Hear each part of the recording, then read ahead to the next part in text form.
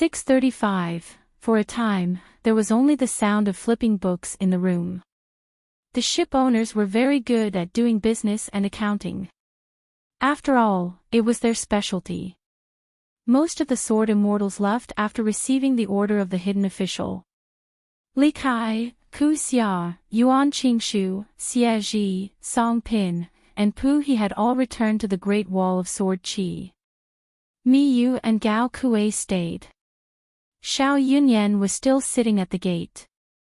Xie Songhua had to personally escort a cross-continent ferry out of the inverted mountain, so she would not leave the Spring Banner House. Yan Ming and Nayland Saihuan also had to stay. In the future, they would need to cooperate with Xiao Yunyan to do business with the Eight Continents ferry in the Spring Banner House. Tonight's business in the Spring Banner House was really not small. In the vast territory of the Eight Continents, hundreds of dynasties, sects, and immortal families would all move in the future because of tonight's conversation. Chen Pingan had been sitting on the main seat, drinking the wine sent by Mi Yu. He did not urge any of the ship owners. He held the wine pot in one hand and clenched and unclenched the other. Nayland Saihuan was probably the one who hated Chen Pingan the most in the room. Gao Kuei's trip was only for one thing, to kill her, Nayland Saihuan. There was a lot of hatred, but nothing could be done. Usually, it was because there was more fear than hatred. Nayland Saihuan's greater fear was the young hidden official's words to her. I can pinch my nose and do business with these outsiders. Why can't a family member with real power tolerate it? It doesn't make sense. Nayland Saihuan, I promise you that the Nayland family will not lose too much money. If you are lucky, you can still make a profit. But I can't guarantee anything about luck. Nayland Saihuan also promised something. Nayland Saihuan felt that she had really reached an agreement with the young hidden official and opened her heart to him. However, not only did it not change her current predicament, but it also ushered in the biggest fear. Gao Kuei still did not leave the Spring Banner House. He still sat quietly not far away and drank. It was not the immortal wine of the Spring Banner House, but the wine of the Bamboo Grotto Heaven. Nayland Saihuan calmed down and began to think about tonight's meeting. She wanted to know more about the young people from the beginning to the end. Previously, she had never really interacted with Chen Pingan or the second shopkeeper. It was only after he became the hidden official that the two of them discussed some matters, and it wasn't very pleasant. Nayland Saihuan thought of a young hermit's final words. The way a scholar chewed on words was truly terrifying. According to Righteous World's custom, it was supposed to be persuade with emotion and reason, but Chen Pingan insisted on saying persuade with emotion and reason. Love, it was the love of incense. This was something that the merchants of the 9 provinces ferry had forgotten. On the contrary, the Great Wall of Sword Qi had never forgotten about their nostalgia. The logic was even simpler. He was a sword immortal from the Great Wall of Sword Qi, a sword cultivator who used his flying sword to take the head. After that, it was the most vulgar way of saying that money moved people's hearts. Everyone sat down, talked nicely, and did business properly. It was just that before this, Chen Pingan's most ruthless threat was not that the sword immortal would kill people at any time, but that he made a cut and targeted the vital interests of some ferry owners.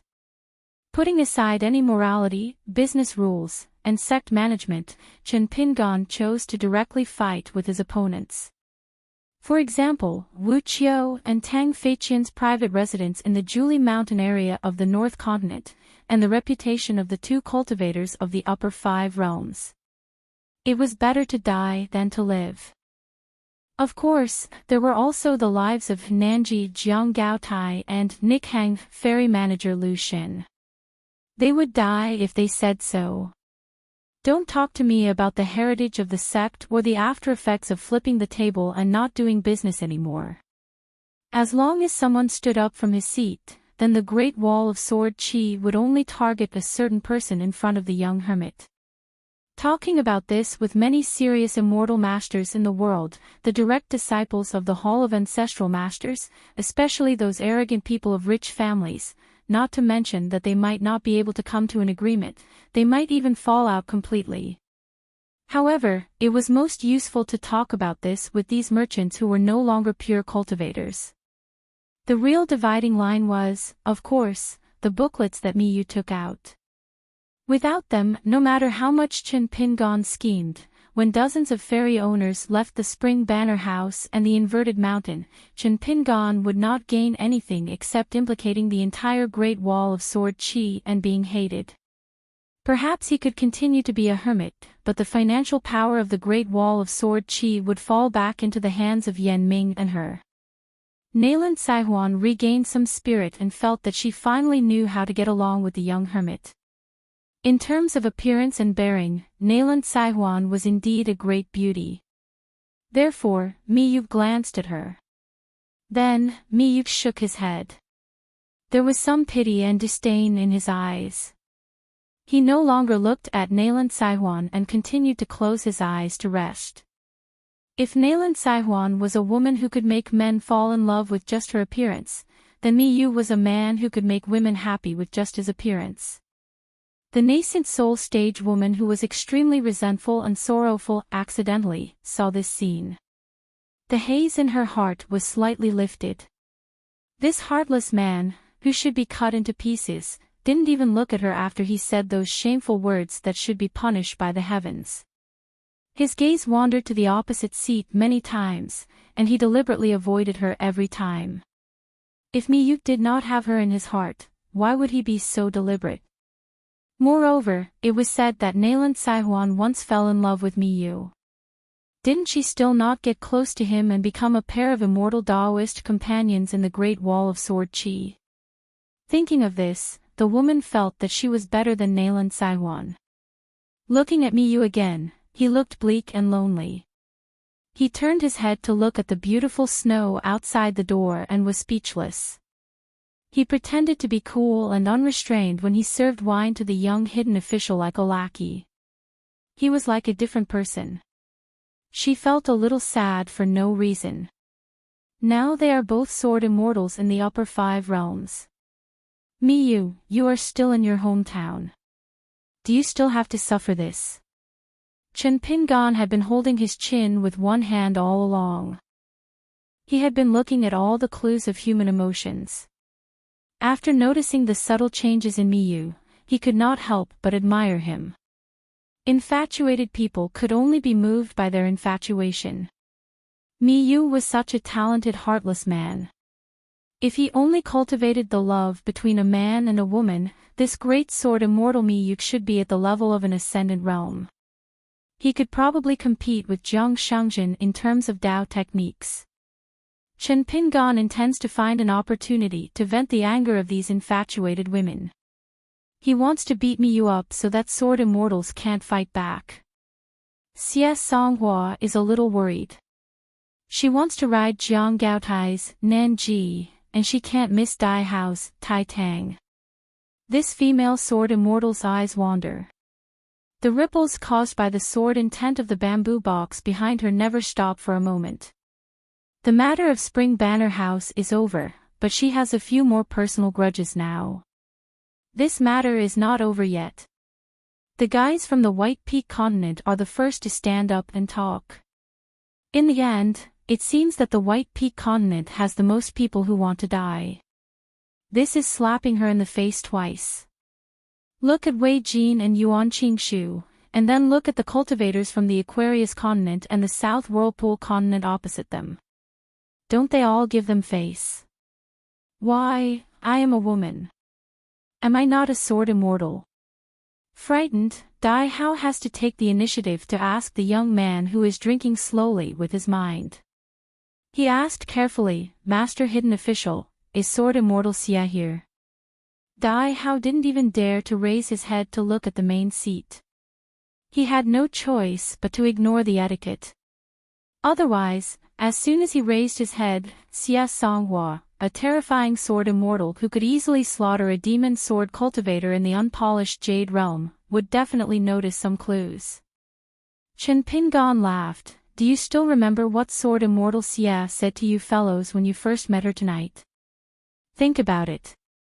Among all the fairies in the White Peak continent, Xia Songhua will personally escort the one who needs money the most. If the escort is not successful, you can blame her. Dai Hao breathed a sigh of relief. Thank you for your advice, Master Hidden Official. Wei Jin, intentionally or unintentionally, did not go with Li Kai and the others. He was the last one to leave alone. Chen Pingon stood up. I will send Sword Immortal Wei off first. Miyu, you are responsible for answering the guests' questions. If the discussion is successful or not, take note of it. I still have the same conscience. Once seated, everyone is a businessman. When in Rome, do as the Romans do. How much you earn depends on your Tao. I am no exception. Tonight, in the main hall of Spring Banner House, the rules of earning money will only be greater than the title of Hidden Official. Chen Pingon looked at Lu Xin, the owner of the Nikhang Ferry, and Lu Yu, the owner of the Duck Bell Ferry. After calling out their names, he smiled and said, I'll have to trouble the two owners to help me record the contents of the meeting. Chen Pingon sent the Sword Immortal of Wind Snow Temple all the way to the entrance of Spring Banner House. Wei Jin said, I don't like to meddle in other people's business. I just have some questions, may I ask? There is nothing you can't ask or I can't say. Chen Pingon laughed. I am very happy to be able to meet a Sword Immortal from Aquarius Continent at the Great Wall of Sword Chi. Furthermore, you do not lose to the other Sword Immortal seniors. Chen Pingon said, this is the truth. It is up to you to believe it or not.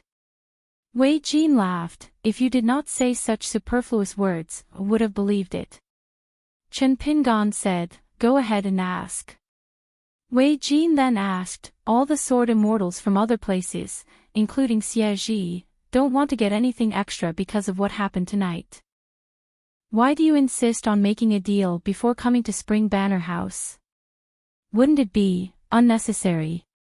Forget it, it should not be so. Since you are good at accounting, let me change the question. You only said that you would not let any Sword Immortal make a trip to inverted Hanging Mountain in vain and act as a villain in Spring Banner House for nothing. However, you did not mention the specific reward, yet you dare to say that you would not disappoint the Sword Immortals. What is your so-called reward? Chen Pingon hesitated for a moment before saying slowly, in terms of the heart, it is to do good deeds and to do good deeds. In terms of the matter, it is to not owe any favors for the Great Wall of Sword Chi. Let's talk about the matter and do business with these Sword Immortals from other places with a clear conscience. As for the reward you asked about, it varies from person to person. I will not go into the details as it involves the privacy of the Sword Immortals. Other than that, Chen Pingon did not hide anything. However, there is a bottom line that I can say directly. In the future, every Sword Immortal from other places who has the chance to return to their homeworld can take away at least one Sword Immortal embryo from the Great Wall of Sword Chi in the lower 5 realms. Those who are not willing to take them away will be repaid when the time comes. Those who are willing to take 1 or 2 more, as long as the Great Wall of Sword Chi has such good seedlings in the lower 5 realms, feel free to take them away. Wei Jin shook his head with a wry smile. What kind of brain is this? Sword Immortals from other places, cross-continent fairies, Sword Immortal embryos from the Great Wall of Sword Chi that had yet to mature. In short, they were all included in the calculations. And if these young and innate Sword Immortals who had the chance to blossom within the Great Wall of Sword Chi in the Great Wall of Sword Chi in the Great Wall of Sword Chi in the Great Wall of Sword Chi, what kind of scene would it be? As for the batch of Sword Immortals from other places who were the preachers, regardless of their temperament, they were Sword Immortals who dared to come to the Great Wall of Sword Chi and even dared to die on the city wall. How could they not be devoted to imparting their knowledge to these direct disciples and especially favored them? Once this batch of children grew up and eventually rose to power in the various continents, how could they not form a group? If they formed a group, how could the Sword Immortals who had already left the Great Wall of Sword Chi and returned to their homeworld not form a group?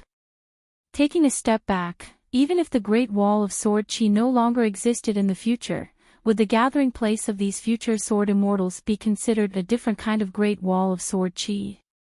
Wei Jin laughed. He was looking forward to that scene. This was Wei Jin looking back. If he looked back, he would thinking back to the first time they met. Wei Jin's impression of the young man beside him was that he was a silly and timid country bumpkin. And that young man's eyes were very clear and bright. Wei Jin stopped in his tracks and sighed. He turned to look at Chen Pingan, who was rubbing his hands habitually to warm himself. "You're a foreigner. Do you have to think so much and so far for the Great Wall of Sword Chi?" Chen Pingan laughed and said, "I have a wife here." "You don't. How can you compare to me?" Wei Jin shook his head. He wanted to drink again and did not want to talk about this. As for his future, Chen Pingan had openly and honestly talked to him about it. At that time, the eldest Sword Immortal was also present. Wei Jin did not intend to refuse. He only hoped that he would not be inferior to Xie Songhua of the Snowy Peak continent. He hoped that he would first establish a merit worthy of the Immortal Foundation at the Great Wall of Sword Chi before going to the Fuyao continent to do that. Wei Jin did not have any thoughts about the Wind Snow Temple. After his master left, he had long regarded it as insignificant. But since his master had passed the Immortal Foundation to him, he had to do something.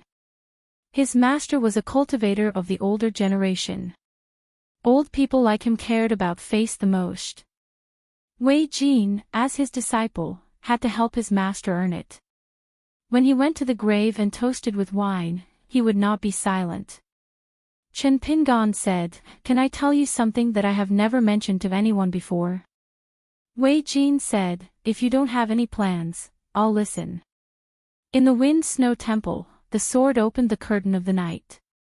Before the person arrived, the sword had already arrived. That kind of sword immortal spirit. Song Yu of the Brushwater Nation burned a fire. 1 man and 1 horse, against an army. 1 man against an entire nation. That kind of martial spirit. Lotus Flower blessed Lance Devil Ding-ing.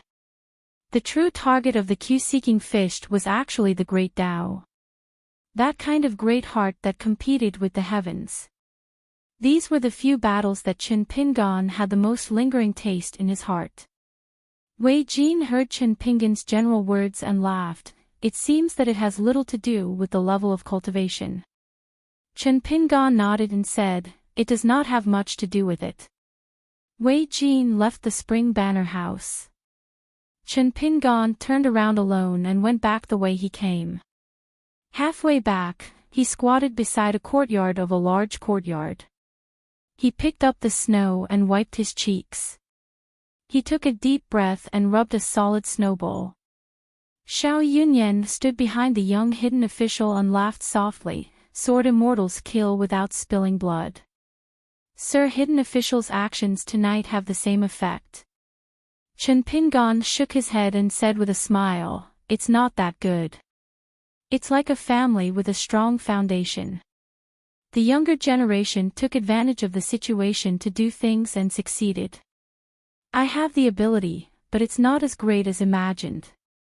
He casually threw the snowball onto the roof ridge and lifted the golden rope of the jade token at his waist. "If it were Yan Ming or Nayland Saihuan sitting in my position, they could also do this. What they lack compared to me is not mental effort or scheming, but this jade token."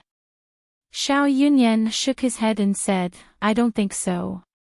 Chen Pingan smiled and said, "If everyone can be like Mr. Xiao, who can distinguish between sincere and polite words and can understand the implication, it will save us a lot of trouble." Xiao Yunyan said, "If there is really an apology, Sun Ju Yuan and Mi Yu will be there."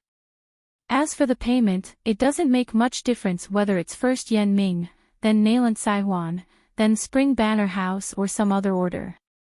The only thing you need to pay attention to is how much you need to pay.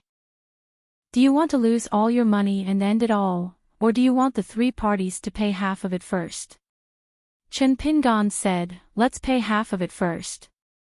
If there is no improvement in the financial operation at that time, or if there is an accident, the Yen family and Nayland family are doomed to lose money.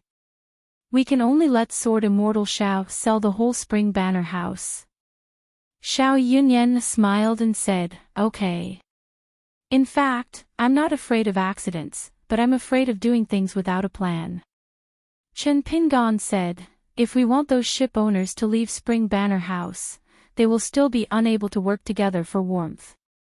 They won't be able to be like the young ancestor of Mountain Water Cave who came out of nowhere to mess things up and twist people's hearts into a rope. If we want to do this, we have to let them be bitterly disappointed and completely distrust their original allies. In the end, the half-truths and half-lies that I had said earlier were not absolute facts. Many of those old foxes would not shed tears until they saw the coffin. Without experiencing the pain of a stick, one would not know the sweetness of a date. Therefore, I will do some dirty things next, and I may need Sword Immortal Xiao's help in many of them. During this period, if you need my help to mobilize any Sword Immortals, just say the word. Xiao Yunyan smiled and asked, Mr. Hidden Official, let's not talk about people's hearts and visions. Just based on your style of doing things, do you deserve to be looked upon favorably and have high hopes by Sword Immortal Xiao? Chen Pingan couldn't help but laugh. He raised his head and asked, Sword Immortal Xiao, you don't have to be so straightforward, right? Xiao Yunyan smiled and said, my friend, you speak freely. Chen Pingan scooped up the accumulated snow as if he was scooping up water. He clapped his hands lightly, causing the snow to swirl in the air. He slowly said, doing something and wanting to do it well is always harder than being reasonable and being a good person. In the eyes of outsiders, a person who was too unreasonable would actually have a lot of reasons to support this unreasonableness. A person who liked to earn money and was able to earn money would actually pay a price that he didn't think was a price. Ah. There's actually such a person. Oh. So it's such a person. As far as the eye could see, the world was dark and there were walls everywhere. It was all up to fate. With a clear vision and a bright world, one would see many unhappiness. One suffered. One was terrible. Xiao Yunyan said, using one's own suffering to deny the kindness of the world. Using a grand vision to deny the joys and sorrows of others. Indeed, none of them are good. Chen Pingan stood up and said with a smile, Sword Immortal Xiao, you truly are an expert to be able to see through people's hearts and have penetrating insights. Xiao Yunyan smiled and said, I'm not as good as Hidden Official. You're too kind. You're too kind. They hit it off at first sight and hugged each other happily. Brother Xiao, did you really not leave a single blade strengthening gourd in the Spring Banner shop? I just wanted to take a look and see the world. Brother Xiao, you don't have to look at me like I'm a thief. Indeed, not a single blade strengthening gourd was left behind. They were all taken to the North Continent by Lu Sui. If Hidden Official doesn't believe me, you can search for it. If you find one, I'll give you another one. Alright, I'll have to trouble Brother Xiao to give me a map of the Spring Banner shop. I might have to come here often in the future. The house is too big and I don't want to get lost. I don't think there's a need for that. If Brother Xiao continues to be so disgruntled, we'll really be mocking brothers. You're too kind. The North Continent Ferry Steward had no objections to the almost cumbersome pricing of all the resources in the book. In fact, it was very different from the other stewards who browsed word by word. The old cultivators of the North Continent flipped through the books, drank wine, or drank tea. All of them were relaxed and carefree. They didn't earn much before, but now that they had the chance to earn more, what more could they ask for? The South Swirl Continent Fairy Steward had some objections. The Fu family and Ding family of the Aquarius Continent's Old Dragon City also had some objections. The Central Divine Continent, Snow Peak Continent, and Fuyao Continent's Fairy Steward had yet to speak. The Liuxia Continent and the Jinjia Continent were neighboring continents, and their relationship was not bad. Many of the resources and minerals transported to the inverted hanging mountain were exchanged, so they had been communicating with each other. They planned to wait for Wu Qiu, Tang Feiqian, Jiang Gaotai, and Bai Shi to speak before they spoke. The thick booklet was compiled by Chen Pingan, who was in charge of the general direction. All the sword cultivators of the hidden officials took turns to read the files and compiled it together. Among them, Lin Junbai and the other foreign sword cultivators naturally contributed the most. Many of the old records of the hidden officials were actually unable to keep up with the changes in the vast world. Miyu did not dare to say that he knew everything by heart, but it was enough for Miyu to discuss matters in the main hall with the ship owners who were already extremely tactful in their words. Lu Yu and Lu Shen received an extra small task to help write down the contents of the discussion. Before Xiao Yunyan left the main hall to find Chen Pingan, he had already prepared a writing desk, brush, and ink for the two fairy stewards. How to earn money in the world was nothing more than expanding sources of income and reducing expenditure. The young man said that the products of the 8 continents each had their own strengths. So there was a lot of knowledge on how to expand sources of income and reduce the cost of the fairy stewards. Among them, there was a small preface in the book for the scenery section and the fairy section. There were words that enlightened the sect, hoping that the 8 continents' fairy stewards, sects, and mountains behind them would have their own opinions. So tonight's discussion was not as simple as haggling between the fairy stewards and the Great Wall of Sword Qi. It was far more complicated and far-reaching than that. It involved all the fairy stewards and all the old trade channels. They needed to renegotiate the goods, negotiate the price, and return. In the words of the young man, they could discuss it properly. They could discuss it openly or privately. Nayland Saihuan had been watching coldly from the sidelines. But the more she thought about it, the more she felt that there were many ways to do it. As long as she could connect the dots, she would realize that it was all an open and above-board scheme. If the immediate interests of the fairy stewards were used as a threat, it was the Great Wall of Sword Qi's unruliness in the business world. The many hints of the young hidden official reminded the merchants to consider their own cultivation of the Great Tao. There was no harm in haggling over personal gains and losses. Not only did the Great Wall of Sword Qi not reject this, it was even happy to see it happen. It even helped a little. This was the Great Wall of Sword Qi's unsheathed sword. It was a retraction. It guaranteed that all the fairy stewards would make a lot of money in the future. At most, it would be the icing on the cake. But if all the fairy stewards could take the money into their own pockets, it would be a timely help from the general business of their own mountain to a real business of their own. With this retraction and release, people's hearts would no longer be the same as before. However, the outcome of all these plans would depend on whether they could withstand the scrutiny of the world and whether they could withstand the unexpected impacts in the future. Approaching the central hall of the Spring Banner shop, Chen Pingan suddenly asked, "Are there any outstanding accounting talents?" Xiao Yunyan said regretfully, "I used to have a direct disciple who was an expert in this field. The business of the Spring Banner shop was handled by him. He was good at it and had the ability to create something out of nothing." Chen Pingan asked, "Is there a chance to ask the Huichun Banner shop to do something?" Xiao Yunyan smiled and asked, "Do you trust my judgment?" Chen Pingan said, "People's hearts are unpredictable. The difficulty lies not in the past, the present, or the future. So I don't dare to fully trust it. Fortunately, I believe in the Great Wall of Sword Qi's ability to correct mistakes." Xiao Yunyan nodded and said, "Then I'll try to recall this person. He was extremely talented in the field of divination. He has a natural instinct for tedious and boring numbers and enjoys it. I originally gave him a secret letter to seek refuge with a bigger business sect in the Bale Peak continent. If he can first gain experience in the new spring banner shop, I don't think he needs my secret letter as a stepping stone." Chen Pingan said, "Tie him up and bring him back to the inverted mountain."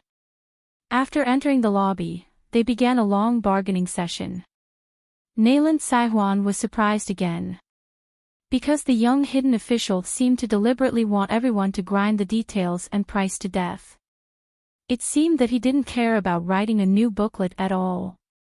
Because even the North Continent ferry steward who had made up his mind not to speak was pulled to the business table by Chen Pingan with a smile. He asked in detail whether the North Continent had something similar to the booklet or a substitute for the goods in the booklet. After a few rounds, the old cultivators were annoyed. Since the hidden official made it clear that he wanted to talk business, they wouldn't be polite. Once they opened their mouths, it was a matter of a few words. The North Continent ferry owner who was in the same boat as the Great Wall of Sword Chi was like this. The South Saw Continent was even more impolite. Even the two ferry owners of the Aquarius Continent, who had the lowest voices, dared to say more. For some of the negotiated new prices, the young hidden official directly asked Miyu to erase the old text on the booklet and rewrite it at the side. Wu Qiu and Tang Fei Qian were slightly relieved and then opened their mouths. There were those who raised the price and those who accidentally lowered the price. In short, both sides went back and forth. Yan Ming no longer remained silent. Even Nayland Saihuan didn't continue to be a mute. More and more ferry owners and stewards didn't hide their mental calculations from their seats. There were more than 10 people in the previous row. There was a sword immortal overseeing it. The young hidden official who sat in the main seat had the final say. Now, this was his old profession. The beads on the abacus rolled up and down. It was hard to say who would win or lose. On the side of the Pure Jade Continent's ferry owner, Jiang Gaotai of the Pure Jade Continent spoke more. After a few rounds, he seemed to be the leader of the Pure Jade Continent's ferry. The other ferry owners really admired this Jiang Gaotai. He was someone who had gone through the gates of hell before. They didn't expect him to be so unafraid of death now. Jiang Gaotai's expression was calm, showing the demeanor of an immortal in the upper 5 realms. In fact, he was cursing in his heart. Damn it, I was forced by the hidden official to bargain fiercely. Does he really think that I'm so blind, a hero who holds his head with both hands? Chen Pingan raised his head and looked outside the door. Unknowingly, the sky was bright. In the account book, there were no one-off transactions. There were many clauses that were changed again and again. It was obvious that both parties were still in a stalemate. The crucial point was that as time passed, the various continents and the various ferries started to have disputes. At the start, they would restrain themselves, but after that, they could no longer care about their feelings. There were even people who slammed the table and glared at each other. Anyway, the young hidden official didn't care about such things. Instead, he laughed and took sides. He said a few words to appease the flames. He used the excuse of mediating the dispute to lower the price. Everyone present were all cultivators. They were not tired. As for whether their hearts were tired or not, that was another matter. However, everyone was well aware that once tonight's matter became the final conclusion, then the slightest bit of profit that anyone present could obtain for their ferry, even if it was just a slight difference of 1 or 2 snowflakes, would be an enormous profit in the future.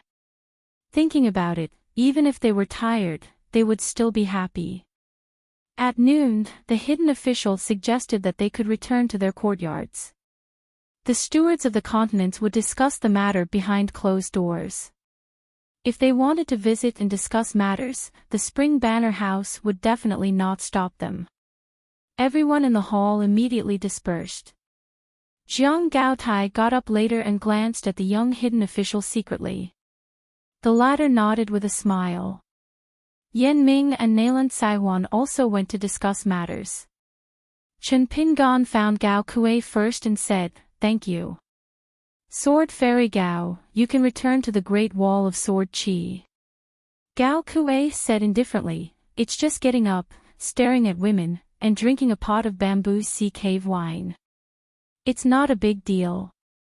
Chen Pingan said with a smile, "I still have to say some polite words.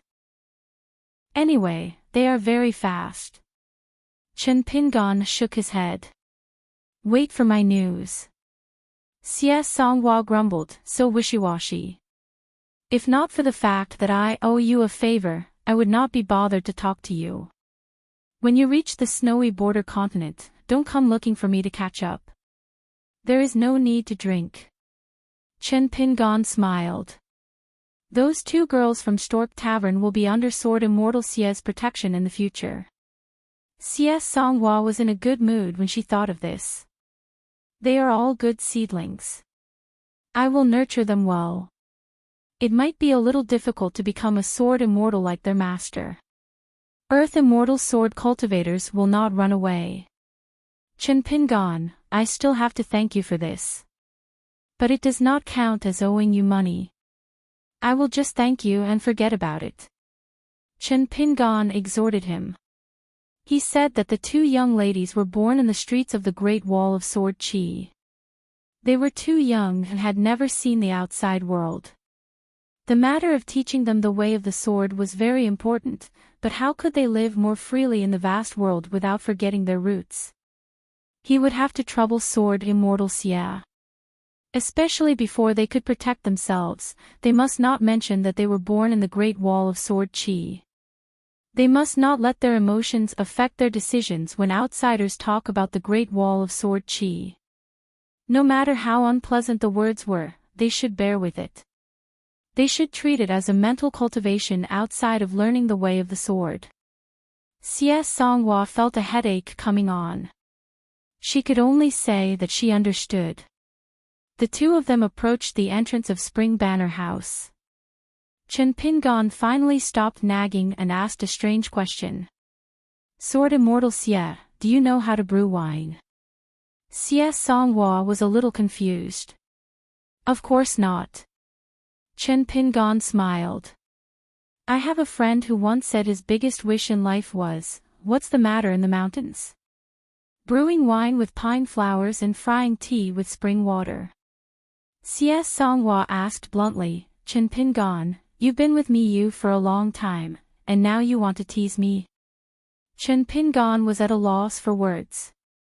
Chen Pingan felt that he was never good at dealing with women. He was far inferior to Sword Immortal Miyu and even more inferior to Jiang Shangjin, who had turned from an enemy to a friend. To be honest, he could not even compare to his good friend Qi Jinglong. Xie Songhua laughed heartily. "You are indeed inexperienced. No matter how smart you are, you still can't take a joke." Chen Pingan heaved a sigh of relief.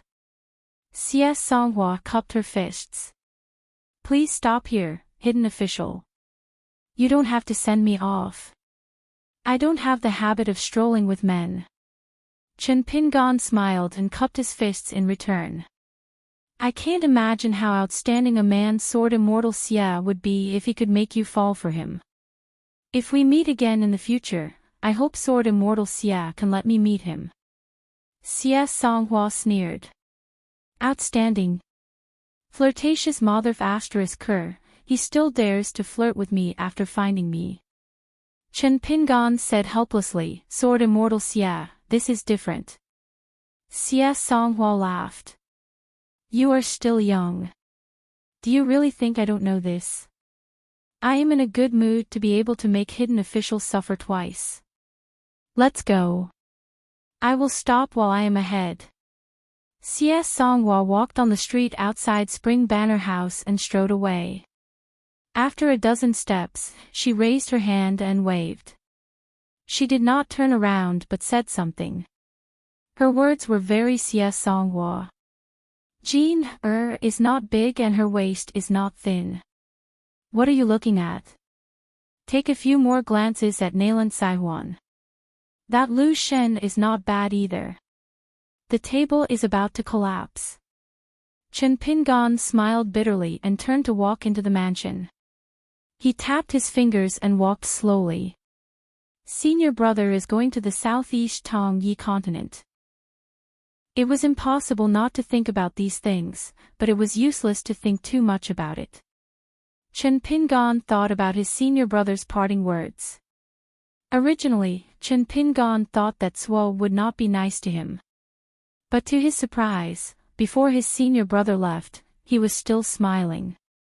His tone was extremely calm and even seemed to be half joking.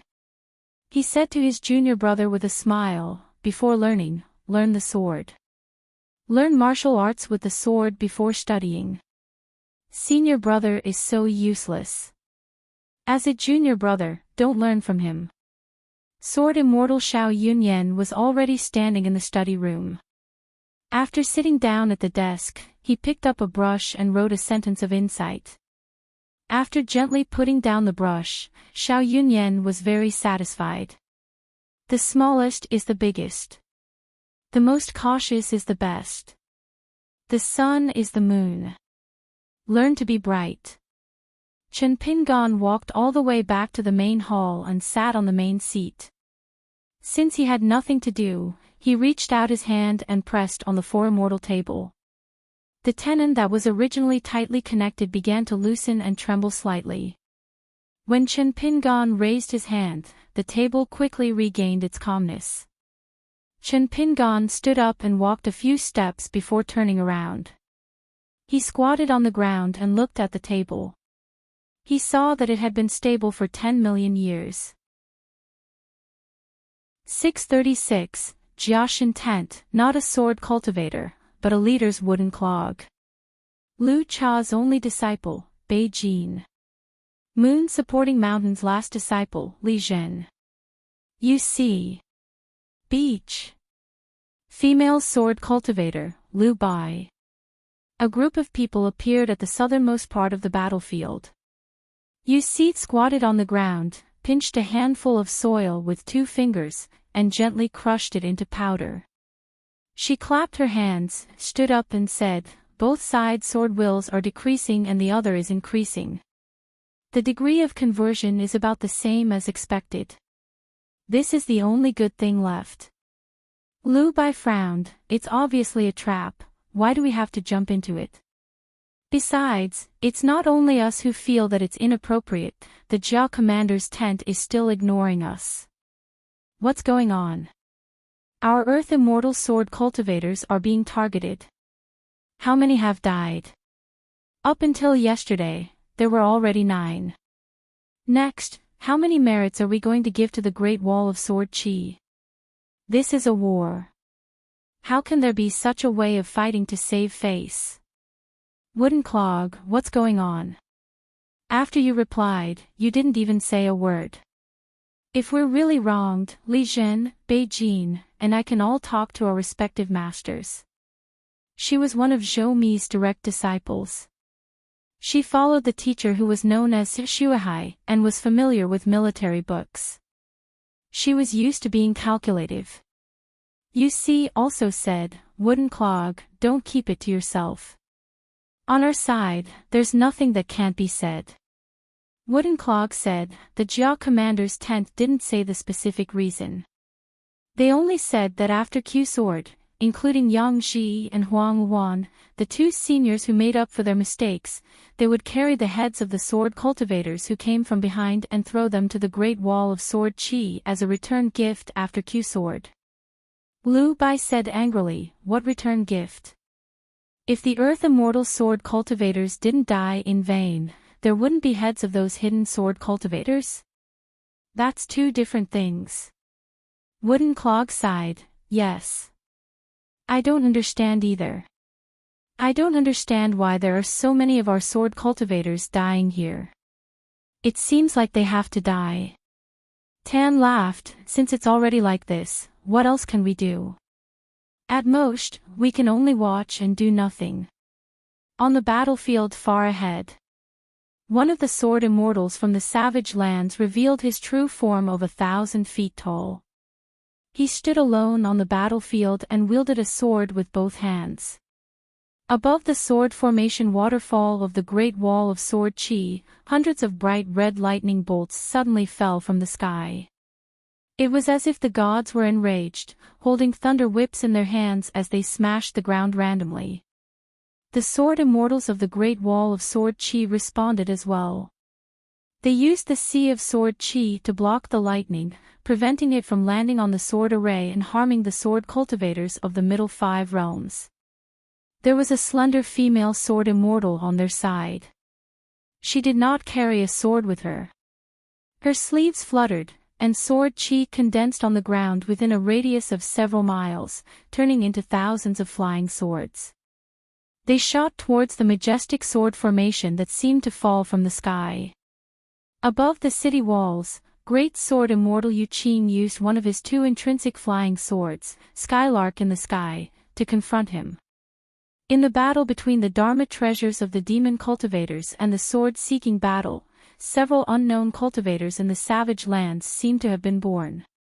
There was a demon cultivator who was not a sword cultivator. He was only a chi cultivator of the cave-dwelling realm. After he attacked with his sword, he was only there to make up the numbers for the Great Wall of Sword Chi. Unexpectedly, he accidentally obtained 2 streams of the ancient sword intent of the Great Wall of Sword Chi. Moreover, they were of extremely high quality. The young man was destined to become one of the 100 sword immortals. Large amounts of resources would be poured on him. Perhaps, when he reached the vast world, he would be the seed of the sword Tao that had the potential to establish his own sect. A Golden Core Realm sword cultivator's intrinsic flying sword, which was originally of little value, made an incredible contribution in battle. He made 2 sword immortals of the enemy attack with all their strength twice. Not only did he save the 2 earth immortal sword cultivators, but he also made the sword immortals flying sword inexplicably smash on the Great Wall of Sword Chi's sword formation. On the Great Wall of Sword Chi's side, 2 Golden Core Realm sword cultivators each died in an instant. The sword immortals of the middle 5 realms who were below the earth immortal realm had their intrinsic flying swords heavily damaged and were directly withdrawn from the battlefield. This Golden Core Realm sword cultivator was immediately ordered to withdraw from the battlefield. After that, an Ascendant Realm senior used a camouflage technique to re-enter the battlefield several times, specifically targeting the sword immortals' all-out attack. As for why a Golden Core Realm sword cultivator could predict the sword immortal's attack, only the Jiazi camp knew the truth. The Jiazi camp and the other military camps had no right to ask. In addition, a pair of nascent Soul Realm sword cultivator Dao companions broke through to the upper 5 realms one after another in the battle. If it were not for these shining embellishments, the sword-seeking battle in the savage lands would be a joke. This was because the speed of the Great Wall of Sword Chi's sword cultivators was quite different from the results of the various military camps' deductions. It was much slower than expected.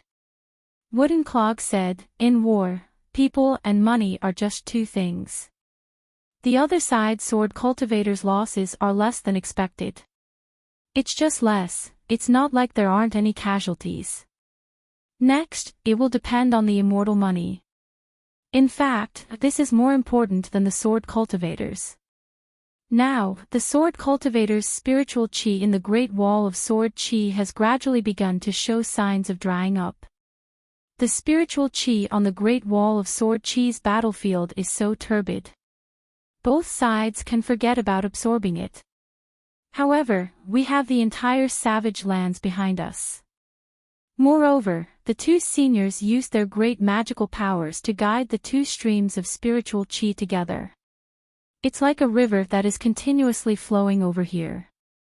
However, how big is the territory behind the wall? How much spiritual chi can it store? As the battle drags on, how much power can it support the Sword Immortals' all-out attack? Regarding this matter, the Iwu military camp had already made an accurate calculation long ago. The taste was especially good, but those people were not ordinary people. They only gave benefits, but still did not learn their lesson. Chen Pingon laughed and said, "Are you blaming me for mobilizing so many people and calling so many Sword Immortals to support me, but in the end, no one died?" Miyu said, "I wouldn't dare."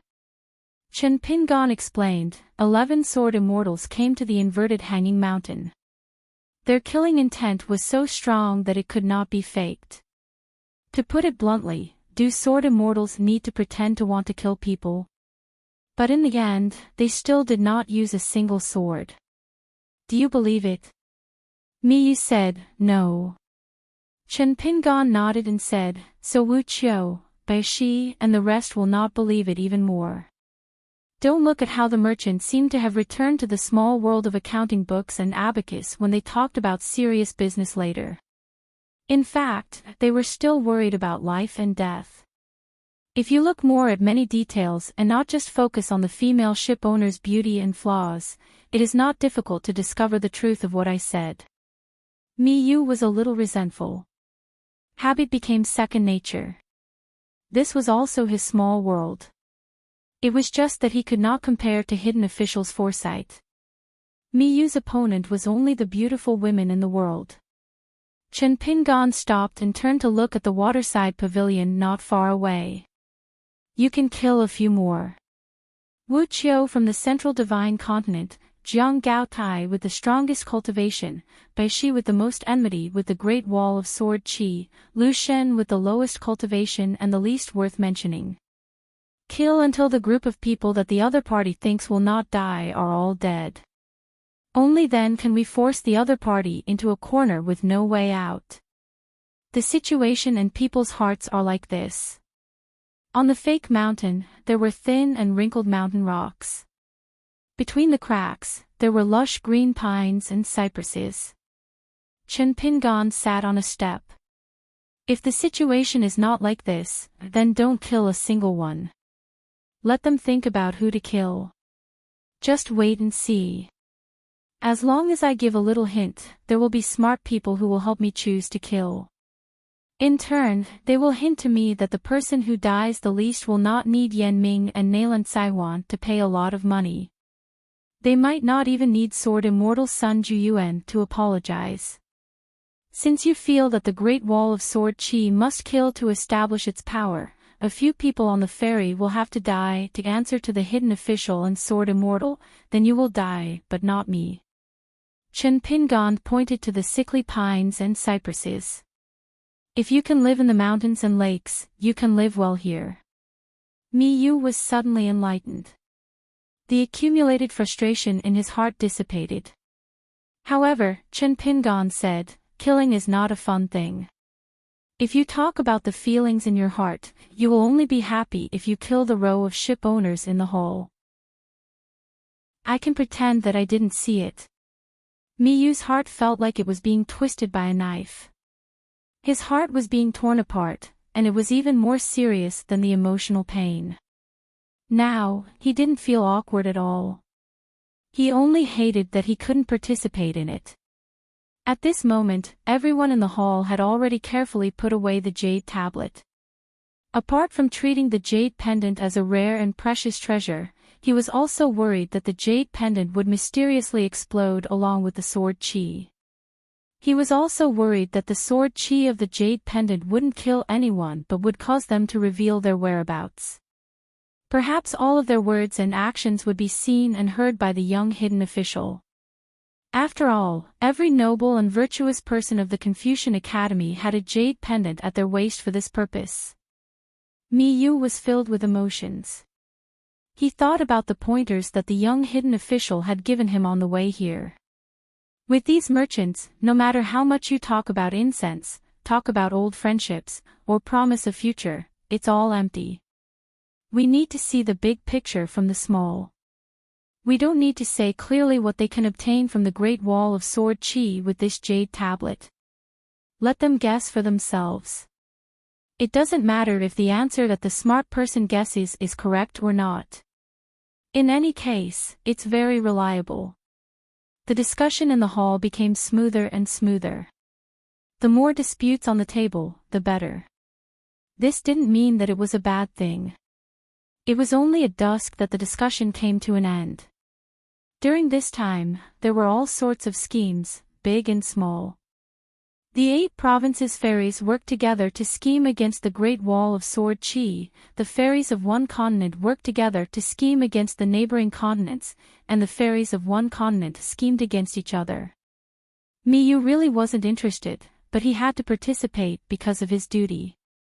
For the first time, Miyu had the thought that practicing the sword wasn't such a chore. Everyone dispersed once more, returning to their courtyards to discuss in secret. In truth, after most of the sword immortals had left, the discussion in the hall was already stable enough.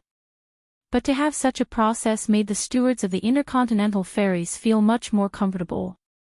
At the very least, they felt more at ease. Otherwise, when they looked across and saw that the sword immortals weren't there, just the empty chairs where the sword immortals sat was an invisible deterrent. It was really hard to be at ease. Chen Pingon continued to walk around the Spring Banner house alone. He agreed to meet everyone 4 hours later to discuss the matter. Sword Immortal Miyu had something to do. This was because the young hidden official had instructed Miyu to do 2 things. In the Summer Palace, Miyu still felt that he was a little redundant in the face of those young sword immortals. That scheming young hermit would not only not be able to find any clues, but would also dispel his suspicions. The boarder smiled and said, "What jade token?" Young secluded official. "Tell me about it." Whitebrook first explained the general idea of the jade token. He was greatly praised by the senior in front of him. Then Whitebrook described the meeting of the Spring Banner House in detail. The boarder nodded. "If it works, it will be a great trouble. My risky trip was not in vain." After saying this, the boarder laughed and said, "You're too low to guess that I'm in the immortal realm." Whitebrook cupped his fists again. "An ascended realm demon." Whitebrook finally asked carefully, "Senior, when do you plan to make your move?" The boarder glanced at this ant. Whitebrook braced himself and said, "After you make your move, please sink the pottery basin, fairy. It's okay if more people die. Otherwise, our Shanshui grotto will be too suspicious. It will only delay your future plans and affect the overall situation." The boarder smiled and nodded. "That's good. Since you're so clever, you've received a great fortune." The Southeast Tongyi continent had a plan. Unfortunately, it was exposed in advance. It only damaged the vitality of the Fuyao sect in Taiping Mountain. And one of the arrangements of the Fuyao continent in the southwest was that this person, who had been born in the Fuyao continent, had gone to travel to the borders of the Central Divine Continent. In order to deceive the imperial advisor of the Shao Yuan dynasty, it had been very difficult. Luckily, this young sword cultivator boarder that he had chosen was quite capable. As for the South Saw continent, with Chen Chunan there, he wouldn't go to his death. There was no plan. The boarder said, "I'm not in a hurry to make my move. The risk is too great. I won't touch the scattered fairies for the time being.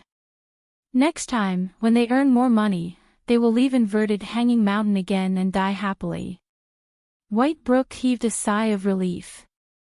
This was indeed a safe move. Otherwise, he was really afraid that this senior would rely on his Ascendant Realm cultivation base to act with brute force. The boarder laughed and said, "That young man called Chen Pingon is smarter than you think. On the Rainbow Ferry, there's an unpolished Jade Realm sword cultivator hidden. It should be the lackey sword Immortal Miyu that you mentioned. Anyway, I'm just sightseeing. I'm not in a hurry at all. I'll just treat it as playing with them. I want to see how patient these arrogant sword immortals are. If they're really patient, I'll just make my move later." The boarder's smile disappeared. Standing up, White Brook felt like he was being strangled. In front of the Ascendant Realm Great Demon, his feet left the ground and he slowly ascended. Outside the door, there was a very familiar voice that White Brook seemed to be speaking for him. "Don't blame others for your own stupidity." The boarder sneered and said, "Chinpingon, you're actually willing to exchange your life for mine. What are you thinking?" Outside the house, a young man was swearing and tearing off the woman's skin on his face. Beside him stood Lu Ji, who didn't tear off the man's skin. In addition, both of them had a camouflage technique personally cast by their boss, Sword Immortal Qin Qingdu. The boarder asked, "How did you follow me?" The young hidden official smiled and said, "I learned from Shanshui Cavern, gambling big and earning big." Just as the boarder was about to make a move, he instantly froze. Because an old man in a Confucian robe who shouldn't be here appeared in the house. The boarder laughed and said, "Good, good, good. A few sword immortals aren't enough. You even invited Qin Chu Nan." The old Confucian said indifferently, "Is my name something you can call?" 637. The reason why Chinpingon dared to show up was not only because Lu Ji, one of the top 10 sword immortals of the Great Wall of Sword Qi, but more importantly, Qin Chu Nan would be there. If it was a fight between two people of the same realm, the great sword immortal might be good at killing but not necessarily good at saving people. Previously on the city wall, Miyu had tried his best to stop the sword immortal Lai Ji, who was of the same realm and cultivation level, but Miyu was still a little slower. But with Qin Chu Nan here, there was no need to worry. After Qin Chu Nan spoke, he did not give the Ascendant Realm Great Demon a chance to talk nonsense. The world had changed. Chinpingon's mind was shaken for a moment. His entire person seemed to have manifested an infinitely large Dharma form, which suddenly soared to the highest point in the sky. It was high enough to overlook the entire vast world. However, before Chinpingon could take a closer look, the huge Dharma form was forced to condense into a mined mustard seed smaller than a speck of dust. Not only did it return to the ground, it also escaped into an extremely small place where the lines on the palm were like mountains and rivers. When Chinpingon completely recovered, he turned his head to take a look, and a Tao formula naturally appeared in his mind. Tao is an object, vague and indistinct, indistinct and indistinct, a vacuum, a great void. It turned out that behind Chinpingon, there was a huge ball suspended. It was snow-white and sparkling. He could vaguely see the pavilion and a big osmanthus tree. It turned out that the osmanthus flowers were planted in the bright moon. Compared to the object behind Chinpingon, the size of both sides was like a rice grain in a white bowl. Chinpingon retracted his gaze and looked up. As far as his eyes could see, there was only the great sun hanging in the sky. It was bigger and golden in color, and there was nothing else. This great sun constantly emitted strands of golden light, which came and went at an extremely fast speed. There was also a black dot and a piece of ink, which were moving indefinitely. There were constantly snow-white slender lights flashing and disappearing, which could actually cut off those golden threads on the spot. It should be the fight between Lu Ji and the Ascendant Realm Great Demon at the border. Chinpingon hesitated for a moment. He planned on sitting cross-legged and immersing his mind in it. Then, he would conjure his intrinsic flying sword that he had yet to think of a name for. He would use a small world to confront a small world and use it to sense more of the great Tao circulation opportunities of this small world. He never thought that his shoulder would be pressed down by someone, who laughed and said, "Some knowledge, if you start too early, it won't be pretty. It's not that I'm afraid you'll steal it. It's just that the divine ability of your intrinsic flying sword is not close to my dermic art." Chinpingon dispelled the idea and turned to respectfully bow to the Confucian-robed old man. Qin Chunan nodded and said with a smile, I'll just treat it as a Confucian junior paying my respects to senior and not the last disciple of some literary saint's lineage. I won't return the greeting with my hands folded in front of me. After Chen Pingon stood up, he blushed with shame and said, I only dared to ask for advice, but did not dare to ask. Chen Chunan waved his hand. Since you and I both have the surname Chen, we are of the same origin but different schools. It's the same for our surnames, and it's even more so for our academic backgrounds.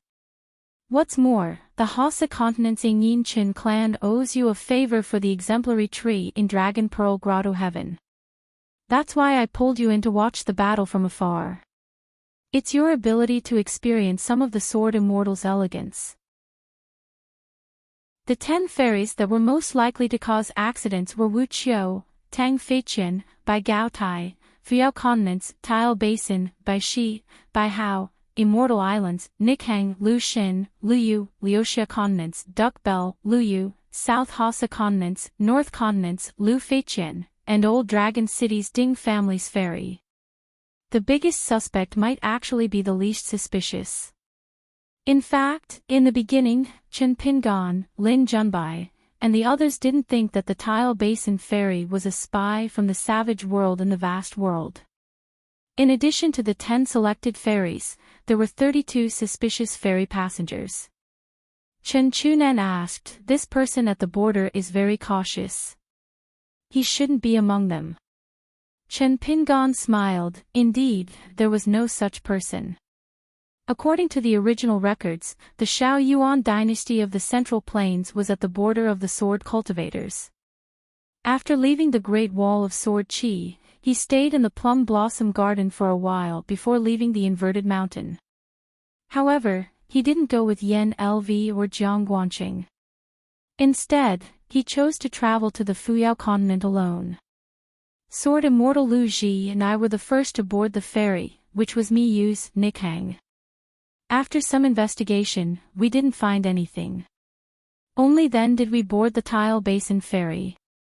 After boarding, we used the stupidest method, which was to walk around and count the number of people. We found that there was an extra person.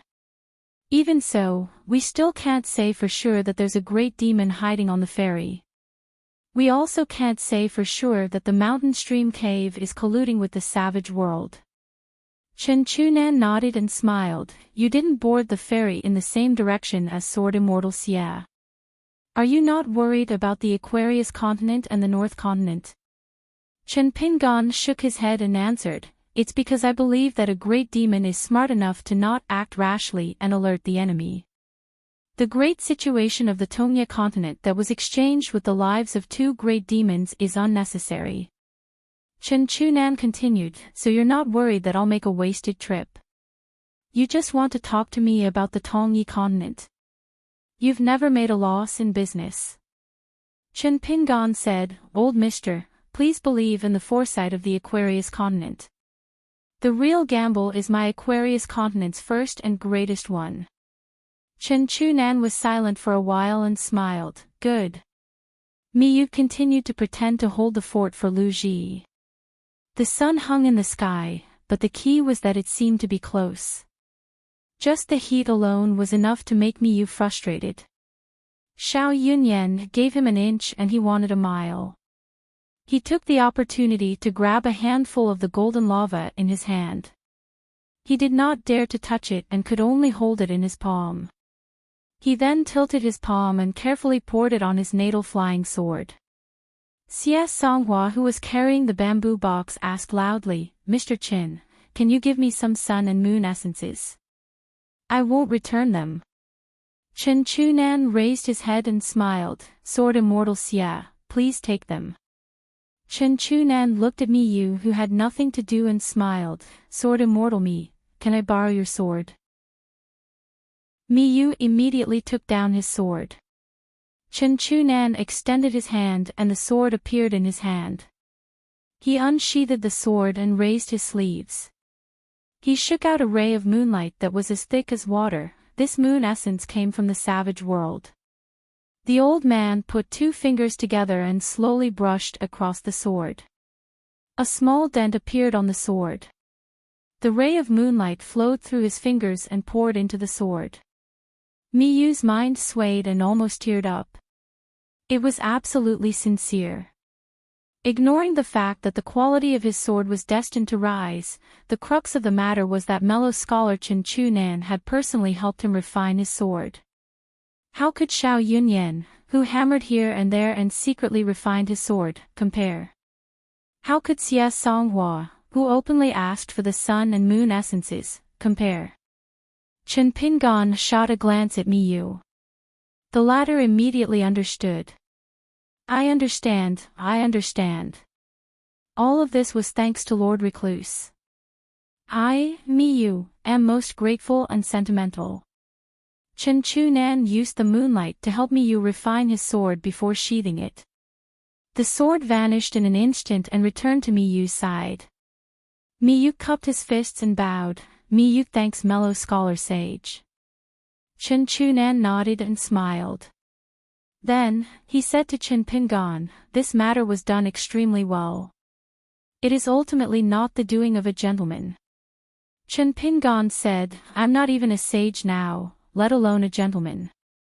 Chen Chunan smiled and said, it's similar to your master. He likes to talk about things with titles the most. I've never been a sage or a gentleman in my life. It's just that you guys forced the identity of a saint on me. Have you asked me if I'm willing? After becoming a saint, I'm so scared that I'm going to die. What else do you want? Chen Pingan did not say a word. Since he had acknowledged his master, he should respect him even more. Chen Chunan sighed and said, the Confucian school is impartial and peaceful. Only then can one be enlightened. The old man looked into the distance and was silent for a long time. Then, he slowly said, a sage should be meticulous in his thinking. A gentleman should be meticulous in his words. Chen Pingan was moved. He blurted out, Xioli, a fist and a sword, none of them missed, there is the word reason. Cultivating the heart, one only needs to seek greater heights and ask one's heart in the details. The old man did not comment on this statement. The next moment, Chen Pingan returned to the fairy room. He was thrown out of the world by Chen Chunan. White Brook was still standing in the same place. The world was vast. Where could a mere nascent soul cultivator like him run to? Even if there was no one stopping him, would he abandon the fairy and hide in the vast sea? Or would he risk his life to rush to the mountain water cave of the Fuyao continent? A hidden official, for sword immortals, and the number one person of the South Swirl continent, Chen Chunan. White Brook felt that even if he was in the Great Wall of Sword Chi and ran into the army of the wilderness, he might not be able to survive. Chen Pingan smiled and asked, Shipmaster White, how long has it been? White Brook did not answer the question. The first thing he said when he saw the young hidden official was, Master Hidden Official, I'm willing to make up for my mistakes. As long as I can live, I can do anything. I'll testify for the matter of my ancestor colluding with the demons. I know how much wealth the mountain water cave has. All of it can be used to fund the Great Wall of Sword Chi. Chen Pingan sat down gently and interrupted him. He smiled and waved his hand, everything can be resolved with the money of the gods. Sit down and talk. What's the hurry? There's no hurry to make up for it. Think about whether you want to take me as a hostage and gamble that your realm is not high. Actually, there's no hurry. White Brook was sweating profusely. His movements were stiff and he looked dazed. He fell into the chair. Shipmaster White, you're going too far. Chen Pingan smiled and said, when it comes to pretending, you and I are kindred spirits. It's a pity that you're too young and your cultivation is not high. You can compete with your blackness, your realm, your wealth. You can compete with anything, but don't compete with me in this. White Brook suddenly stood up and the chair flew out. He, a nascent soul cultivator, took a few steps back and knelt on the ground. He began to kowtow. "Master Hidden Official, save me." Because the young hidden official was no longer alone. Behind him stood the unpolished Jade Realm Sword Immortal Miyu, who appeared out of thin air. Chen Pingon poured himself a cup of tea and asked with a smile, personal items, Mountain Gate items, take them all out. Remember to help open them. If you're sincere enough, I don't mind letting you profit from a disaster and take the first seat of the Mountain Water Cave. You're probably still confused about my realm and origin. But you should know what kind of person I am. I like to pursue the greatest benefits. This is your last chance. Cherish it. After half a cup of tea's time. On the table in front of the young hidden official, there was a simple ink slab in the style of a sea house. It was a personal item of the Mountain Water Cave. There was also a round fan that was heavily powdered. It was the personal item of the fairy manager. There were many good things and God's money placed on it. Some of the secrets of the mountain and mountain cave had also been revealed by White Brook. Of course, he wouldn't spill the beans and reveal everything. White Brook was not stupid. Chen Pingon was not stupid either. Chen Pingon took out a jade bamboo folding fan and gently fanned it. At the same time, he had Miyu put away the near hand and the square-inch object. If there really was a hidden killing intent, Great Sword Immortal Me would be able to withstand it. Even if he couldn't withstand it, he couldn't let a hidden official of the lower 5 realms do it. Then, Chen Pingon leaned back and turned his head to ask, "What are you waiting for? Finish him off. Do you want to keep him for wine or rice?" White Brook and Miyu were stunned.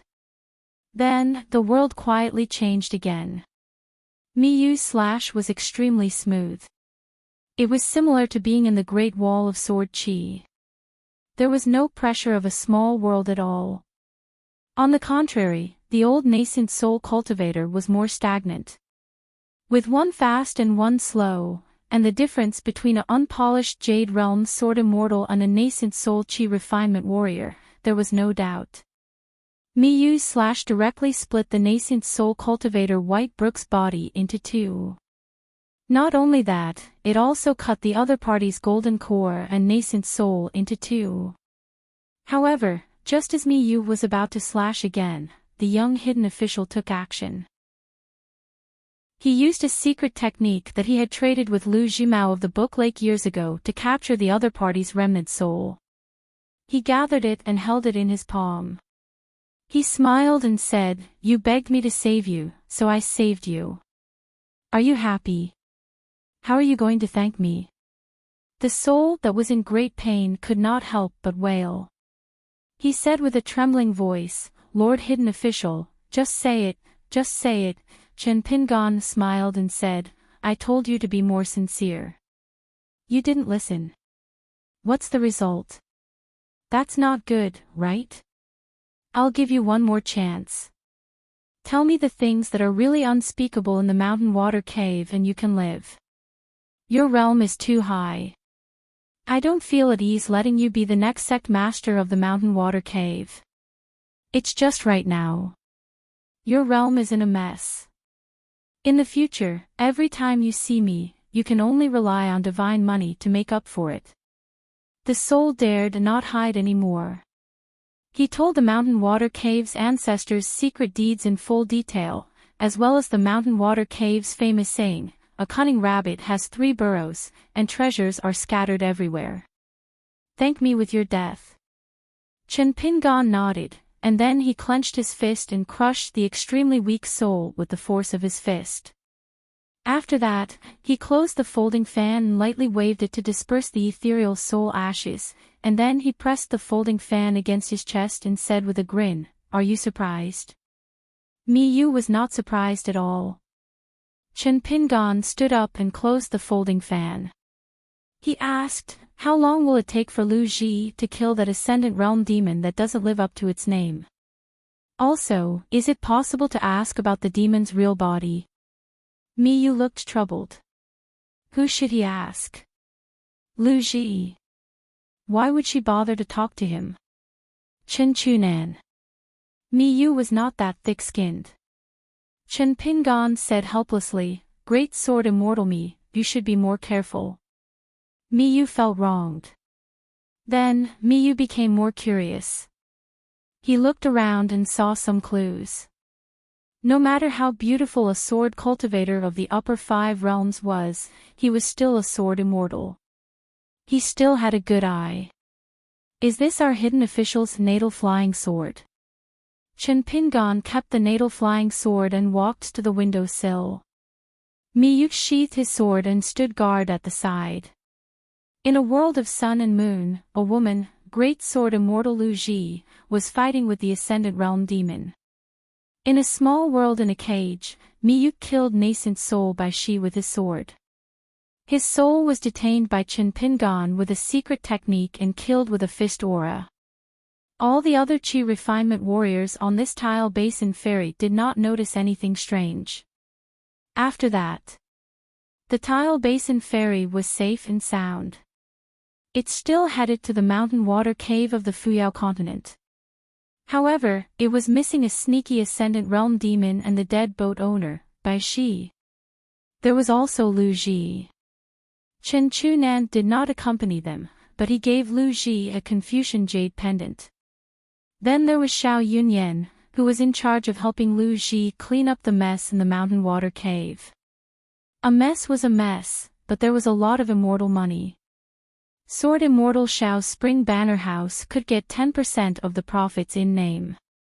However, the entire Spring Banner House was now the private property of the hidden official of the Great Wall of Sword Qi. Xiao Yunyan did not understand the meaning of this 10% profit. Chen Pingan had already explained to Lu Ji and Xiao Yunyan how to deal with the mountain water cave and the steps. Lu Ji listened absent-mindedly. Anyway, Xiao Yunyan was there. She still had to go into seclusion on this trip to the Fuyao continent.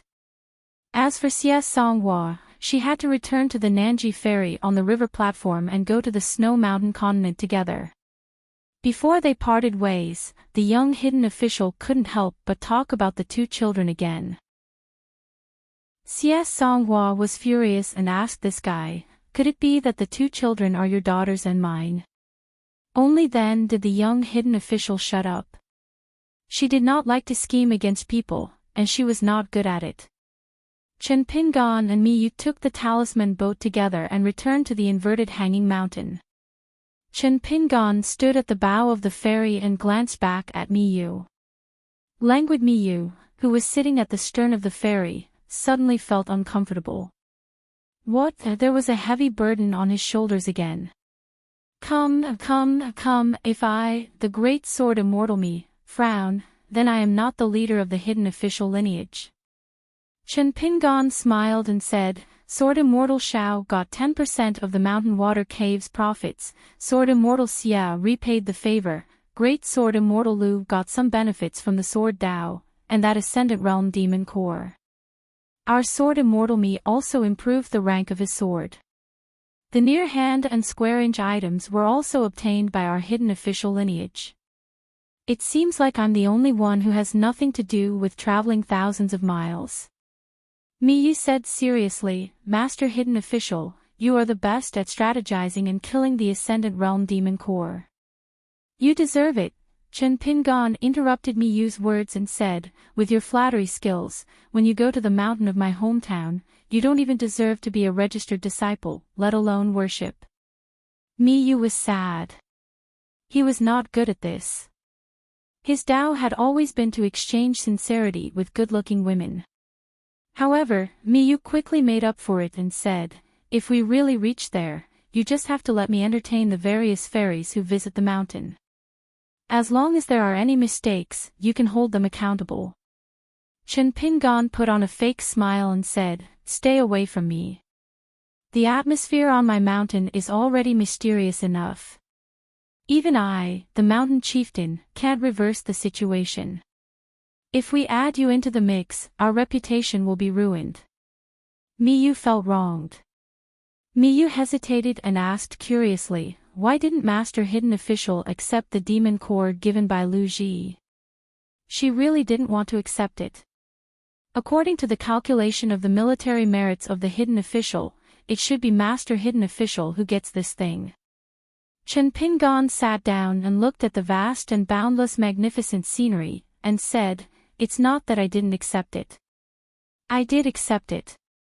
I just have to trouble Lu Ji to pass it to a friend in the South Saw continent." Miyu said, "Oh." Suddenly, he realized that he got a demon core of an Ascendant Realm demon core. In the vast world, he probably got the glazed golden body of an Ascendant Realm cultivator. This is called nothing. Chen Pingan knocked his palm with the folded fan and turned his head with a smile. Miyu immediately said with emotion, "Master Hidden Official, you are indeed an immortal." They liked to follow Guizhuzhou's lead. As long as Guizhuzhou used the sect's unique skills, the other four would follow. At the end of the day, these four young men were the ones who were close to the Hidden Official and were shameless enough to do so. Today was an exception. It was really because the merit of killing a hidden Ascendant Realm demon was too shocking, so Gu Jianlong and the other three didn't dare to say anything. Lin Junbai and Xian Can were both masters of chess and often played chess together. Chen Pingan also helped Xian Can to give advice. Xian Can was stupid and didn't learn from his mistakes. Every time he listened to the Hidden Official's advice, he was defeated like a landslide. Guizhuzhou complained that Xian Can couldn't keep up with her master's thoughts and wasted her master's valuable advice. Gu Jianlong and Wang Xinshui didn't know how to play chess and liked to cheer. One was responsible for cheering for Xian Can while the other was responsible for nagging Lin Junbai. Pang Yuanji often found a secluded place in the summer palace and zoned out alone. Chou Miao would give advice on swordsmanship to Deng Liang, Song Gaoyuan, and the other young people. As long as they were willing to ask, Chou Miao, who was already a sword immortal, was willing to explain in detail. From time to time, Dong Buji would drag Luozhini along to talk about the girl's boudoir. Luozhini, who liked to keep a straight face all day long, had a feminine gentleness in his eyes. Guizhuzhou, on the other hand, was the most casual one. She could ask Chou Miao about swordsmanship and talk nonsense with Pang Yuanji, but she preferred to get close to Dong Buji and Luozhini. The little girl forced herself to talk to the two old ladies of the Great Wall of Sword Aura. Naturally, she would end up banging her head on the table or the wall without exception. Chen Pingan felt that this was a good thing. A person's state of mind couldn't always be tense. Only when it was relaxed could it last. The lineage of the Hidden Officials complemented each other while doing their own jobs. They learned from each other's strengths to make up for their weaknesses. They were already on the right track. Chen Pingan couldn't expect these sword cultivators to do better, but that was what he thought. As a Hidden Official, there were times when he had to be the bad guy.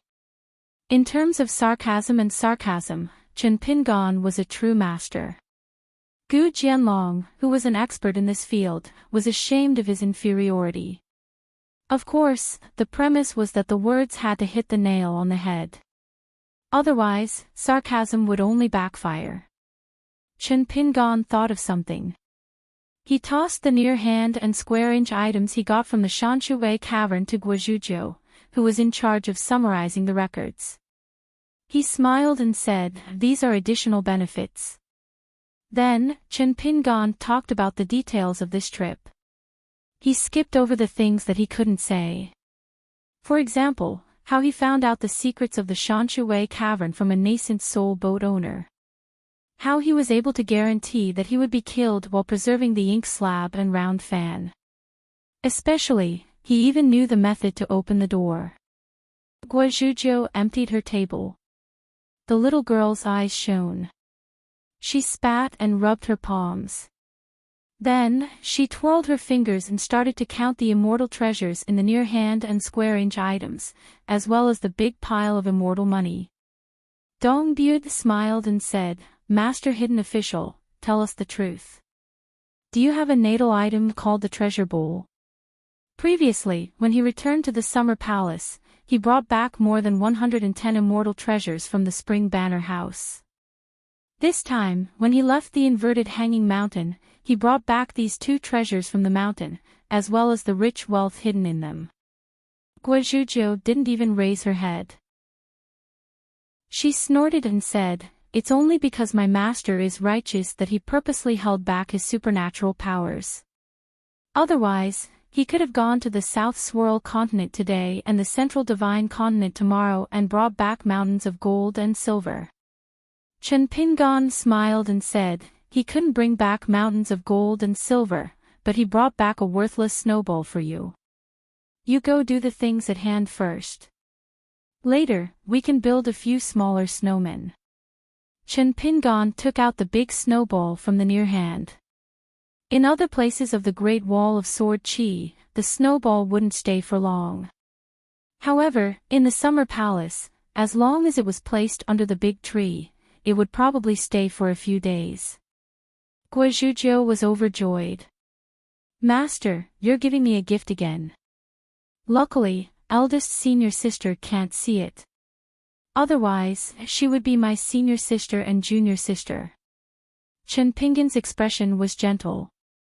He smiled and said, "Take it easy. Your eldest senior sister is vengeful. She won't even let me, her master, see her little account book." Guozhuzhou sat where she was, her shoulders shaking left and right. She was learning from her eldest senior sister. Today, she was really happy. For the first time, she didn't know what to say. The little gongs and drums weren't by her side. What a pity. Then, everyone in the room saw the young hidden official sitting on the doorstep. He bent over, his back facing them. In the summer heat, in the Summer Palace, where the climate was the coolest, he started to build little snowmen. Chen Pingon suddenly said, regarding the Ascendant Realm Great Demon Border, "Don't hold a grudge against Lin Junbai. It has nothing to do with him. He schemed to become Lin Junbai's senior brother. His scheme is huge." Chou Miao smiled and said, "We were all waiting for Hidden Official to say that." Indeed, many people breathed a sigh of relief. Chen Pingon said again, "That's right, this Mountain View Cavern is a family treasure. We, the Hidden Official, don't get a share." Boos sounded from all directions. Guozhuzhou slammed her hands on the table, shouting, "Impudent! Impudent!" She was the only one who protected Hidden Official. Gu Jianlong and Wang Xinchue made the most noise. They whistled with all their might. Even Luo Zhini complained with Dong Bubu. Xianchen and Chao Zhen sighed, saying that they couldn't live their bitter and stingy days anymore. Chen Pingon laughed and said, "This time, it's really gone." Guozhuzhou took pleasure in other people's misfortune and said, "Everyone's small brains aren't very bright." Chen Pingon waved his hand and said, "Come take a look at the little snowman that master built." Guozhuzhou jumped up and quickly carried the small bamboo box. She strutted over the doorstep and sat down. After staring blankly for a long time, she asked timidly, "Master, who is this?" "It's my eldest senior sister, right?" 2 slanted bamboo leaves were stuck on the little snowman's head.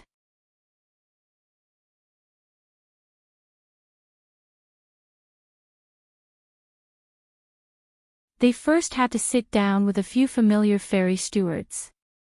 Then, according to the agreed time, they each went to Spring Banner House to bring gifts and pay a visit. In the small courtyard on Osmanthus Island, only the master and disciple were left. Without outsiders around, Jean Su complained to her master about the short-sightedness of the Fan family elders. Madame Gue smiled and said, "For the Fan family to be where it is today, those seemingly stubborn old people, not to mention those who started to enjoy life when they were young, the rest have all contributed greatly and have contributed greatly to the Fan family. The reason why you think they are short-sighted is because they are biased towards Sun Jiashu, who gave money to Luopa Mountain together with the Fan family. Jin Su blushed. Madame Gue said seriously, when you look at people, you can have personal likes and dislikes. But when you look at worldly affairs, you can't have too many personal feelings. This is what a cultivator should have. Even if you are not a cultivator, you should still be like this. Otherwise, as a member of the Fan family and married to Sun Jiashu, if you don't say anything and just focus on cultivation and don't take care of the house, it will be fine. Otherwise, if you are not careful, you can make the Fan family and the Sun family hate each other. Her master was rarely so serious. Jin Su did not dare to be rash and kept it in mind. After sitting quietly for a while, Madame Gue told Jin Su that she did not need to accompany her. If she wanted to visit the shops on the inverted mountain, her master would not stop her. Jin Su was not interested. Now that the clouds on the inverted mountain were strange and even Osmanthus Island was covered in it, she did not have the mood. She just left the courtyard to cultivate. Not long after Jin Su left, there was a knock on the door. Madame Gue stood up and smiled. "Mr. Chen, please come in." A young man tore off the mask of a dull man and smiled. "Madame Gue, sorry to disturb you." Madame Gue smiled warmly and joked, "Rare guest, honored guest."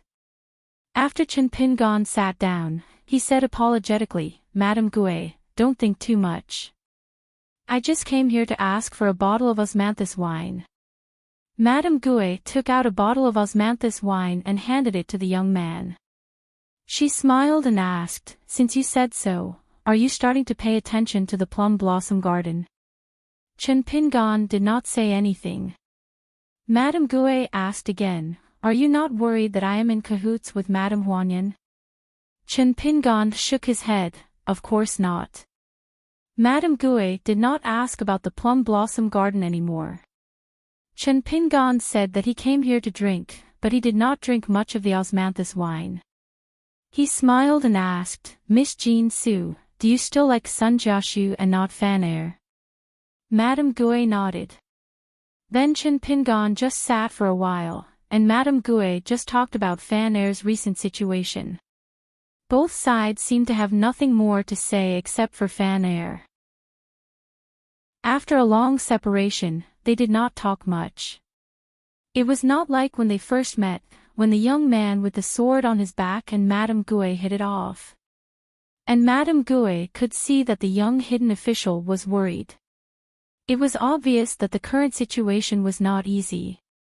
Chen Pingon drank a small bottle of Osmanthus wine and prepared to return to the inverted Xian Mountain Spring Banner House, but he would not show himself there. This time, other than the so-called relaxation, more importantly, he hoped that Osmanthus Island would help him pass a secret letter to Cui Dongshan and vassal King Song Jisin. Madame Gue accepted the 2 secret letters. After Chen Pingon thanked her and was about to leave, an acquaintance ran over from the courtyard door. It was Jin Su, the Osmanthus young mistress of Gue my courtyard. Chen Pingon stood up and greeted with a smile, "Miss Jin Su." Jin Su was stunned for a moment and stopped. Obviously, she did not expect this guy to sneak to Osmanthus Island. She also smiled and said, "Chen Pingon, why are you here?" Then Jin Su quickly changed her words, "Young Master Chen." Chen Pingon said helplessly, "You can just call me by my name." Jin Su nodded and sat beside Madame Gue. She asked softly, "Aren't you practicing at the Great Wall of Sword Qi? Why do you have time to come here to drink? I heard that the 2 gates of the inverted Xian Mountain are very strict, like guarding against thieves." Jin Su hesitated for a moment and asked softly, "Is it because you accidentally have the same name as the hidden official and are a little depressed, so you came here to drink?" Chen Pingon held back his laughter and nodded, "Yes." Madame Gue also smiled knowingly. Jin Su said regretfully, "I was still hoping that you were the legendary hidden official, the great sword celestial of the Great Wall of Sword Qi." Chen Pingon said, "If I was really the hidden official, I think Miss Jean Su would be so depressed that you want to drink.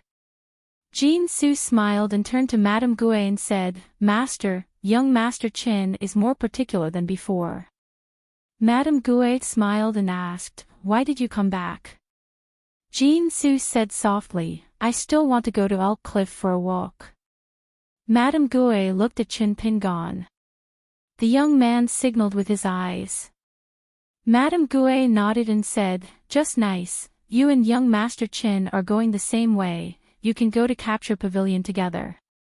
Jean Su immediately said, No need, I am more familiar with the inverted Xian Mountain than young Master Chin. She liked Sun Jiashu and did not like Fan Air, and Chin Pingon and Fan Air were good friends, and were business partners with Sun Jiashu. So she felt that she should not have anything to do with Chin Pingon. Madame Gue did not continue to make things difficult for the two of them, and allowed Jean Su to leave alone. Madame Gue smiled even more. Chin Pingon waited for a while before bidding farewell to Madame Gue. Madame Gue sent them to the door, and suddenly said, You have to be careful of the upright Sun Mountain. Chin Pingon glanced at the direction of the Aquarius continent and nodded, I will. At the same time, he muttered in his heart, In the future, upright Sun Mountain will have to kneel on the ground and beg me not to be so careful. Madame Gue asked, So it's finally the sword cultivator? Chin Pingon spoke in his mind, 2 natal flying swords. After revealing the identity of the sword cultivator, I will announce to the world that one is called Chai Chai, and the other is called Account Book. Madame Gue was silent for a while, and said against her will, Good names. As for what the natal mystical ability of Chin Pingon's 2 flying swords were, Madame Gue was no longer curious. Chin Pingon scratched his head, and said, As for the real name of the flying sword, a caged sparrow, I originally wanted to name it Mid-Autumn, but it seemed to clash with Flying Sword 15. 639. There is one more chapter at night. The Plum Blossom Garden was one of the 4 private residences in the inverted hanging mountain with the most winding corridors. Of course, the most famous ones were the plum trees. However, the plum trees planted in the Plum Blossom Garden grew naturally. They did not have the appearance of sickly plum blossoms. Even so, the Plum Blossom Garden was still famous because the Plum Blossom Garden bought many immortal plum trees from the ferryboat of the 8 continents and transplanted them into the garden. The best place to enjoy the scenery in the Plum Blossom Garden was the pavilion with the plaque, Not Fighting for Spring. Madame Xian Yan knelt on a bamboo mat made of green immortal mountain. Her hands were folded on her knees. She looked charming and had a smile on her face. She looked at the 3 sword cultivators who were slowly walking up the steps of the pavilion and smiled. Since the matter has been exposed, I am willing to accept the punishment. I only ask that great sword immortal Lu Ji be more nimble with your sword. Chin Pingon sat on the ground and faced Madame Xian Yan. He asked, Are you not going to salvage the situation? It is not easy to cultivate a plant spirit of the upper 5 realms. In the entire history of the Aquarius continent, there had never been a plant spirit of the upper 5 realms. Madame Xian Yan shook her head. You can even find the border and kill it. I am not destined to live. I will not pretend. Chin Pingon asked, Is the real body of the Ascendant Realm demon buried in the Plum Blossom Garden? Otherwise, how do you know the border is dead? Madame Xian Yan smiled and did not say anything. She extended a palm to the tall and thin woman. Someone once said that among the women of the Great Wall of Sword Qi, Sword Immortal Lu Ji is the most beautiful. You are the most beautiful. You and the sword are the most compatible. Today, I have seen you. Lu Ji frowned. Sword Immortal Cho Miao sighed. The reason for that was because he knew who had said those words. Chin Pingon said, Then I will only ask you one thing. You grew up in the vast world. Why do you yearn for the desolate world? Madame Xian Yan smiled. The rules set by the Sage of Rites are good. Unfortunately, the later cultivators did not do it well. After ascending the mountain and cultivating the way, there were thousands of immortals. How many of them would treat us plant spirits who were lucky enough to take human form as human beings? Putting aside the hardships I suffered, after I was fortunate enough to escape from the sea of suffering, I looked up and saw that there were few exceptions in the world for thousands of years.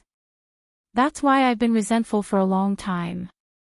She turned her head to look in the direction of a gate near the plum blossom garden. After retracting her gaze, she smiled and said, "It's not that I really like the uncivilized world. With a bunch of uncivilized beasts in charge, how much better can this remote world be compared to the vast world? I just want to see the vast world with my own eyes. Everyone on the mountain and at the foot of the mountain will die. Among them, the cultivators will die out first. Only the grass and trees will continue to grow, withering and blooming with each passing year." Was this reason enough? Lord Hidden Official Chen Pingon said, "If you say it's enough, it's enough." Sword Immortal Cho Miao felt that this trip to the plum blossom garden was unexpectedly smooth. Lu Ji suddenly said, "It would be a waste not to use the military merits I saved up. In exchange for her life, I will keep her by my side in the future." Hidden Official, what do you think? The worried seedling was a little surprised. Madame Wu Yan was even more shocked. Just now, she really did have the will to die. Previously, she had calculated everything. She would either die or live a life worse than death. If that was the case, her luck was not the worst. Indeed, it was more suitable for women to reason with each other. Chen Pingon kept the bamboo mat within his reach. He then asked Lu Ji and Cho Miao to leave for a while, saying that he had something to ask Madame Wu Yan. The two sword immortals left the pavilion. Madame Wu Yan exclaimed in surprise and looked around. "Hidden Official, you are so secretive. I haven't seen you for a few years and you are already a sword cultivator? This flying sword's natal supernatural power is so rare." There was a world of difference between Lu Ji's presence and absence. Chen Pingon was not surprised at all. He asked, "Jiang Heng from Yugui sect came to Hanging Mountain once and stayed in the plum blossom garden. What did the eldest son of the Jiang family want?" Madame Wu Yan asked in return, "Why don't you just ask about Old Dragon City and Osmanthus Island? Is it because you don't have the heart to ask but you have to? Or is it because you don't have the courage to ask?" Chen Pingon frowned and said, "There is no need to ask about this." Madame Wu Yan smiled again and said, "Dare I ask, if you go to Osmanthus Island now, would you call Aunt Gui or Madame Gui?" Chen Pingon did not answer the question. When you are by Lu Ji's side in the future, think about her more. The heart of a sword immortal is too pure. But without this heart of the sword, Lu Ji would not be the Lu Ji today. But when she goes to the vast world in the future, she may not be able to do everything smoothly. Madame Wu Yan's eyes lit up. "I don't have to stay in the Great Wall of Sword Qi." Chen Pingon nodded and said, "You will accompany Lu Ji to the South Hassa continent in the future." Madame Wu Yan smiled and said, "Since I can not only live, but also have no worries in the future, then I will answer all your questions and tell you everything I know. Let's talk about Jiang Heng first. He has great ambition but little talent. He is worlds apart from the border." Jiang Heng had his eyes on Fan family's Osmanthus Island, but Madame Gui did not agree. So he wanted to persuade my plum blossom garden to help Yugui sect open up a new channel. The transit port is Luhua Island, where Qi cultivators gather pearls as their profession. Chen Pingon asked, "Why not Rain Dragon sect?" Madame Wu Yan glanced at him and said, "Do you really not know, or are you pretending to be confused?" Chen Pingon said, "Please tell me." Madame Wu Yan smiled and said, "Rain Dragon sect has a female ancestor. She once traveled to Tongya continent in her early years. Her heart and liver were crushed by Jiang Shangjin, and she dropped her realm and returned. She was a good immortal in the embryo, but today, hundreds of years later, she just entered the pure jade realm. As Jiang Shangjin's son, would Jiang Heng dare to go to Rain Dragon sect to seek death? But today is different from the past. If Jiang Heng goes to Rain Dragon sect now, even if he is serious about seeking death, it will be difficult for him to die. Chen Pingan sat on the long bench and rubbed the space between his eyebrows.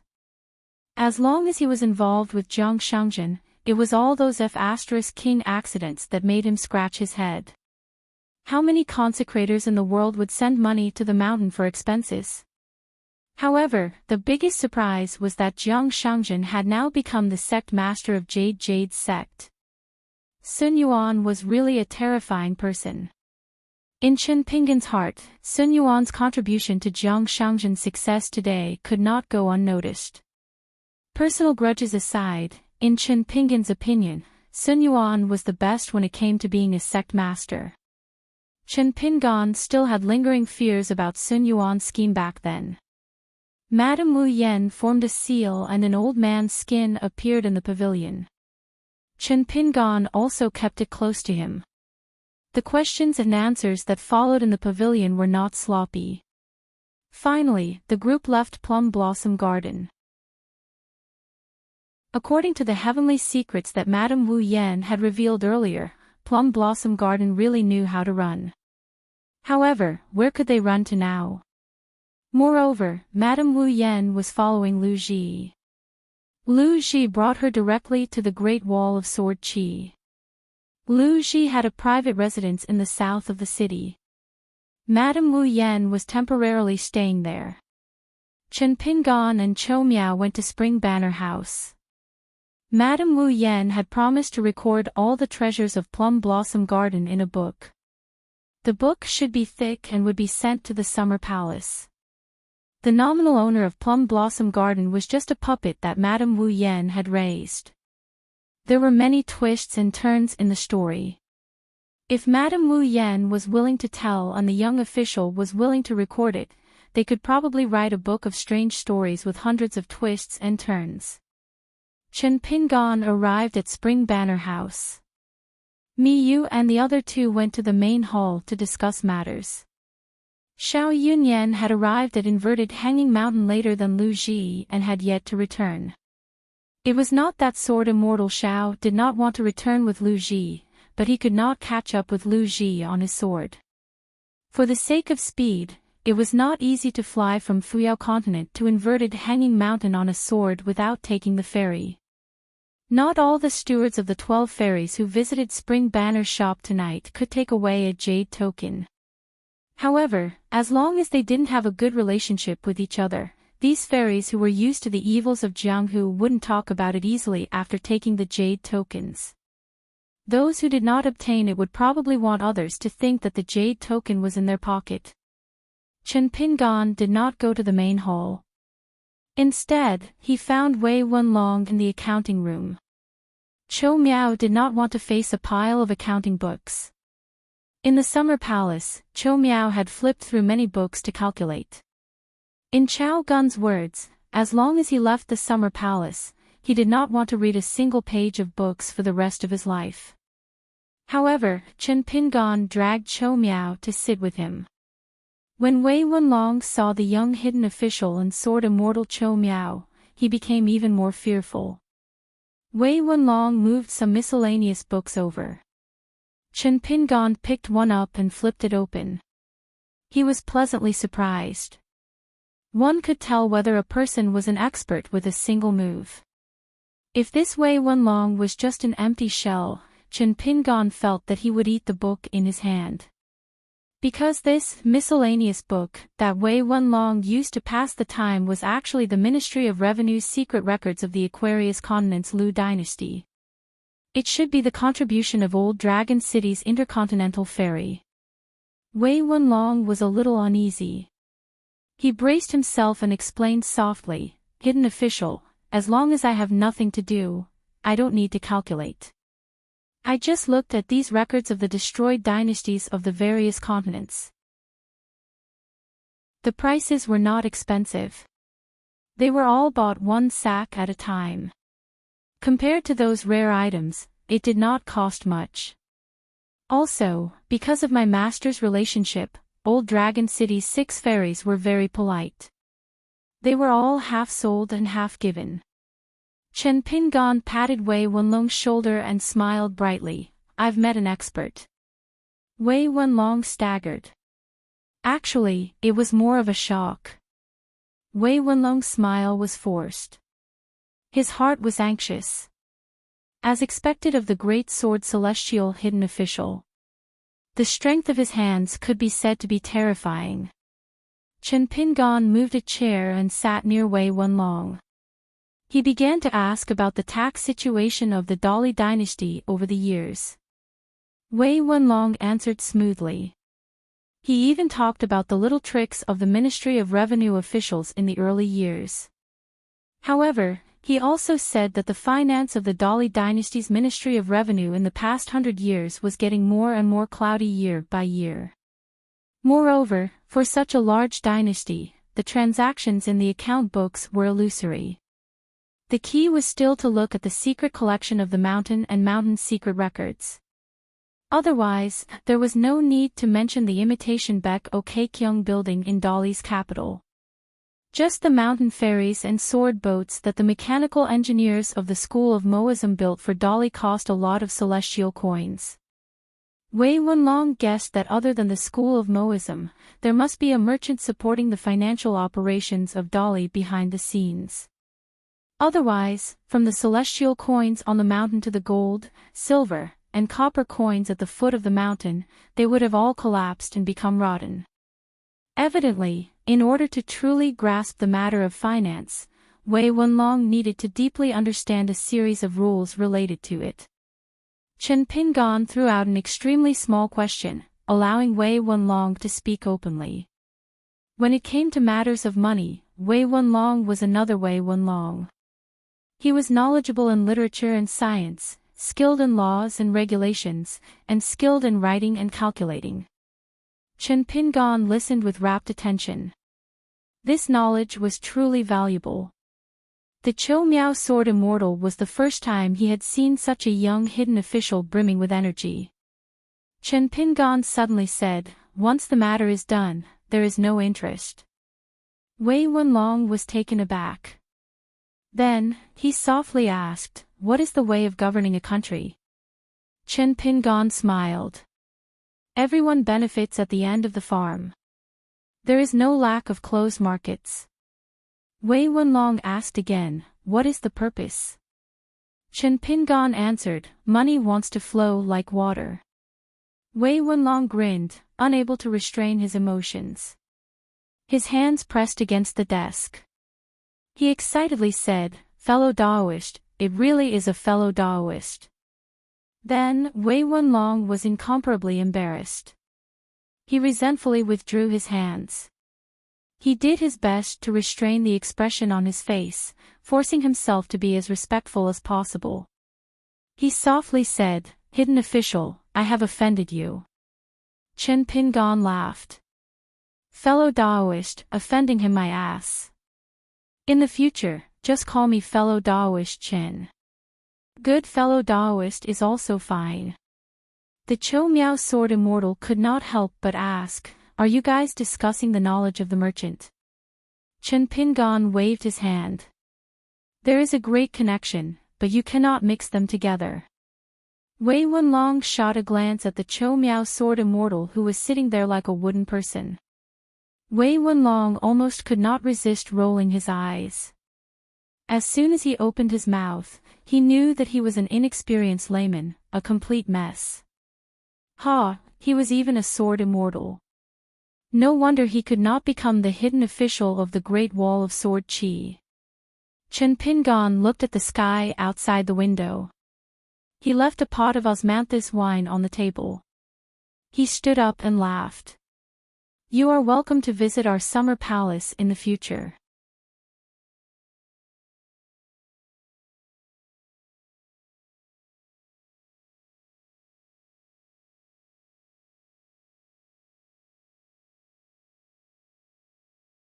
A golden core chi refinement warrior could hold the peak opening ceremony.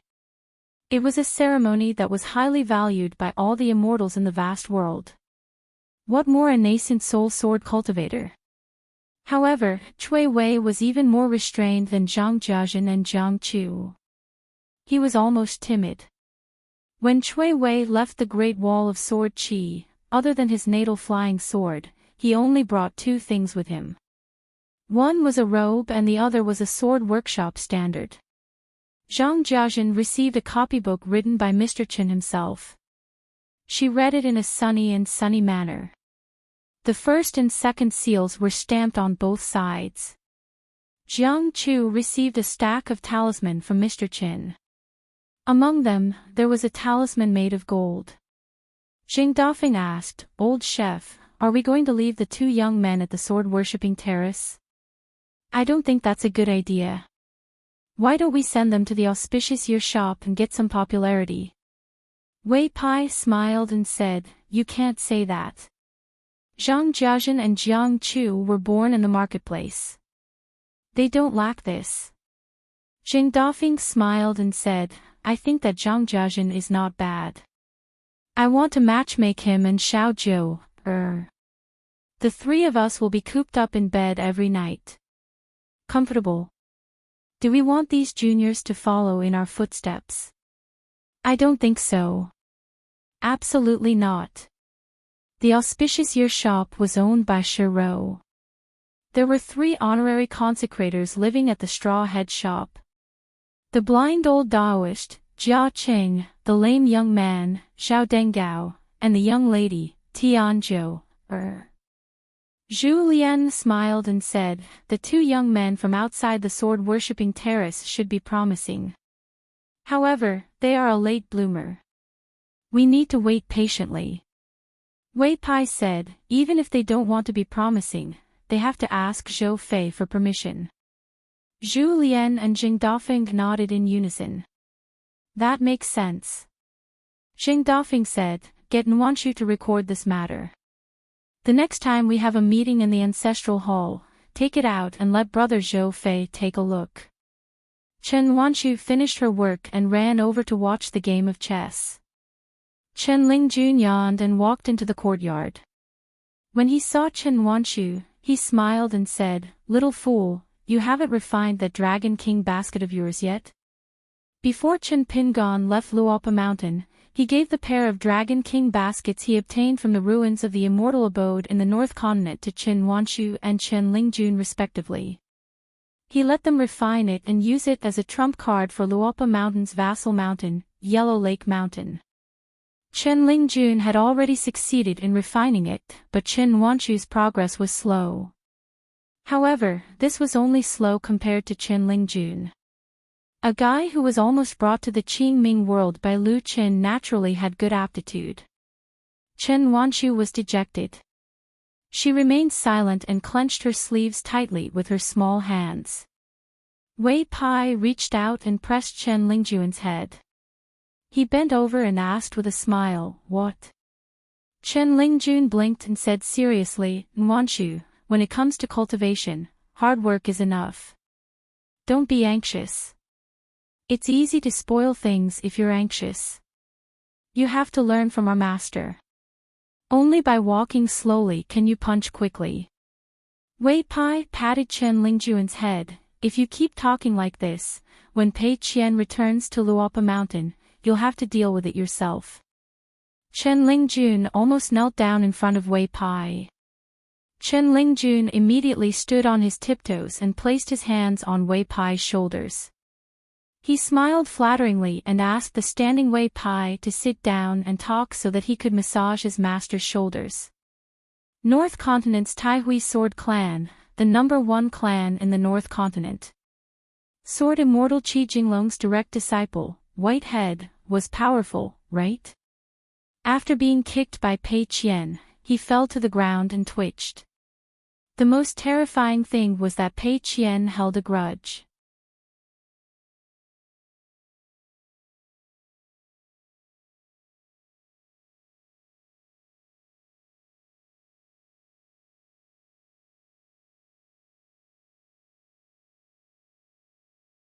Finally, Cui Shi spoke out.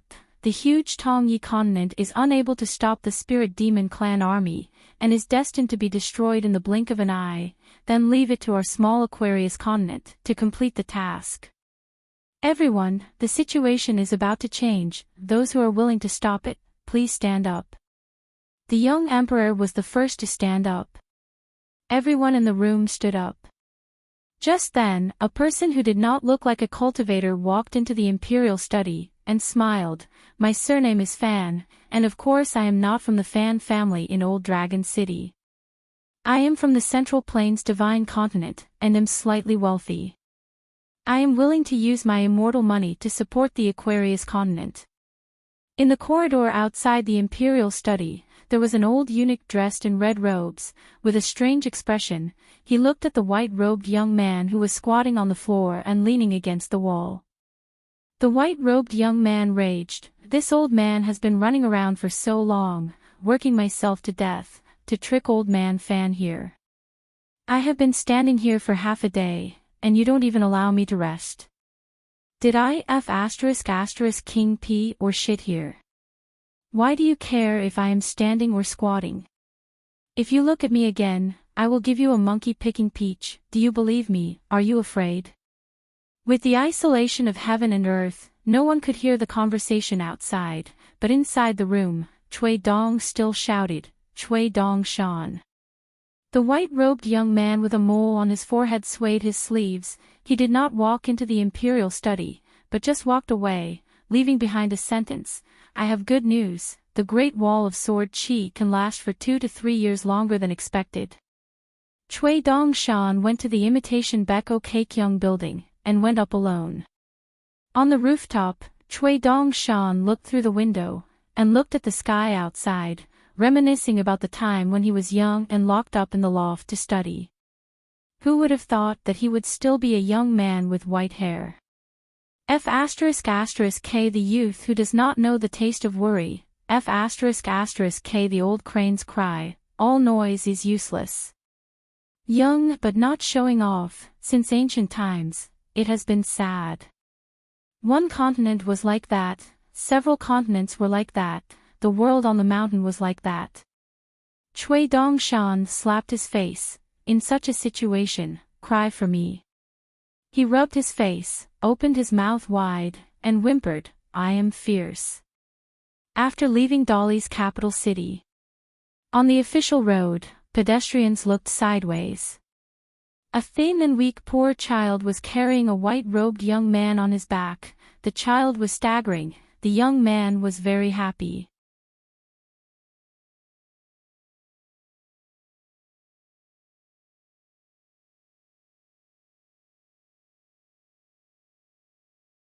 The black-clothed water god could only descend and sit on the surface of the jade liquid river.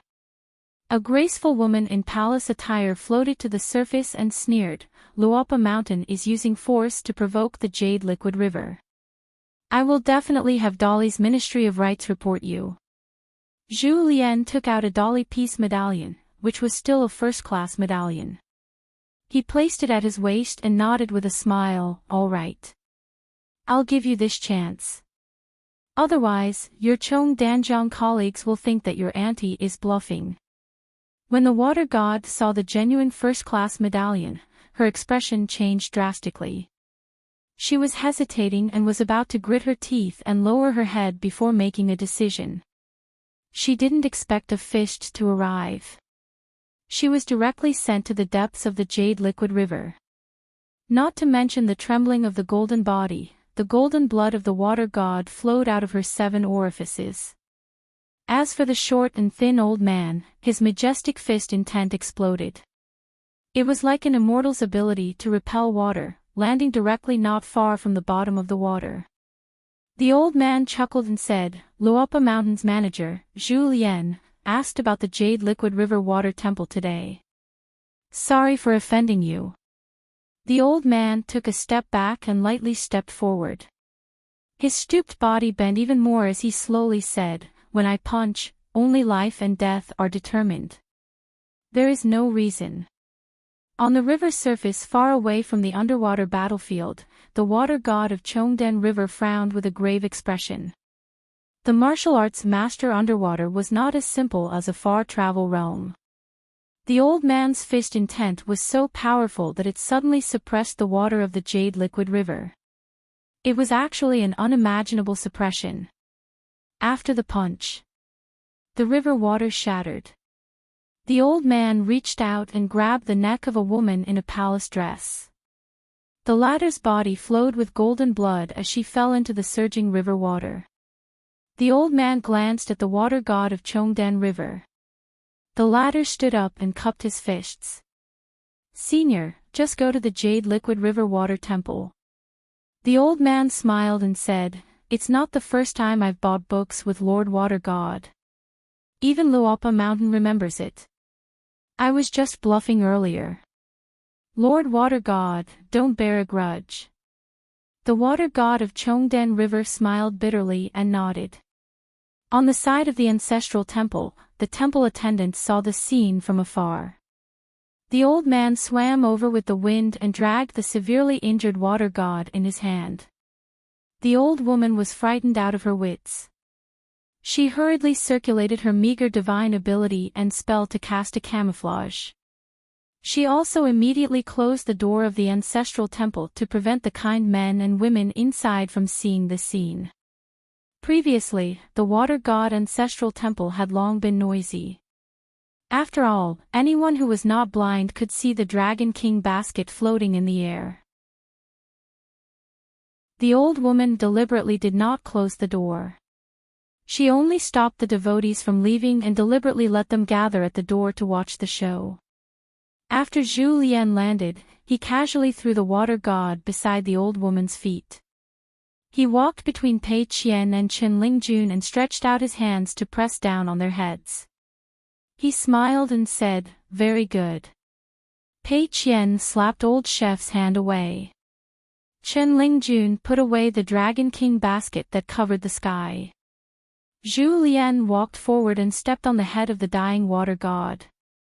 He looked at the door and smiled at the old woman in the temple. "You old woman, you're ugly and evil. Why don't you continue to drag the common people to help you share the danger? Do you still want to ruin the reputation of our Luopa Mountain? It's useless." Zhu Lian increased the strength of his foot and stomped half of the water god's head into the ground. "All right, that's it. Remember to apologize. It doesn't matter if you don't come. You'll save the money for a few bowls of tea. However, you'll definitely get the immortal money of the Jade Liquid River Manor. Our Luopa Mountain is a small mountain. We're so poor that we can't even afford to eat." Zhu Lian turned his head and asked, "Do you want to feel more comfortable or do you want to leave a way out so that we can meet again in the future?" Pei Qian shook his mountain staff and asked in confusion, "What do you mean?" Zhu Lian smiled and said, "You'll know when your sister Shuxiu returns." Pei Qian acknowledged, "Then I'll apologize and be done with it." Zhu Lian lowered his head and looked at the water god who was still willing to pretend to be dead even though she was about to die. He transmitted his voice and said with a smile, "You're really lucky to have met our Luopa Mountain. You should be secretly happy. Otherwise, forget about this ancestral temple. There might not even be a jade liquid river in the future. I've already imparted the life-saving method to you. Go figure it out yourself." In the end, Zhu Lian left with Pei Qian and Chen Lingjun. They walked along the river leisurely. Zhu Lian rubbed his wrist and sighed, "In the end, it's not happy enough. If they were all gods of mountains and rivers with such natures, Ingot's path would be right. Fortunately, it's not all like that." Pei Qian grumbled, "Fighting and killing, what a scandal. Old chef, what did that silly Ingot say?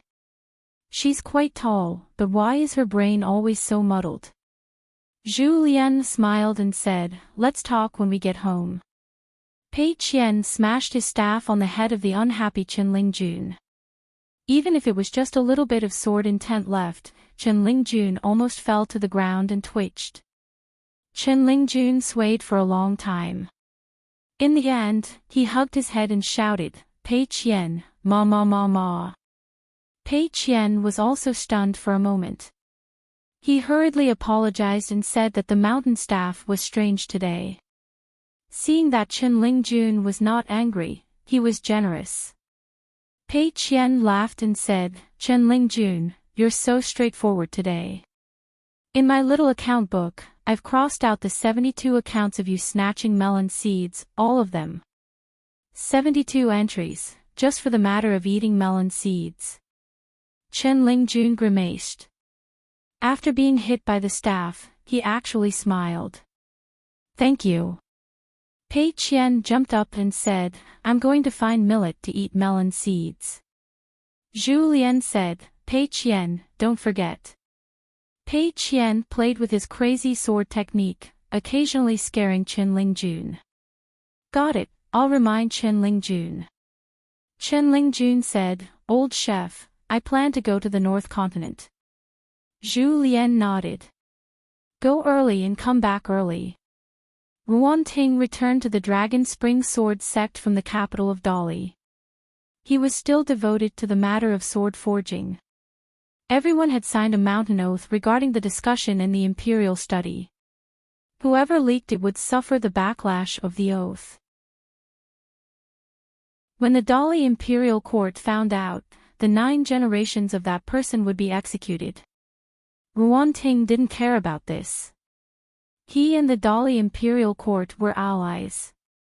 Ruan Ting still didn't care about the affairs of the Dragon Spring Sword sect. The specific matters of the sect were handled by the direct disciples like Dong Gu and Su Shaoqiao. He had also gradually handed over his relationships with the Dali imperial court and the other mountains. After his daughter, Ruan Xiao, cultivated on Dragon Spine Mountain for a few years, she quietly left the mountain and went to the new territory of the Dragon Spring Sword sect. Fortunately, they didn't fight in the end. Instead, they reached an amicable agreement with the old Zhongyue mountain deity.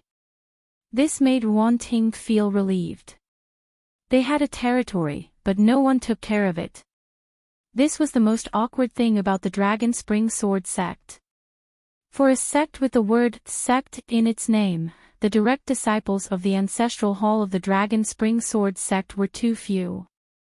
Even though they had taken in 3 batches of disciples, because there weren't many people in each batch, it still seemed to be declining. Therefore, when the Song clan handed over the territory of the old Zhuang dynasty to Xingyang Mountain, Ruan Ting didn't feel that there was anything to complain about. He wasn't capable enough and couldn't hold on to the fat meat. If it landed in someone else's bowl, then he could only eat the pickles in his bowl. Moreover, Dali had previously given a large piece of land to the Dragon Spring Sword sect in the old Zhongyue territory, which could be considered as laying the foundation. Being close to the capital was a gesture of the young emperor, so as to prevent the imperial court officials from thinking too much and mistakenly thinking that the Dragon Spring Sword sect had already moved to the side, and that Xingyang Mountain would be the future #1 sword sect in the Aquarius continent. Of course, the Song clan would also be less suspicious of burning the bridge after crossing it. The Dali imperial court, from the previous emperor to the current emperor, from Ruan Qiong's reign in the Pearl Grotto Heaven until now, had been extremely kind to Ruan Ting in all aspects. The main reason was that Ruan Ting himself didn't want to take in disciples indiscriminately.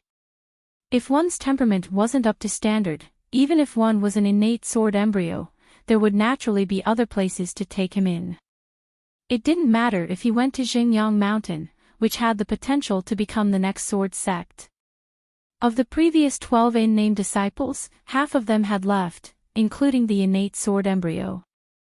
Now, he had gone to Xingyang Mountain and was already a direct disciple of the ancestral hall there. It was said that he was even taken in as a last disciple by the ancestral master of a certain mountain.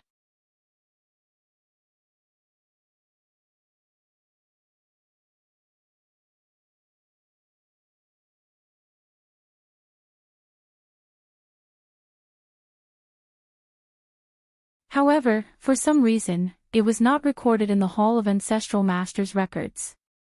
Su Jia had long been under the tutelage of a patriarch of Xingyang Mountain and became a direct disciple of the Hall of Ancestral Masters. As for her master, there was still no record of any disciples under her. Her master's seniority was not low. However, she was never well known in Xingyang Mountain. In the past, whenever there was a meeting in the Hall of Ancestral Masters, her master almost never showed up. The chair at the very back was always empty. Because her master liked to travel the mountain, she would often leave for decades. The woman removed the camouflage spell. She was the female cultivator from Xingyang Mountain who went to Dolly's imperial study to participate in the meeting. She was sitting at the back of the seat and no one paid attention to her. She looked young and wasn't very beautiful. She walked to the side of the teary-eyed Su Jia and reached out her hand to touch Su Jia's head. She smiled gently and said, "Silly disciple. Master has only left Xingyang Mountain and traveled for a few years, and you've become like this. Why, without Master by your side, have you always been that little girl who doesn't even dare to walk at night? If I had known, I wouldn't have sent you to Ascension Peak back then." Su Jia smiled until her limpid eyes narrowed into crescents. It was as if with her master by her side, she could really be fearless and become that carefree little girl back then. The woman retracted her hand. There was a red string tied around her wrist. The woman stood for a moment before she got up and left. She did not say that she would bring Su Jia back to Xingyang Mountain and restore her status as a direct disciple of the Hall of Ancestral Masters. She also did not mention the future ownership of the blade-strengthening gourd. However, Su Jia felt that the peaceful days were not as unbearable as she imagined. Although she had many regrets in her heart, she was at peace as she guarded that bookstore every day and earned silver and copper coins. Of course, that was apart from that nightmare. After the woman left, she became an ordinary woman in plain clothes. Not long after the woman left, there was a knock on the door. Su Jia quickly ran to open the door, mistakenly thinking that her master had returned. Then, Su Jia staggered back, her body swaying. With her sword heart destroyed, Su Jia, who had fallen to the lower 5 realms, could not even compare to that ordinary woman. The man stood outside the door with a cold expression.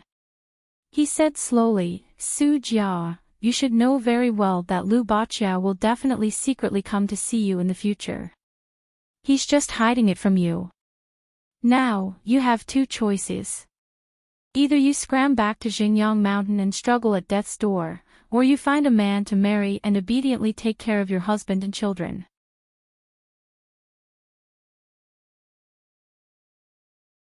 In the end, Su Dian picked him up with the tip of his foot. Jing Dafeng stepped over the threshold and saw the stone spirit mountain.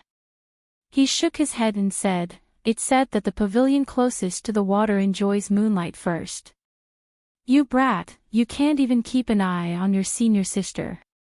Just you wait, you'll be sad in the future."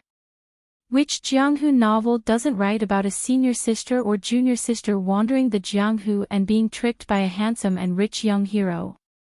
Shi Lingshan, wake up. Your senior sister is getting married. Shi Lingshan was fuming. He interrupted his cultivation and glared at Jing Dafeng. "Jing Dafeng, stop fanning the flames here." Jing Dafeng rolled his eyes. "You don't even know how to scold people. What do you know?" Shi Lingshan was about to speak. He did not expect senior sister to say, "Senior brother, you said before that if I want to break through the bottleneck of the 4th realm or reach the 5th realm, I should choose an ancient battlefield. Do you know what to do? I want to go out for a while." Shi Lingshan was dumbfounded. Jing Dafeng glanced at the youth. "Senior brother didn't eat enough before leaving the mountain. If you don't go to the toilet, you won't be able to eat anything." Shi Lingshan was sad and indignant. The 2 of them almost couldn't resist the urge to spar with Jing Dafeng. However, when he saw Jing Dafeng's hunchback, Shi Lingshan felt a little sad and let it go. Jing Dafeng smiled and turned to Su Dian. There is a limit. However, for such a big matter, Master has his own plans. It's not up to me to worry. Su Dian asked, Senior brother, do you also think that I can leave my hometown alone now? Jing Dafeng shook his head. It's better to bring a burden along. At least you can look after each other. Your realms are still too low and your brains aren't too bright. The dangers of the outside world are not in your realms but in your hearts. Shi Lingshan is still okay. He's usually soft-hearted and can be ruthless at crucial moments. However, you're usually hard-hearted. That's troublesome. Su Dian, when you two go out, you can tell the outside world that Shi Lingshan is your son so that those shameless bachelors won't bother you. Senior brother is on the mountain. When I think about this, my heart aches so much that I can't sleep. Su Dian did not know what to say. The stone spirit mountain was struck by lightning. Jing Dafeng looked at the bamboo curtain and turned to leave the Yang family's shop. Jing Dafeng went to the memorial archway where the 4 plaques were no longer mysterious. He walked around. After all, the plaques were still there. The 4 sayings were all very interesting. Jing Dafeng went to the iron lock wall. It was now a private area on a mountain. He spent a lot of money to buy it but did not get any benefits. There was a hole in his brain. That big blockhead Jiang Yun had a lot of opportunities. When he thought of the Jiang family of Yunlin, Jing Dafeng grimaced. Seeing that there was no one around, he touched his pants. I've let you down. I studied hard and learned all kinds of martial arts. I didn't expect that even though I had a body of martial arts, there was no thief to kill. Jing Dafeng left the town and went to the immortal tomb. There was no such name now. Dolly had intentionally or unintentionally diluted this old saying. Now, the dilapidated statues had been fixed up. They were repaired and remodeled. The Dolly Imperial Court had put in a lot of effort. As for the brand new martial temple, he did not go there. There was nothing to talk about. He could not see anything from staring at each other. Then, he took a detour and went to the waterfall at the junction of the Tiefu River and the Dragon Whisker River. He squatted there and threw stones. What a good way to say it was like duckweed entering the water. Jing Dafeng changed to a place where the water was deep and slow.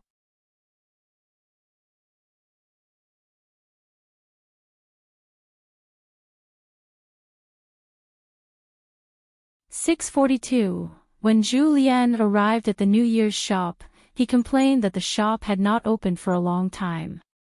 The stove had become a decoration, so he asked Pei Qian to buy some vegetables, saying that he wanted to cook a meal. Pei Qian was worried about Sister Xiu, who had gone to the Jade Liquid River. He was unwilling to move and wanted to wait for Sister Xiu to come back. He said that the straw head shop next door was open every day. They could just go there for a meal. Sister Jiu Er's cooking was still good. The entire Dragon Rider Alley could smell the fragrance of food. Zhu Lian did not agree, saying that each shop had its own feng shui. They could freeload off the food, but they could not bring back the feng shui. Where would the feng shui come from? It was nothing more than food and daily life. There would be smoke from the kitchen chimneys, and there would be bedding to dry under the sun. It would be best if there was some sound of studying. Just the sound of an abacus would not do. Pei Qian had no choice. Old Chef had a lot of rules and was particular about strange things. He couldn't argue with him. Pei Qian had to take the right guardian, Xiao Mili, and planned to go to a shop not far away to buy some game and vegetables. Shi Rou was ashamed and afraid. She always felt that Zhu Lian was beating her, despising her for being neither human nor ghost. She couldn't help Luopa Mountain make a lot of money and also ruin the shop's feng shui. Shi Rose secretly took out her private money and gave it to Pei Qian. At that time, Pei Qian said that it was more appropriate to record it on the shop's account. Before Shi Rose could take back the money bag, Pei Qian put the bag of copper coins into his sleeve. He stomped his feet and complained, "Sister Shi Rose, you are really treating me like an outsider. Don't do it again." Then, he took Zhou Meili and roared away, disappearing in an instant. The small town had now become the county seat of Huaihuang County. There were many shops in the streets and alleys, and many shops had begun to sell antiques. Most of them were from Oxhorn Mountain, and Xu Zhai did not care for them. However, as long as they sold one, they could easily buy a house in the new county city with a few divine coins. In fact, the straw shop in Riding Dragon Alley was now quite famous. The items placed in the shop were not expensive, but at least they were real. It was just that they were a little expensive. Therefore, not many people bought them, but many people looked at them. This was because there was an endless stream of Dali students who came here to pay their respects to Old Porcelain Mountain and the civil and martial temples in the Immortal Tomb. They also traveled to the many immortal mountains in the west. They went to Padding Cloud Mountain and paid a visit to Linlu Academy. As for those cultivators who took the Immortal Ferry and went down the mountain at Oxhorn Mountain, they were nothing more than scholars who came here to enjoy the scenery. There were peach trees in Peach Leaf Alley, Iron Lock Well near Apricot Blossom Alley, Riding Dragon Alley's New Year shop selling pastries and preserved fruits, straw shop that seemed to sell sundries but actually had a touch of immortal chi, and the new school opened by Madam Chen at Dragontail Creek. People came and went. The small town was bustling with activity. Zhu Lian went to the kitchen. There was no water in the water tank, so he found a shoulder pole and carried 2 buckets on his shoulders. Now that he was drawing water, the Iron Lock well could no longer be used. It was cordoned off. The Dali Imperial Court had dug a few new wells in the town to prevent the people from having trouble drinking water. However, the aged local elders always complained that the water tasted wrong and was not as sweet as the water from the Iron Lock well. Life had to be lived and water had to be drunk, but it did not stop them from nagging. The amount of time he spent traveling in the outside world was far more than the amount of time he spent on cultivating and enjoying life on his own mountain. It was said that Chen Lingjun had performed great meritorious deeds for the mountain with great water luck to become his possession. Luopa Mountain and Yellow Lake Mountain had exchanged money and deeds. The provincial governor's estate, the imperial court's Ministry of Rights, and the Ministry of Revenue had all recorded it down. As a result, Yellow Lake Mountain had silently become the young mountain lord's property. Shi Rose was not particularly close to old Taoist Jia, who was completely focused on the mountain. She always found him to be a little too unscrupulous. The feng shui of Yellow Lake Mountain was anything but simple. Was it something that you, Jia Xing, could covet? Before and after he became an honorary guest of Luopa Mountain, old Taoist Jia had only been 2 people. Before, he had been extremely polite to Shi Rose, visiting her every now and then. Even when he had nothing to talk about, he would sit there for a long time, beating around the bush to get close to her, which made even Shi Rose's head hurt. After the 3 of them became honorary guests, old Taoist Jia stopped coming to the shop. Shi Rose understood that he was putting on airs in front of her. He wanted her to take the initiative to sit next door and say a few words of praise, but Shi Rose refused. In the past, she had been busy worrying about everything, so she did not think too much about it. Before she knew it, she had spent so many years of peace and stability. Finally, Shi Rose had developed a lot of lingering feelings. The young hill lord was really shrewd when it came to buying mountains. He had always made a lot of money, and he was the kind of person who kept his head down and did not show off. A poor young man from Mud Bottle Alley who had never studied for a day actually did not have the slightest intention of showing off after he made a fortune. It was really rare. However, to say that the Hill Lord was stingy was absolutely wrong. Even on Sher-Ro's side, which could not be counted as any merit, he was extremely generous. Those mountains were all bought by the young Hill Lord at a very low price. Not only that, there were ready-made immortal mansions in Yellow Lake Mountain, which were all handed over to the Hall of Ancestral Masters of Luopa Mountain. It was the same in Cinnabar Mountain. There was even a ready-made ferry on Oxhorn Mountain. Even the immortal shops that were built with a lot of immortal money also fell into Luopa Mountain's pocket. Zhu Lian returned with water. As soon as he arrived, Pei Qian and Zhou Mili, each with a bamboo basket, also arrived. Zhou Mili helped to start the fire and puffed up her cheeks to deal with the blowtorch. Pei Qian was picking vegetables while teasing little Mili, telling her to take it easy and be careful not to blow the entire stove away. Little Mili laughed and sucked a lot of ashes into her mouth. Pei Qian held his stomach and laughed. Zhou Mili also laughed and said that she was almost full. Old Chef wore an apron and used the well water to carefully clean the chopping board. He had already sharpened his kitchen knife and was ready to show off his skills. Sher-Ro wanted to help but could not.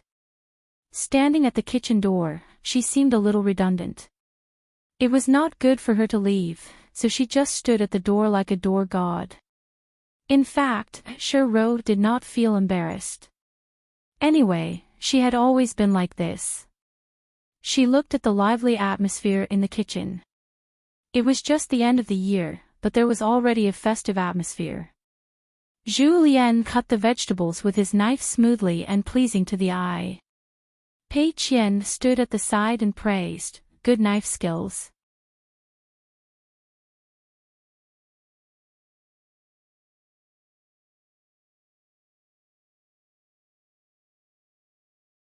She pretended to understand when she didn't. Even if she understood, she didn't recognize it. However, the situation was forced. What else could she do? If Zhou Mili wasn't a disciple of Luopa Mountain, if Luopa Mountain didn't have that sheet to help you teach me a lesson, how would this happen? In the end, both sides were on the same side. They were using their strength to suppress others. Ruan Xiu, who had her back facing everyone, frowned. Zhu Lian smiled and said, "Pei Qian, bring Xiaomi to the back." Pei Qian nodded and patted Xiaomi's head. The water god immediately knelt on the ground and faced the counter.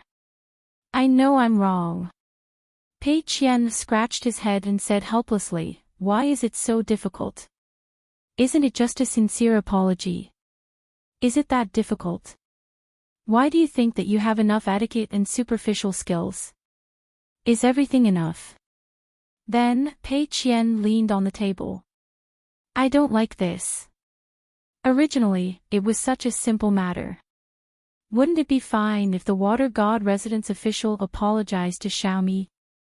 In the end, be it the old woman or the officials, they were so scheming. It's fine if they don't admit their mistakes, but all of them have evil intentions. They're like a bunch of black seaweeds scaring people. What are they doing?" Zhu Lian smiled and said, "You're wrong. This is really the most difficult part for us. If others see and hear this, they will think that we are unforgiving and making a mountain out of a molehill. And what makes you even angrier is that the compassion of these people is not a bad thing. On the contrary, it's the bottom line of the world." Pei Qian's head hurt when he heard this. He said unhappily, "But we can't just blow up like this. If we kill a water god, how will outsiders view our Luopa Mountain? You already said that outsiders will help the Jade Liquid River. Besides, I also feel that even if this water god says that she won't admit her mistake, they won't beat her to death. If Master is here, how should we deal with it?" Zhu Lian thought for a moment and said, "Young Master can probably help smooth out the entire Jade Liquid River water god residence from top to bottom, from inside to outside. Right and wrong, not a little more, not a little less. However, there were some things that Zhu Lian did not want to tell Pei Qian. For example, it involved the Su family of Clear Wind City, Jingyang Mountain, and some other insider information. Zhou Mili, who was in a daze, had already quietly bent her knees and secretly hid her head behind the counter. I don't know anything. I'm not in the shop. None of you can see me. Zhu Lian was not in a hurry. All of this could also help Pei Qian cultivate his heart. Otherwise, Zhu Lian would have followed Miss Ruan's instructions. Just like what Pei Qian knew in his heart, the real enemy of the Jade Liquid River Water God residence was actually Pei Qian's sister Xiuxiu. It could be to directly destroy the Water God's golden body, or to refine the entire Jade Liquid River, leaving only the Water God alive. Don't you like to think that small matters are not a problem? Then you can use your own reasoning to talk to the Dali Imperial Court. Changing to a more dedicated and responsible river god, for the current Dali Imperial Court, wouldn't it be simple? As for some possibilities, ordinary people would not think about it. For example, the little spirit being kidnapped, and a mountain being destroyed. Anyway, as long as nothing happened, it was not reasonable. It was difficult to have the best of both worlds. Pei Qian asked tentatively, "Old chef, why don't we forget about it?" I don't understand. When Master returns home, I'll ask Master again. Zhu Lian smiled and nodded, looking at Wan Xiu. Wan Xiu picked up a peach blossom cake and put it in her mouth. She turned her head and said vaguely, "I'm fine with anything." So it was inevitable that he would meet all kinds of existences. There were mountain and swamp cultivators who did not know where to go, demons and ghosts. There were also mountain and swamp cultivators who were afraid of being marked as obscene shrines. There were also mountain and swamp cultivators who would cry and shout for no reason. There were also descendants of old kings who suddenly gained power and had hopes of rising from the noble families to the rich families. They were arrogant and would always say that they were Dali. Ma Ku-xian never hesitated when killing people. He did it based on his preferences. If he did not like those with high cultivation, he would kill them. If his cultivation was low, he would also kill those who were not cultivators. If they bumped into Ma Ku-xian, he would also kill them. But Xu Dian still did not know why this heaven-blessed person with a strong killing intent was able to eat and sleep in the open. When he was in a good mood, he could chat for a long time with the mountain woodcutter and the farmer. Not long ago, in the Stone Hair country, Ma Ku-xian killed a group of rich and powerful young masters who were climbing the mountain to enjoy the snow. They saw the beautiful Xu Dian and also saw Ma Ku-xian and the servant girl who were leading the horses. They should not be immortal cultivators. They mistakenly thought that Ma Ku-xian was from a wealthy family in the Stone Hair country. Which one of them did not come from an influential family in the capital? Thus, they had crooked thoughts. The Stone Hair country had been through a real war. It was normal for ordinary people to have a little accident when they went out. Ma Ku-xian flipped onto the horse and gave Xu Dian two choices. She could either take off her clothes and be humiliated by others, or she could show a bit of the demeanor of an immortal cultivator and kill the group of rich and powerful young masters. Xu Dian's face was pale, even paler than the snow. Ma Ku-xian was not very patient. He flicked his finger and hit one of the rich and powerful young masters off the cliff. His body flew like a bird, but his cry was a bit miserable. The rest of the young masters followed one by one. They climbed the mountain together and fell to their deaths together. During this time, the local god hurriedly came out to stop them and begged for mercy on behalf of the rich and powerful young masters. However, he was also slapped by Ma Ku-xian and his golden body was smashed into pieces. Some of the heaven and earth's qi came back and got close to Ma Ku-xian before it dispersed. In the end, Xu Dian's cultivation was restrained by Ma Ku-xian. Her hands were tied with ropes and she was dragged behind the horse all the way down the mountain. When they reached the foot of the mountain, Ma Ku-xian removed the technique. Xu Dian was a cultivator after all. She was not badly mutilated, but she was battered and exhausted. She sat in the snow blankly. Ma Ku-xian seemed to have forgotten about this servant girl and rode away alone. Xu Dian hesitated for a long time. In the end, she still rode the horse and followed Ma Ku-xian in the snow. At that time, Ma Ku-xian only smiled and said one sentence, "It is true that I killed indiscriminately. However, if I killed innocents, I was wronged." At that time, Xu Dian did not know where she got the courage to cry and shout, "You killed so many people. Most of them did not deserve to die." Ma Ku-xian smiled and said, "Those who died innocents were not as lucky as you. Not only are they alive, but they can also speak so loudly." In the end, Ma Ku-xian looked up at the sky and smiled, "The heavens and earth should thank me for killing people like this." Xu Dian sat on the back of the horse dejectedly. She was mentally and physically exhausted. She sobbed and murmured, "You are a madman, a madman." Ma Ku-xian yawned and continued to rush forward in languid. Ma Ku-xian suddenly asked, "Why don't I take in a disciple who will definitely like you in the future and let him avenge you?" Xu Dian was stunned. Ma Ku-xian was in high spirits. He felt that this seemed to be interesting. "What do you think?" "I promise that I will not kill him before he kills me. After that, I will not kill you. Just watch the show. I only want to remind you of one thing. Do not let him get what he wants easily. Don't make it real and fall in love with him. I don't care about this. However, if you do this, he might get tired of you and kill you to show his loyalty to me. At that time, you two will die together. Are you trying to disgust me?" Xu Dian stared at this madman. Cultivators were emotionless and had few desires. But how many would be as extreme as the man in front of him? Ma Ku-xian curled his lips. "When you have thought it through, tell me. I will definitely fulfill your wish." Ma Ku-xian weighed the snowball in his hand and looked into the distance. The wind and snow were everywhere. The road ahead was vast and desolate. Ma Ku-xian's thoughts drifted away. That year, when the bumpkin from Clay Bottle Alley ran to the small town gate to receive the letter from Jing Dafeng, Ma Ku-xian had also left Apricot Blossom Alley and looked at the gate from afar.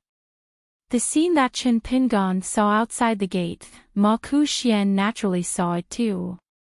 Previously, the only upper five realms wild cultivator in Aquarius continent, Lu Lao Cheng's only direct disciple, Yunlin Jiang clan's descendant, Jiang Yun. This guy had obtained the fortune from the Iron Lock Well. The prince of the Great Sui Kingdom, Gao Xian, bought the golden carp from Lier, and also obtained a Dragon King basket for free. Later, the Great Sui Kingdom and Dolly signed an alliance, and Gao Xian became a hostage, living under their roof, and studied at Cloud Mountain Deer Academy. In the future, he would most likely become the emperor of the Great Sui Kingdom. Fu Nanhua, the next city lord of Old Dragon City. Yunxia Mountain, Kai Qinqian, that Yunxia Mountain, was one of the few immortal mountains in Aquarius continent that cultivated Buddhism, and now it had become one of the four major sections. The cultivators of Yunxia Mountain had always been proficient in Buddhism and building temples. They all went down the mountain to assist Dolly's officials, and rebuilt temples in various Dolly vassal states. Wasn't it glorious? Jingyang Mountain, the moving mountain elder ape protected a little girl. What was her name again? Tao Zi. He remembered that at such a young age, she looked like a mountain person. There was also the mother and son of the Su family from Qingfeng City. Later, relying on the marriage of the daughter of the first wife to the son of a concubine, they finally connected with the Yuan family of Dolly through marriage, and became in-laws. Now, they were also the sect's candidates. Ning Yao. Gao Xian, an attendant eunuch. Jiang Yun. Fu Nanhua, Kai Qinqian. Moving Mountain Ape, Tao Zi. The Su family's woman from Qingfeng City, with a child in a bright red robe. At that time, the young man from Mud Bottle Alley, who was earning money to deliver letters, stood at the door, and a group of people stood outside. Both sides of the sect, no one would have thought that they would have so many grievances in the future. What Ma Ku Xian regretted the most in the past was that the Clear Breeze City had been too soft. That old beast, the mountain-moving ape, was even worse. Whether it was Lu Xianyang or Chen Pingan, none of them had been able to kill him. Ma Ku Xian sighed. Below the mountain peak, there are actually people with a little bit of brains, and the depth and precision of their calculations, they only lack height. This is what smart people hate the most. They can see it with their eyes open, but they can't get there. If one's fate is bad, what can they do? Song Jisun of the Mud Bottle Alley, from an illegitimate son of a manufacturing supervisor who was criticized behind his back, to a descendant of the great Li Song clan. Now, he's a vassal. He's just lucky, that's all. Ma Ku Xian lightly tossed a snowball. I didn't think that I would have to work for such a lucky idiot. My fate isn't too good either. Book Lake Palace, Willow Island, where the True Realm sect's ancestral hall was located. When Jiang Shangzhen killed his way back to Tongyi continent from Aquarius continent, the entire continent was turned upside down. Not only Jade Gui sect, but the entire continent structure also changed. As for the Jade sect, 90 Peaks Peak Lord, Wei Ying, a Jade unpolished realm sword immortal, was personally sent out by Jiang Shangzhen. She went to the Calligraphy Lake True Realm sect under the Jade sect, and Wei Ying became the new sect master.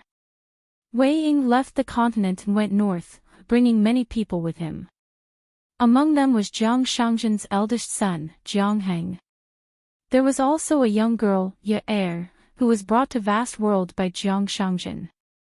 The 6 disciples of 90 Peak were all direct disciples of Wei Ying. Among the 6, 1 was a military cultivator, 1 was a pure martial artist, and 4 were sword cultivators.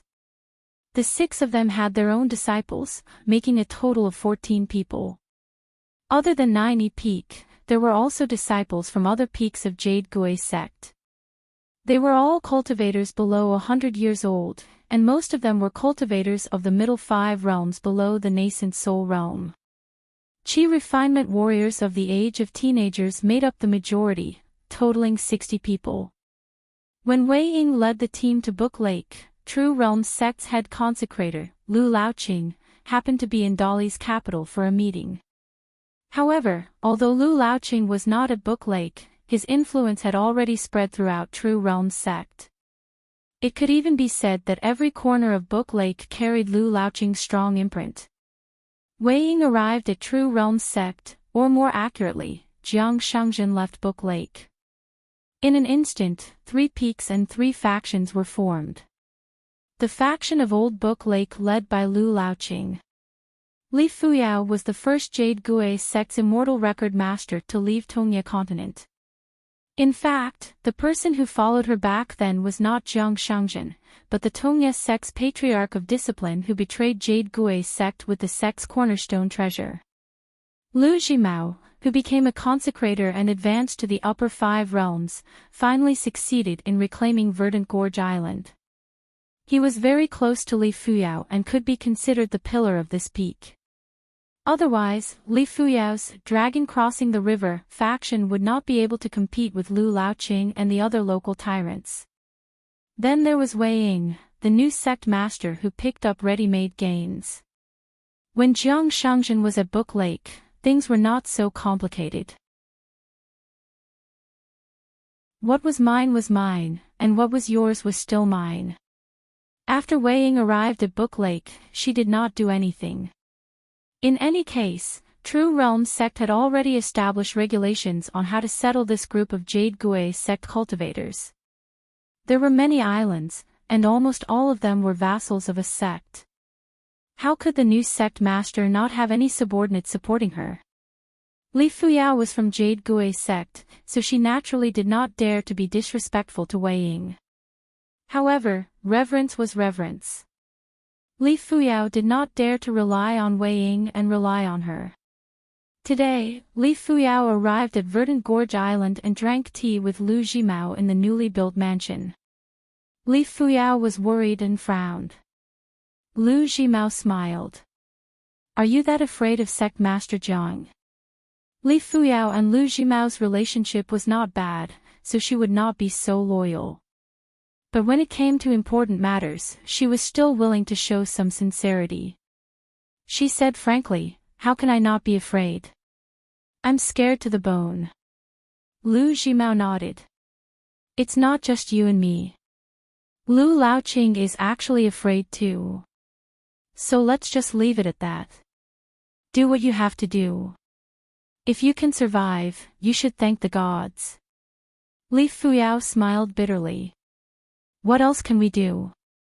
Even though Jiang Shangjin had established a lower sect at the Calligraphy Lake, returned to the Tongya sect and became the sect master of the Jade Medallion sect in one leap, he did not care to speak to Li Fuyao at all, nor did he give her any instructions. He acted as if Li Fuyao could do whatever she wanted. Without even saying goodbye, he returned to the Tongya continent alone. But Li Fuyao was still cautious and conscientious. She did not dare to make any small moves. She scrupulously adhered to her duties and guarded her original territory. She did not want to lose anything or fight for anything. Even though Wei Ying was publicly acknowledged as the most talented person in Jade Gui sect, the owner of Jiui Peak, and the current sect master of True Realm sect, Li Fuyao still did not dare to overstep her boundaries. She could only bite the bullet and be the villain who did not know what was good for her, in charge of restricting Wei Ying and Lu Laoqing. The reason was simple. She was afraid that she would not even know how she died. Li Fuyao even felt that it would not be strange if Wei Ying died at Calligraphy Lake one day. For example, she died in seclusion, accidentally fell into the water and drowned, or choked to death while eating a bun. This was because Li Fuyao did not know what Jiang Shangjin wanted, what he would do, or what he was after. Instead, it was Wei Ying who showed off her abilities. Some of her thoughts were traceable. On the other hand, Jiang Shangjin was always a man who was right in front of her, yet far away. What was even more terrifying was that Jiang Shangjin was clearly far away, yet seemed to be right in front of her the next moment. Back then, Jiang Shangjin left Jade Gui sect in a fit of anger. It was rumored that Du Mao had personally invited Jiang Shangjin to join Tongya sect. He promised that Jiang Shangjin, who was only at the Golden Core realm, would be the next sect master of Tongya sect once he ascended to the upper 5 realms. Jiang Shangjin asked Du Mao if he would die if he did not agree. Du Mao laughed and shook his head. Jiang Shangjin did not agree and continued to travel north, all the way to the North Continent. However, it was said that on his way back, Jiang Shangjin deliberately took a detour and did not take the land route. He chose to sneak south by sea. However, he was still intercepted by a pure Jade Realm cultivator of Tongya sect. He was then chased for tens of thousands of miles. In the end, Jiang Shangjin landed on the shore like a beggar. The pure Jade Realm cultivator disappeared without a trace. Until today, Jiang Shangjin did not explain the reason. Tongya sect did not ask about it either. Both parties acted as if nothing had happened. It became an unsolved case that outsiders took delight in talking about. Before the True Realm sect could gain a foothold in the Aquarius continent, Jiang Shangjin, as the sect master, gave up and went sightseeing. The second time he went to the North Continent, he did nothing but bring back a baby in swaddling clothes. The child's aptitude was extremely ordinary, but Jiang Shangjin treated her like his own daughter. who in Jade Gui sect did not know how Jiang Shangzhen treated his only son, Jiang Heng. There were so many strange stories about Jiang Shangzhen that even a few large baskets could not contain them all. In his early years, he did not go to Jiui Peak. Everyone thought that Jiang Shangzhen had no fate with the title of sect master in this life. However, contrary to everyone's expectations, he replaced the Tongye sect's patriarch of justice who defected to Jade Gui's sect and became the sect master of a lower sect. Now, he even made an exception and became the sect master of Jade Gui's sect. After becoming the sect master of the True Realm sect, this guy, who had single-handedly wreaked havoc in the North Continent, had inexplicably started behaving himself with his tail between his legs. Then, after becoming the sect master of the Jade Medallion sect, just when everyone thought that Jiang Shang was really going to make a move on the Tongye sect, he personally made a trip to the unstable Tongye sect and took the initiative to ask for an alliance. Li Fuyao asked, when will Lu Laoqing return? Will he join forces with sect master Wei to deal with you and me? Lu Jimao smiled and said, are you overestimating yourself and me? Underestimating Lu Laoqing and even more so sect leader Wei. Li Fuyao was a little annoyed. She nodded and said, indeed. Lu Jimao said, we so-called smart people always feel that there are benefits everywhere and can be picked up easily. Therefore, we always want to do more things. Actually, smarter people should know from the start that they can't do anything. Li Fuyao thought for a moment. I'm not as good as you. Lu Jimao smiled and said, it's not that you're not as smart as me. It's just that you're a chi refinement warrior born in the mountains and lakes. You like to think more.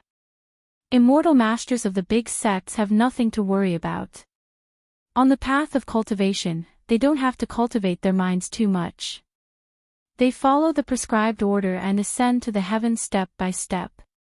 Wild cultivators can't do it. If you think about a small matter too simply, you'll be doomed eternally. Do you know what the most annoying thing in my life that I still can't let go of is? Li Fuyao shook her head. Lu Jimao said, it was when I became a third realm chi refinement warrior. Because of my stupidity, I lost an inferior grade spirit weapon. I only felt that the world was dark and my life was over.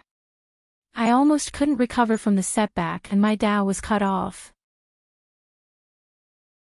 Since then, even if I was surrounded by danger and my life was hanging by a thread many times, I have never been so disheartened. Li Fuyao said sincerely, it's really unimaginable. After the new sect master, Wei Ying, arrived at Verdant Canyon Island, she lived in seclusion in the residence. Since Wei Ying had nothing to do, she created a landscape painting in the main hall and drew circles on it. For example, she drew the northern peaks Cloud Pinning Mountain and Dragon Spring Sword Sect together, the Middle Peak and Lakeview Academy together, the Southern Peak and Old Dragon City, the East Peak and Marshall Mountain, the West Peak and Wind Snow Temple, the Jiang family of Cloud Forest and Qingyuan Country. Wei Ying raised her head and smiled. High Official Lu, there's no need to bother about those complicated formalities. Just enter the residence directly. Lu Laoqing came to the main hall and Wei Ying casually scattered the painting. Lu Laoqing only took a glance at the painting. Wei Ying and Lu Laoqing sat down together. Wei Ying did not sit on the main seat. Instead, she sat on the left and right, facing each other. Lu Laoqing said, it's very rude of me not to welcome you, sect master. Wei Ying smiled. For cultivators like us, we just have to ask our hearts. Although Lu Laoqing had signed a secret agreement in Dali's capital, Wei Ying was the new sect master and had the right to know. It did not affect the contract. After Wei Ying heard it, she said, Imperial Tutor Chui is fascinating. Since True Jing sect chose Aquarius continent, we should do our best. Other than leaving some Dao seeds, we should fork out money and manpower. High Official Lu, you can immediately reply to Emperor Dali. Including me, Lu Jimao, Li Fuyao, and all the cultivators of true Jing sect other than the Tao seeds, all the vassal forces can be mobilized by Dali imperial court. Lu Laoqing was silent for a moment. He stood up and cupped his fists. Sect master is far-sighted. Wei Ying stood up and smiled. High official Lu, I have a request. Lu Laoqing did not ask and nodded. Finally, Wei Ying took a long sword from the table and left the residence with Lu Laoqing. They found a woman strolling by Gong Willow Island. Sui Yu. Lu Laoqing was actually confused. He did not know why this young sect master wanted to see Sui Yu and had to show up with him. Wei Ying walked to her side. If you don't bring high official Lu, I'm afraid you'll die for nothing again. As for why Sui Yu could live, Wei Ying would not ask. As for why he did not follow Jiang Shangzhen back to Jade Gui's sect and avoid her, Wei Ying would not ask. Because the answers or the truth of many things in the world were not important at all. Sui Yu stopped. Are you done? Wei Ying smiled. No matter what, to be able to meet again so soon. Very surprising. Wei Ying raised the long sword in her hand. This is your infatuation sword. I picked it up for you. Its rank is not high, but its name is very good. Wei Ying lightly tossed the long sword to Sui Yu.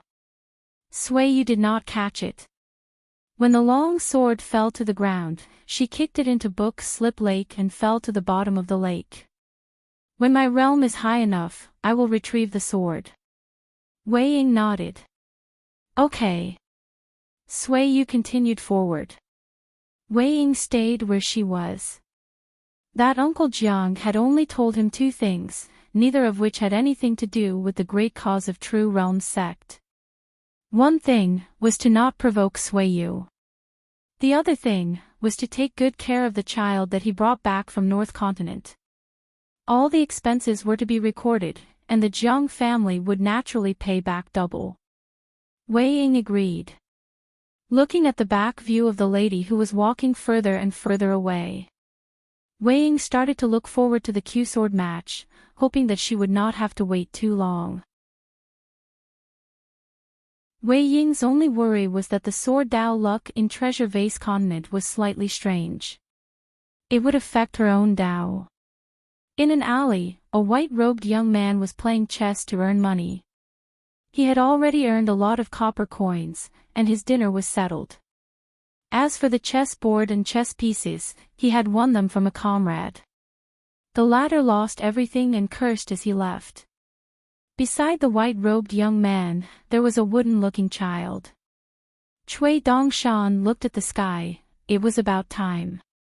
He rolled up his clothes and left the alley. As for the chess board and chess pieces, he let the child carry them in his bag. Relying on the money he earned, Cui Dongshan ate some food and found an inn to stay in. Cui Dongshan took out a piece of white paper and laid on the table. Holding a brush, he lightly tapped on the table. Glancing at the child sitting quietly opposite him, Cui Dongshan smiled. Brother Gao, maybe in the future, you and Cui Ci will be old ancestors. The child looked at Cui Dongshan in confusion.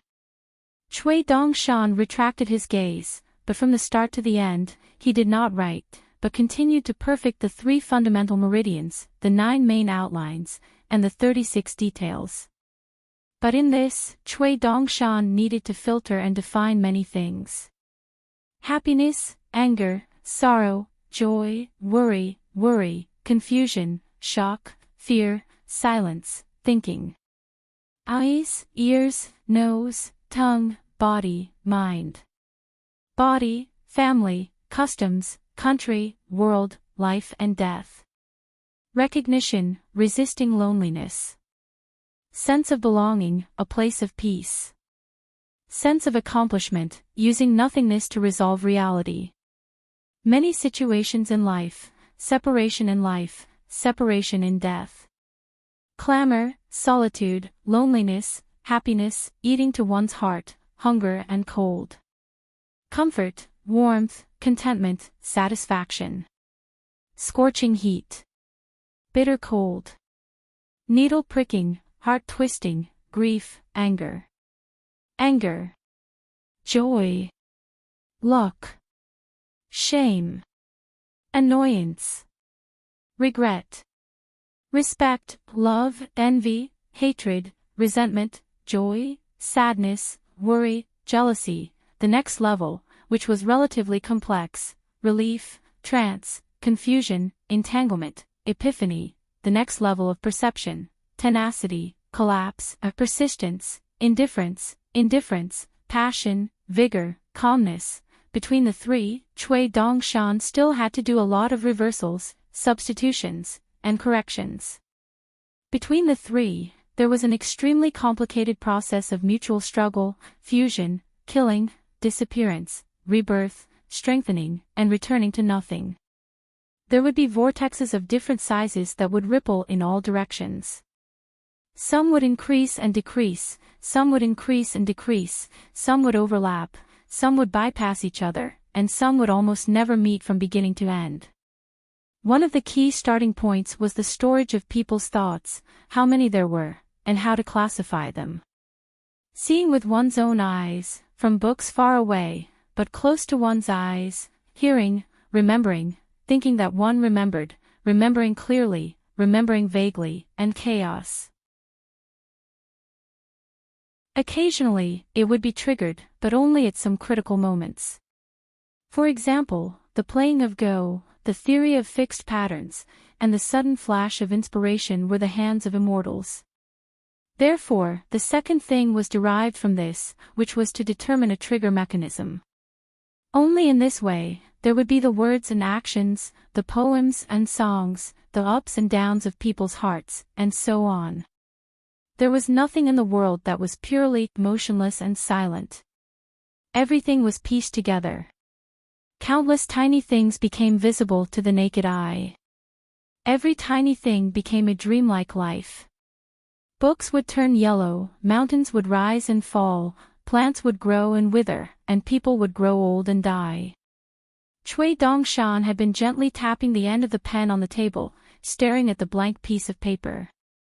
During his travels to the Great Sui Kingdom, he had taken out 3 items, a bowl of water, a stone, and a tree branch. He had also joked with the teacher and little treasure bottle about how many times a mortal teacher would have to be reborn in this lifetime, and how many times he would have to quietly switch between life and death. The stone was like a person's body, but also like a mountain. It carried all things and was a world.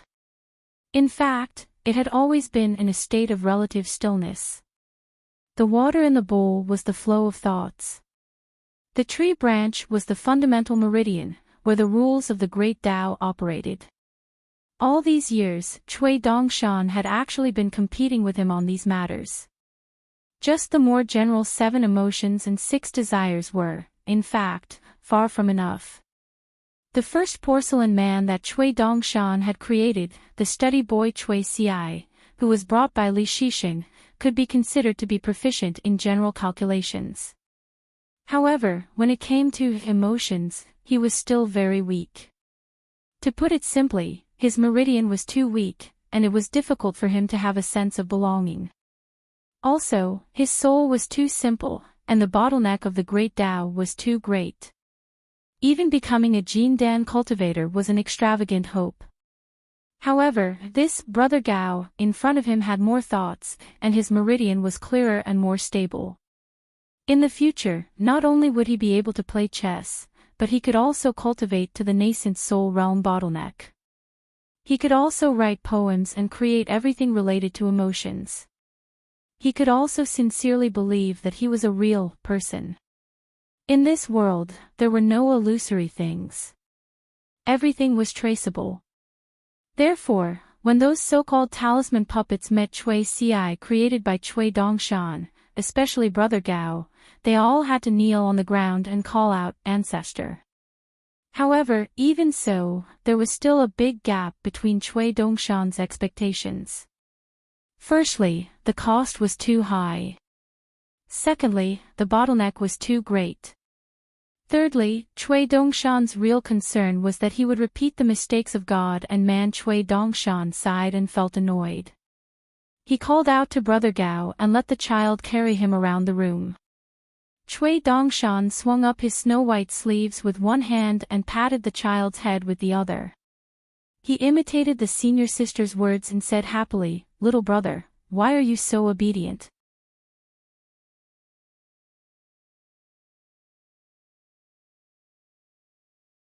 Zhou Mili carried a small golden pole and ran into the house. Pei Qian quickly extended his hand to block the blank booklet and frowned. "Impudent, this is our Luopa Mountain's most important place. Don't you know how to knock before entering?" Zhou Mili quickly ran to the door and knocked on it. Pei Qian said, "Come in." Only then did the black-clothed girl step over the threshold and run to the opposite side of the desk. She reported softly, "Old chef's brother, De Fong, went to Red Candle Town and bought a sack of books back." Pei Qian nodded. "We will check the books later, this is official business, and if we hurt old chef's feelings, we can't do anything about it." Zhou Mili stood on tiptoe and stretched her neck, wanting to see what Pei Qian was doing. "Right what?" Pei Qian waved his hand. "Go to the door and stand guard, except for Nuanshu. No one is allowed to come in." Zhou Mili made an "oh" sound, suddenly turned around and leaned on the table, frowning her thin yellow eyebrows, wanting to say something but hesitated. Pei Qian was puzzled. "What?" Zhou Mili lowered her voice and said, "We all know the little incense stick of the city god pavilion, and we are friends, right? He wants to replace my previous position of the right protector of the Riding Dragon Alley. Do you think he is qualified?" Pei Qian thought for a moment and shook his head. "Yes, no, no. Although the two positions of the right and right protector of the Riding Dragon Alley are decided by me alone, but we can't just nod and agree when that little guy asks. Let's wait for a moment and test him first." Zhou Mili's face was sullen. She had patted her chest and promised him before. Pei Qian sighed. Okay, you go and tell him that I agree, but the responsibility is important, and he is not allowed to neglect his duty, and he has to come to me once a month. As for filial piety, forget it, he is just a poor little guy." Zhou Mili straightened her back. "Yes, sir." A horse left the capital of the Great Sui Kingdom and traveled south. The young woman was dressed in red, with a narrow saber and a silver blade strengthening gourd hanging on her waist. She looked up at the sea of clouds in the sky. She remembered that when she was young, she would look at the clouds casually and feel that they were fairies who loved to dress up, and they were changing their clothes. When she was young, it seemed that she would have these messy thoughts every day. They would be noisy in groups, just like a group of mischievous little people. She couldn't control them, nor could she stop them. At this moment, she took off the blade-strengthening gourd and drank a mouthful of wine. Li Baoping was a little sad. "Little uncle, after I grew up, I didn't seem to have those thoughts anymore. It was as if they left home one by one without saying goodbye, and never came back to find her." After the sword cultivators of both sides exchanged swords, the army of the demon clan that had moved north arrived at the battlefield one after another. If the demonic cultivators of the wilderness who had yet to take human form were the most worthless copper coins, then the demonic cultivators who had opened their apertures and cultivated their Tao were the snow money. Those who had cultivated their Tao were the small summer money that sat on spiritual tools and magic treasures. The demonic sword cultivators were the most protected grain rain money. It was not to say that it was meaningless to continue to practice the Great Wall of Sword Qi. It was just that they could use an endless stream of copper coins to achieve the same results. Why would they waste the grain rain money of the sword cultivators that would rarely appear again after using one? If it was in the vast world, the fact that the military camp dared to deploy troops like this and disregard the lives of ants and send hundreds of thousands of them to their deaths and their corpses piled up on the battlefield below the city was destined to go down in history. However, it was not a problem in the wilderness. For the first time in the wilderness, there was finally a siege of ants. For this reason, there was a special bugle call that resounded through the clouds. The morale of the wilderness was greatly boosted. The pure martial artists had been waiting for a long time. Their fists were upright and they could finally use their fists to kill the demonic cultivators to their heart's content. The sword cultivators of the hidden officials' lineage were still in groups of 3. They took turns to go to the city and attack. Every day, the casualties of both sides were recorded in detail. Guazhuzhou was in charge of summarizing them. The atmosphere in the main hall of the summer palace was getting heavier and heavier. Everyone was so busy that even Guazhuzhou would stay at the desk all day long. Over at the inverted hanging mountain, almost all the managers of the 8 states ferry who were in charge of the inverted hanging mountain business had already gone to the Spring Banner House once. Yan Ming, Nailan Saihuan, Miyu, Xiao Yunyan, and the direct disciple Wei Wenlong were also not idle. When it came to war, other than the killing on the battlefield was actually also in the account book. This was the Great Wall of Sword Qi and the 8 states ferry. Both sides were trying to use a new method to trade and there were many small conflicts. Moreover, the Snow Peak Continent's ferry collection of snow money did not progress particularly smoothly. The main reason was that the Snow Peak Continent's Lu clan had not expressed their position. Furthermore, the Lu clan controlled all the mineral veins and shares of the snow money. The Lu clan did not open their mouth and was unwilling to give a discount. Moreover, with only a few cross-continent ferries, even if they could collect snow money, they would not dare to swagger across continents. A ferry full of snow money would make even the cultivators of the upper 5 realms jealous. It would be a disaster if they called their friends, 3 or 5 of them, to hide in the sea and intercept the ferry. The Snow Peak Continent's ferry did not dare to take such a risk. The Great Wall of Sword Qi also did not want to see such a result. Therefore, when the Snow Peak Continent's ferry returned to the inverted hanging mountain for the first time, they did not bring any snow money. They only brought the other materials on the Spring Banner House's booklet. The owners of the Snow Peak Continent, including Jiang Gaotai, made a request to the Spring Banner House. They hoped that the Great Wall of Sword Qi could mobilize sword immortals to help escort the ferry, and there must be sword immortals on both trips. Yan Ming and Nailan Saihuan both felt that this was not feasible. They still hoped that the ferry could pay for 1 or 2 cultivators of the upper 5 realms. After all, this kind of snow money business, as long as it was successful, the Snow Peak Continent's ferry would make enough money. They should not expect the Spring Banner House to mobilize the sword immortals to protect them. Otherwise, the round trip, plus the stopover in the Snow Peak Continent, often half a year or even a year's time, a sword immortal would be far away from the Great Wall of Sword Qi. Xiao Yunyan gave a compromise proposal. Every ferry did not have to bet all on snow money. The Snow Peak Continent was rich in materials and had a lot of profits. Small accidents in these big business deals required both parties to grind. As long as one link went wrong, the business deal would be considered a failure.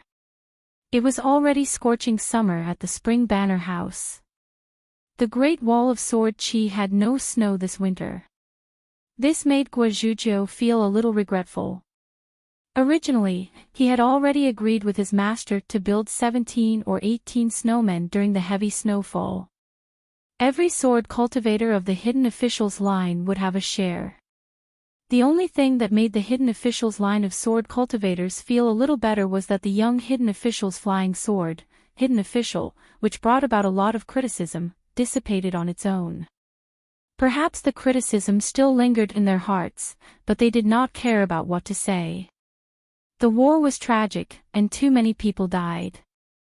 As for sword immortal Chou Miao, Pang Yuanji, and Lin Junbai, they only dragged the real body of the Ascendant Realm Great Demon. They chose a gap in the war and went to the top of the city. They said that the great demon was hiding in the inverted mountain and was trying to cause trouble. The three of them followed the clues and found its roots.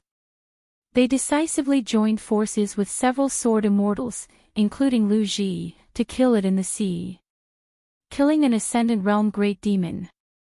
Of course, this was not a trivial matter. The Great Wall of Sword Chi was in an uproar.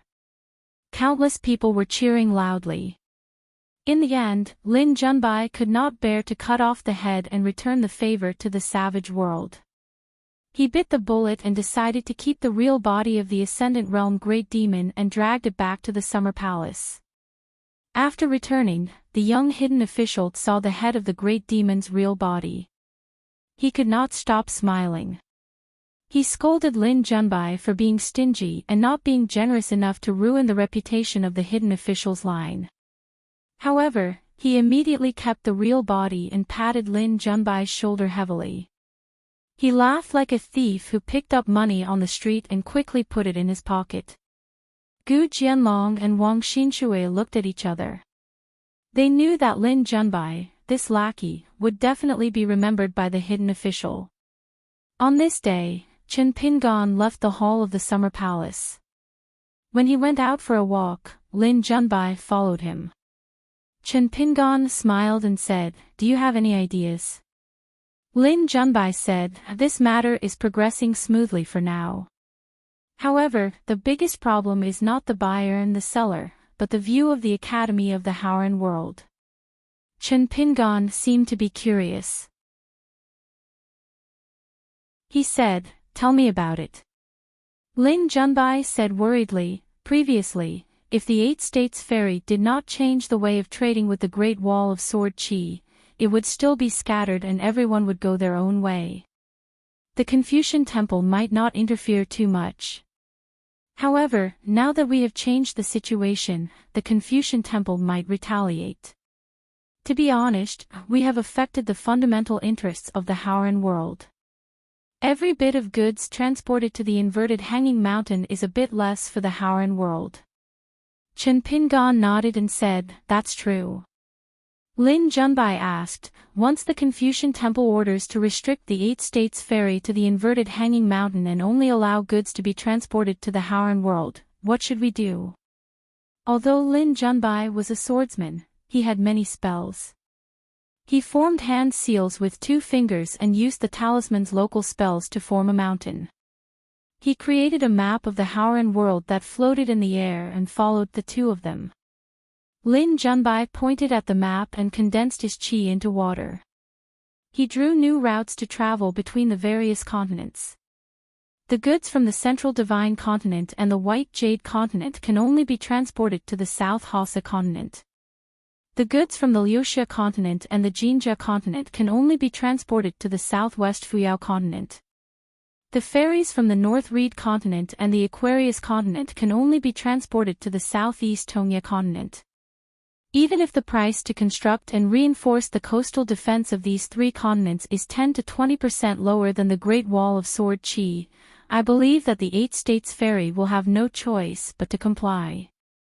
As for the ferries from the Hassa Continent, they won't rush to the inverted hanging mountain." Chen Pingan brought Lin Junbai along for a stroll. "Regarding this matter, Sword Immortal Cho Miao has already warned me about the worst-case scenario that you mentioned. However, I have no choice. I can't just sit back and do nothing because I'm afraid of the outcome. We'll take it one step at a time. Every time a ferry approaches the inverted hanging mountain, we'll treat it as an additional sum of goods. I just hope that the Confucian Temple will take some time to come to a conclusion." Lin Junbai asked, "Mr. Wenxing, can you speak to the Confucian Temple on such an important matter?" Chen Pingan shook his head and said, "It's difficult. The Confucian school values status. They're particular about having a good reason." Lin Junbai asked again, "Is it still not enough with the addition of mellow scholar Qin?" Chen Pingan shook his head again. "Everyone has their own difficulties." Lin Junbai gritted his teeth. "I'll write a secret letter to my teacher. Can you help me say a few words?" Chen Pingon stopped in his tracks and said, "Remember, in the Great Wall of Sword Qi, you're just a sword cultivator, Lin Junbai."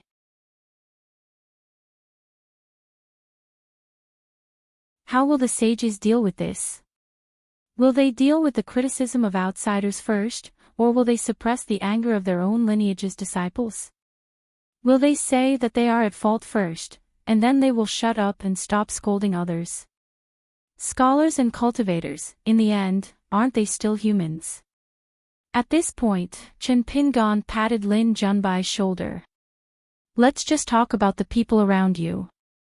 Didn't Mr. Shi Lu, who is your friend despite the difference in age, become famous after he ran to smash the statue and took advantage of it? If he didn't have some knowledge and ability, how could he write the quasi-pavilion chess record? If you say that he didn't contribute to the Shao Yuan dynasty's literary legacy, I don't think so, right?" The flattery of some scholars was really beautiful like a bouquet of flowers, but in fact, it had long been rotten to the core.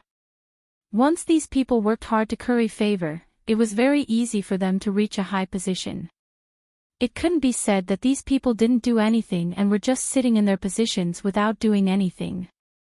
The reason why the world was complicated was that bad people did good things and good people made mistakes.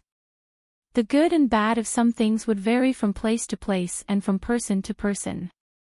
It was getting easier for people in the world to obtain information. They could connect facts into the truth and get used to it. The world should be getting better and better. It was probably because they were well-fed and knew etiquette. It was hard not to be disappointed when you didn't know anything. If you knew more, even if you were still disappointed, you could still see a little hope. What was scary was that a person would use his own despair to casually destroy other people's hope. Chen Pingon smiled and asked, "Lin Junbai, do you really approve of this person?" Lin Junbai was resentful and didn't say anything. Lin Junbai really didn't approve of the matter of smashing the idol, but he wouldn't go so far as to agree with the young hidden official and scold him. Then he, Lin Junbai, would be too petty. Moreover, Lin Junbai also acknowledged Mr. Shi Lu in many aspects. The autumn air was refreshing, and countless thieves were killed. Guizhuzhou flipped through the 7th edition today and then flipped through the pages. The little girl's forehead was sweating. Master said that when more than half of the people were killed in battle, all the hidden official sword cultivators would have a meeting. Today, someone visited the summer palace. They abided by the rules and stayed outside. Sword Immortal Ku Xia would temporarily leave the Great Wall of Sword Qi for a period of time. He needed to escort Jin Jinming, Yu Zhuanfu, and Zhu Mei to the inverted hanging mountain and then to the South Hassa continent before returning.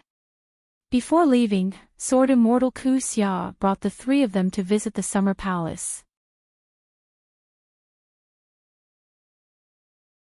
"But will you be happier than playing chess with others?" Lin Junbai grunted in acknowledgement. Chen Pingon said softly, "Don't throw away your previous skills. You have gotten used to things outside the door." "That's good." Lin Junbai nodded. Chen Pingon said, "Those who see deeper into people's hearts are already fish in the abyss, dragons in the well. You don't have to be afraid of this." Lin Junbai asked, "What do you mean?" Chen Pingon smiled. "The moon is in the water. As long as you are willing to open your eyes, you will be able to see it. It is within reach." Lin Junbai hesitated, but decided to be honest. "Hidden official, have you seen people like Yan Lv and Jiang Guanqing? Don't you feel uncomfortable?" Chen Pingon said, "Don't they have Yu Zhuanfu and Zhu Mei by their side? Besides, the real majority are those who are unwilling to speak, or those who are unable to speak." Lin Junbai asked, "Hidden official, when will you be heading to the battlefield?" Chen Pingon smiled. "Even if you want to go, you can only sneak over." Then Lin Junbai saw the young hidden official do something strange. He raised his hands and ran them through his hair. Lin Junbai did not dare to ask. He looked around, but there was no girl. Mi Yu and Gu Jinlong's actions were normal. But the young hidden official's actions were a little awkward. Chen Pingan looked at the sky and said, I am waiting for someone. He is a swordsman. 8.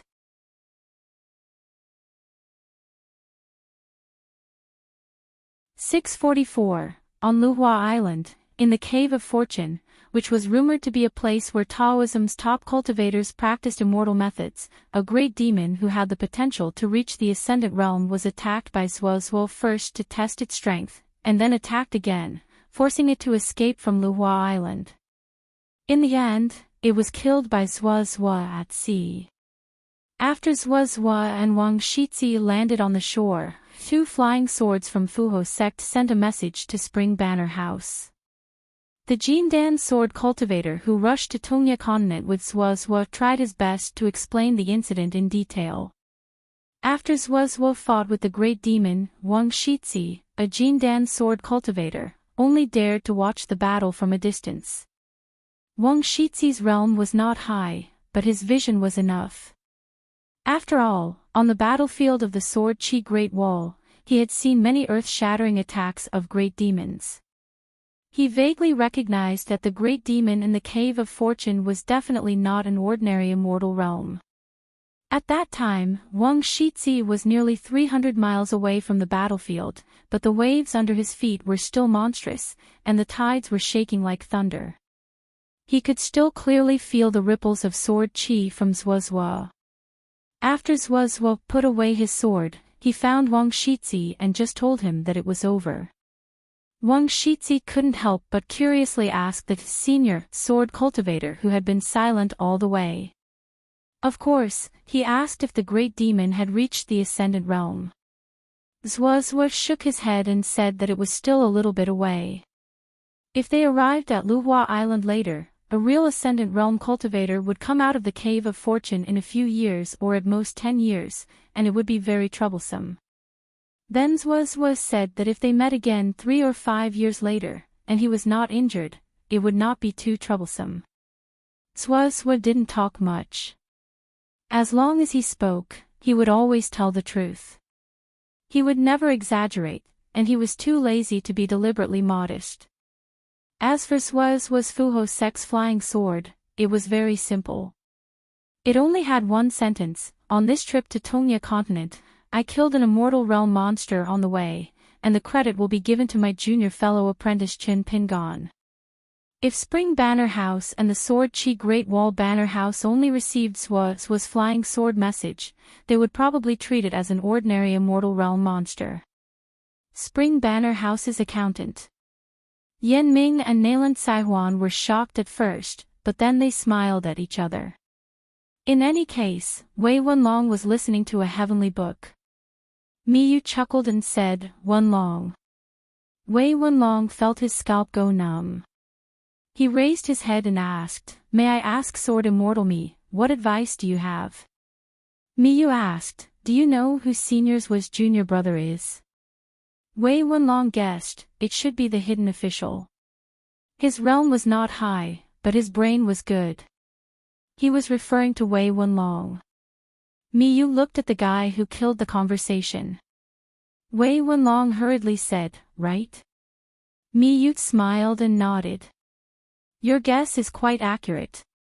You are indeed a talent that the hidden official has taken a fancy to. Did Dragonskar have a woman he admired but was unable to obtain? Do you need me to teach you some tricks? Don't worry, it's not one of those dirty tricks. It's absolutely sincere. Wei Wenlong quickly shook his head. Even if there was, he wouldn't dare to let Mi Yu know him. Mi Yu held the folding fan in his hand and asked with a smile, If a girl who likes you turns to like me, is she still worthy of your love? Wei Wenlong felt somewhat vexed. Nailan Saihuan was annoyed by this cunning man and said angrily, You only have a stinky body, what are you showing off for? Mi Yu elegantly closed his fan. Everyone has a love for beauty. I don't want any woman in the world to feel that I am an eyesore when they meet me. This is the only thing Miyu, can do. Nayland Saihuan sneered, I feel that you are an eyesore.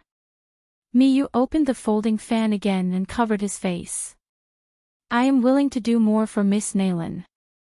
Wei Wenlong's eyes were opened. On the Chuishang mountain of the Fusho sect's ancestral mountain. Originally, sect master Ji Hai had rejected Zhong Kuei's proposal.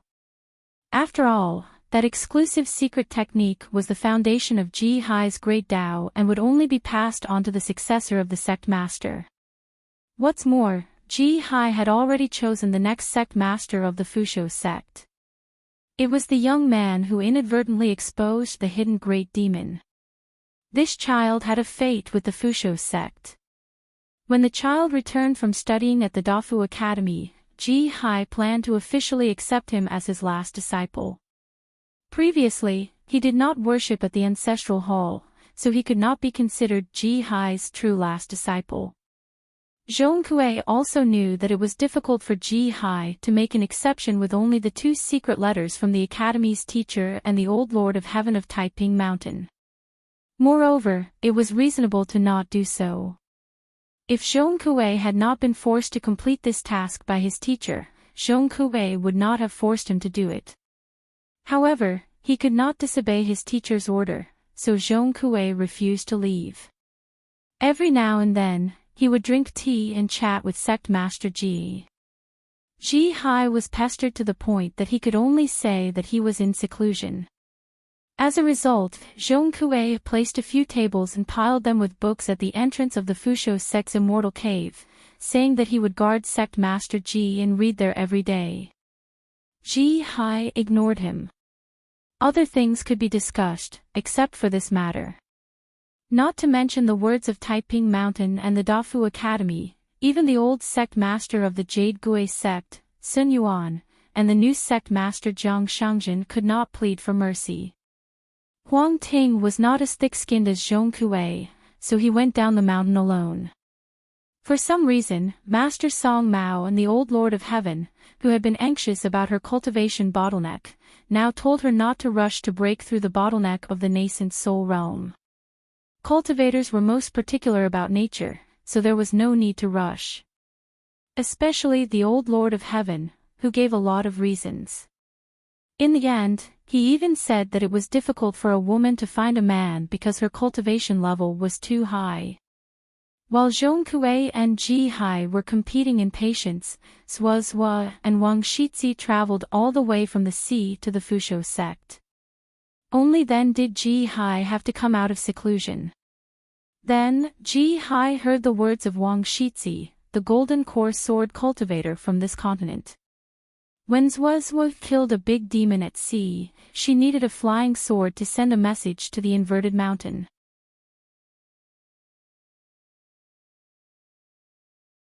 If they wanted to sharpen their swords and withdraw from the battlefield for a moment, they would need to exchange the lives of sword cultivators and flying swords of the middle 5 realms.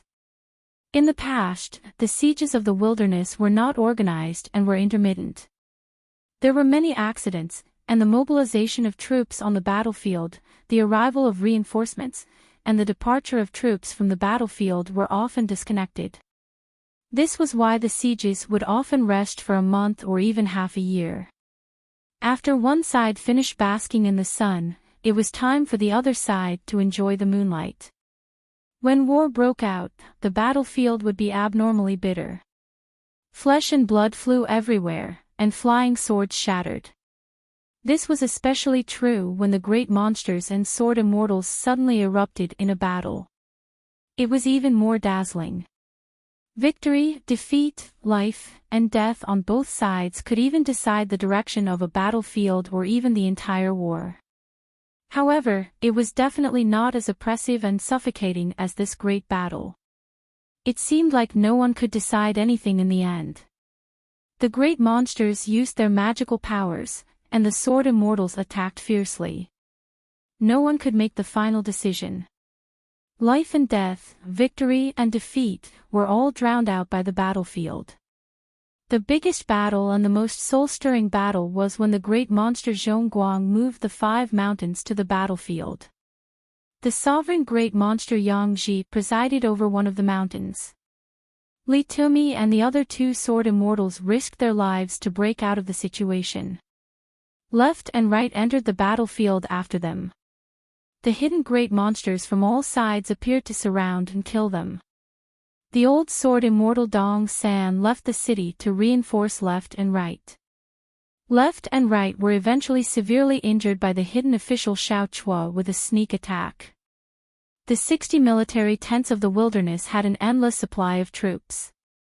The sieges were closely linked and watertight. The wilderness clearly did not want to give the Great Wall of Sword Chi any chance to rest, especially the sword immortals of the upper 5 realms, any chance to catch their breath. In such a grim situation and under such great pressure, the sword immortals, who had initially felt very restrained, had to follow the rules of the hidden officials and not be happy enough to attack. But now, the effects were gradually showing. Before this, on the top of the city wall, the incomparably powerful individual killing power and the outstanding demeanor of the individual sword immortals, as a necessary price, had been imperceptibly diluted. In exchange, the overall killing power of the sword formation had become stronger. Now that a certain sword immortal had retreated from the battlefield to rest, the drawbacks were reduced. This was because the hidden official lineage's research and infiltration of sword formations continued to deepen. Not only were the hidden officials' lineage familiar with the flying swords and natal abhijna of every nascent soul and golden core sword immortal, but they were also familiar with the natal flying swords of the other 3 realms of sword immortals. The sword immortals on the city walls constantly changed their formations and changed their positions. They constantly worked together with many unfamiliar sword immortals who they had never met before. With flying swords in 2s and 3s, or even dozens of flying swords in a formation and augmenting their natal divine powers, as long as they could survive the initial stages of working together, their strength would increase drastically. Just the flying swords and divine powers of the 5 elements formed a formation. On the Great Wall of Sword Chi, there were as many as 31 sword formations. In the past, the Great Wall of Sword Chi was like a rich family. It was so rich that even they did not know how much gold, silver, and fertile land they had. Now, the Great Wall of Sword Chi was like a copper coin in the corner of a wall. It had to be picked up and recorded in a ledger. For such a situation to exist, everyone from the hidden official lineage was an indispensable existence. Among them, with sword immortal Cho Miao's understanding of flying swords and divine powers, Lin Junbai's overall vision and planning, and Guozhuzhou's strange ideas, the 3 of them had contributed the most. However, during this period, it was not that the hidden official lineage did not make any mistakes in the deployment of troops. There were even some mistakes that required the sword immortals on the battlefield to use their flying swords and lives to make up for them. Between the hidden official lineage, it was not as if there were no quarrels and grudges. After all, on the same small battlefield, there would often be 2 different plans that differed. Before the outcome was out, no one dared to say that the 2 plans had a greater chance of success or were more reliable. If the battlefield developed according to expectations, it would be fine. However, once a problem occurred, it would be very troublesome. The wrong side would feel guilty, while the right side would feel stifled. The most intense quarrel happened between Su Ning and Chao Gun. They quarreled until their faces turned red, and both sides nearly engaged in a battle of swords.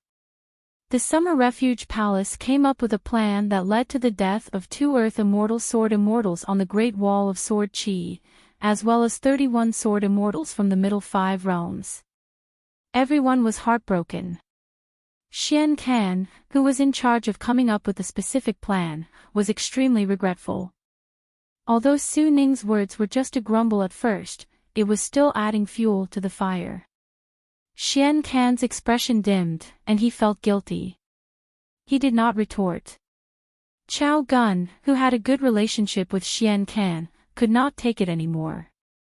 He immediately scolded Su Ning, telling her to watch her mouth and not be a smart person after the fact.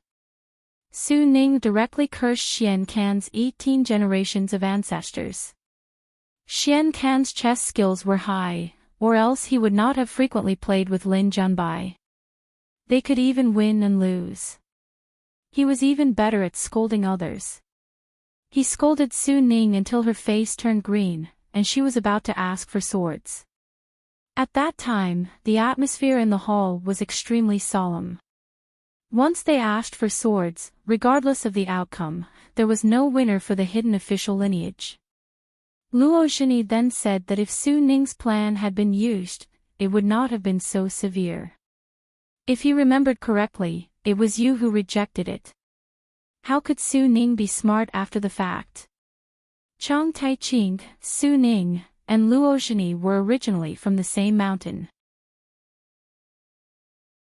He was also good friends with Su Ning, so he said something even harsher.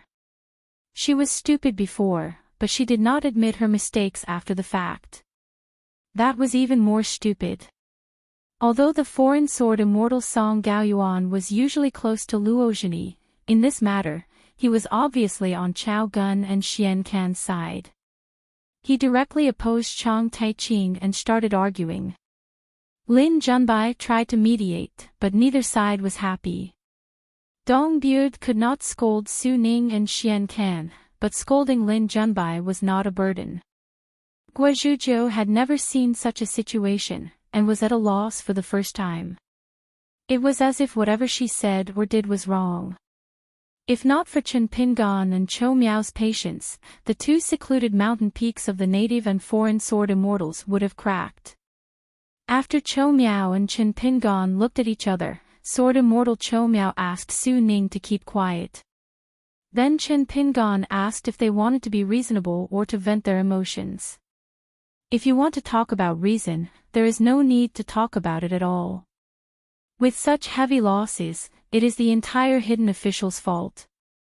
Everyone is to blame, and the hidden official's fault is the greatest. Because I was the one who set the rules, every decision was made according to the rules. It is not that I can't pursue responsibility after the fact, but it is necessary. However, it is definitely not targeted at a certain person. If I dare to do so, the hidden official's temple is too small and cannot afford to serve me, so forgive me for not paying tribute. If anyone was angry and wanted to vent their emotions through scolding, then there was nothing wrong with that. Even if it was a straightforward fight, Q-sword was fine too. 3 against 3, Deng Liang against Luo Zhini, Chao Gun against Chang Taiqing, and Xian Can against Su Ning. Just treat it as a late pass. After the fight, this matter would be considered over. But in my account book, I will have to write more about the heroic deeds of the sword immortals. Everyone in the hall was silent. Chen Pingan, Chou Miao, and Lin Junbai reviewed the plan and analyzed the pros and cons of Chao Gun's plan in detail. They did not reject the plan completely just because the results were bad. At this point, most of the sword cultivators had calmed down. Chen Pingan concluded once again, those who can sit here are all extremely intelligent people, and each of them has their own cleverness. So everyone here must be more reasonable and act according to the rules. I believe that Su Ning's words at the beginning did not have much malice. I don't even think that this sentence should not be said. On the contrary, it should be said clearly.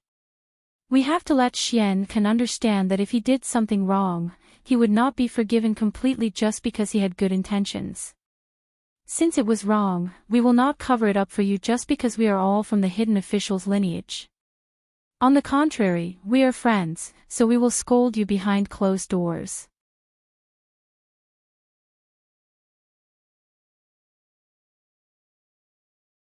Because on the scroll, there was a big accident. On the battlefield, there would often be many big demons watching the battle casually. This time, it was the big demon Bang sitting on the white bone throne. She used a divine ability that was extremely rude and unreasonable. On the battlefield near the city wall, hundreds of thousands of puppet corpses stood up instantly and scattered in all directions, trying to help the army climb up the city wall. Although the corpses that had lost their intelligence and stood up on the battlefield in such a state, their battle strength was far inferior to when they were alive. However, when the two armies clashed, on the frontline battlefield, there were hundreds of thousands more soldiers. For the sword Xiao on the city wall, it was not easy. In the end, before these white bone puppets could get close to the city wall, sword immortal Wu Qingpei used his natal flying sword, Sweet Rain, for the first time. After Wu Qingpei's flying sword appeared, on the ground, wherever there was blood on the battlefield, there would be rain rising from the ground and gathering towards the sky. The scene was like heaven and earth had been turned upside down. Only Wu Qingpei's sword intent rain was falling normally. After the torrential rain, the demon army along with the white bone puppets at the foot of the wall almost instantly died.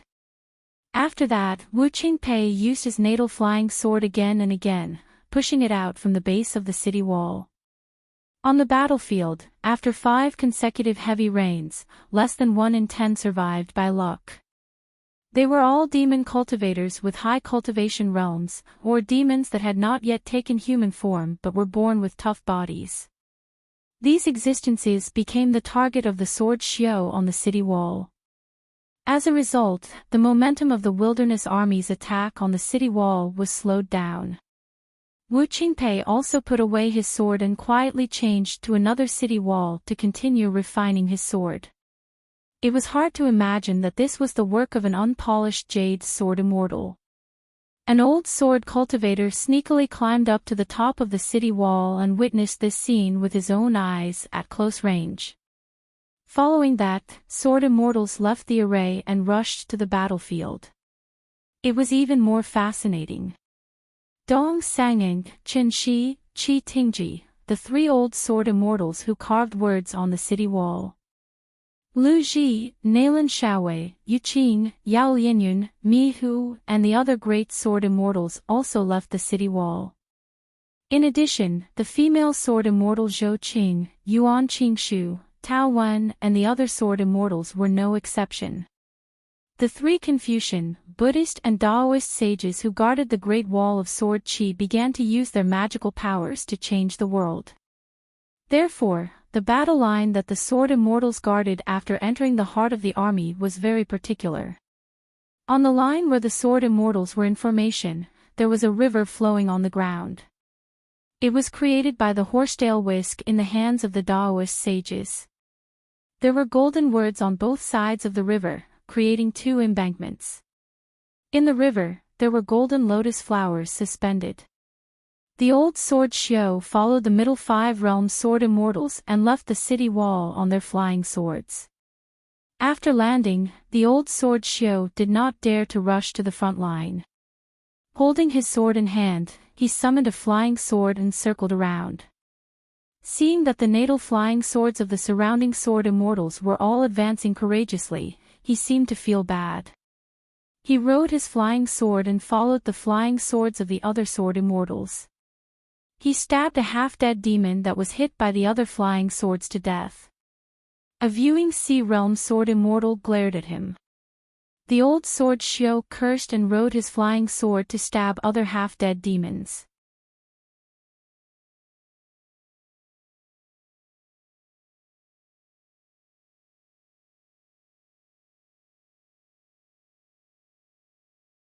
Once the life grand Daos and flying swords of these sword cultivators were damaged, these earthly immortal realm sword cultivators would have to bear extremely great punishment, and if they intended to make up for it with battle merits, it was an extremely uneconomical type. Once they left the city, there weren't many rules set by the hidden officials. Therefore, sword cultivators paid special attention to every one of them. The old sword cultivator passed by a battlefield far away from the city walls. The battle there was especially brutal. The fact that they were able to wipe out all the demons near the city walls and advance over 5 kilometers to the south meant that these sword cultivators possessed great killing power and even greater killing intent. However, the 7 sword cultivators were already heavily surrounded. There were dozens of demon cultivators and thousands of soldiers under them. Just the Golden Core great demons alone numbered as many as 3. The old sword cultivator saw two familiar faces. They were the Dragon Gate Realm sword cultivator Ren and the Golden Core Realm sword cultivator Puyu. They were the sword cultivators who had guarded the three gates on the street back then. The old sword cultivator glanced at Puyu and sighed. This fellow was still wearing that eye-catching outfit that had the word "asking for a beating" written on his forehead. It was fortunate that this handsome young master was not one of them, or he would have long been berated by the old sword cultivator. It was fine if he was drinking in the city and sparring with others with his fluttering white robes, but it was inappropriate for him to reveal the demeanor of a banished immortal on the battlefield. The robes of the clothing workshop did not charge him a single cent, so what if he wore one? If it were not for the rule that only one robe could be given to a sword cultivator for free, the old sword cultivator would have worn 7 or 8 robes and carried 7 or 8 swords of the sword workshop before rushing to the battlefield. The old sword cultivator who made others address him as Senior Sword Immortal was naturally the infamous hidden official. After fair-dealing second shopkeeper and punching Chen Pingan to the ground, he now had another nickname, True Hidden Official who did not save those in need. On the city wall, after the hidden official was killed by the traitorous sword immortal Lai Halberd, the sword cultivators of the hidden official's lineage moved to the hidden official's lineage. The hidden official's position had been vacant for a long time. When the word "hidden official" was sent to the city wall via a flying sword, almost all the sword cultivators of the Great Wall of Sword Chi knew what was going on. After all, the demons had unleashed a torrent of magical treasures, and the sword cultivator Q-Sword of the Wildlands had engaged in 2 major battles. The sword energy waterfall on the city walls had changed many times, and had killed many nascent soul demon cultivators. After a series of events, the sword cultivators were able to figure out what had happened in the wine shop. If it wasn't for the fact that the peak great demon Yang Ji killed the sword immortal and the hidden official Fei Jian stopped the sword cultivator from saving him, the reputation of the young outsider who became the second shopkeeper and then the hidden official would have changed from extremely bad to extremely good in the Great Wall of Sword Chi. Chen Pingan was not in a hurry to make a move. As a golden core sword cultivator, Pu Yu should be the sword master who protected this group of young sword cultivators. As for Ren Yi, as a Dragon Gate cultivator who came and went freely on the battlefield, he should want to join forces with Pu Yu to break the formation. They could look after each other and also kill more demons. This was because Pu Yu's natal flying sword, Rain Curtain, was very good at camouflage. The flying sword had many illusions and on the battlefield, it was very easy to fool the opponent. Chen Pingan was in no hurry. He looked as if he wanted to help, but wasn't confident he could do so. He even made several detours to intercept and kill any demons that tried to bypass the battlefield and head north toward the city walls. After all, if a demon cultivator could scale the city walls, it would be a meritorious service. If they could scale the city walls, it would be another meritorious service. Even if they died in the end with nothing to show for it, these 2 meritorious services would still be recorded in the records of the Wildlands Army and rewarded to their tribes, direct descendants, or relatives. Chen Pingan was staring at an inconspicuous demon cultivator. It was not because he had leaked the aura of a great demon, but because he was an intuition that he was an eyesore. He had the feeling that victory on a small battlefield was within his grasp and he could attack or retreat without worrying about his life. However, he had an absolutely unreasonable desire to die. The demon cultivator whose cultivation level was unknown for the time being seemed to be making a lot of noise and sparing no effort in his attacks. His offensive spiritual weapon was very fancy, but he was unlucky to have run into an old sword cultivator, who was a fellow cultivator. A golden core demon cultivator who was overseeing the battlefield also felt that the old sword cultivator who kept circling around was an eyesore, so he sent 3 of his subordinates to investigate the situation. What Chen Pingan was concerned about was not the 3 demon cultivators who had left the battlefield, or even the command of the golden core great demon. He was concerned about the demon cultivator who had been hiding his cultivation level all along. As a result, he was increasingly certain that it was this demon cultivator who had reminded the Golden Core demon cultivator to settle this small accident, so as to prevent him from ruining the bigger picture, such as killing the two young geniuses, Pu Yu and Ren Yi. After all, Pu Yu and Ren Yi's cultivation levels were not low. They had also participated in the previous two battles. If they really wanted to abandon the lives of the other young sword cultivators, there was an extremely high chance that they would be able to retreat from the battlefield. Pu Yu and Ren Yi were the two young geniuses of the Great Wall of Sword Qi without a doubt. Just because the dazzling Qi Shou and Gao Yeho were on the small mountain where they were, Pu Yu and Ren Yi were nobodies.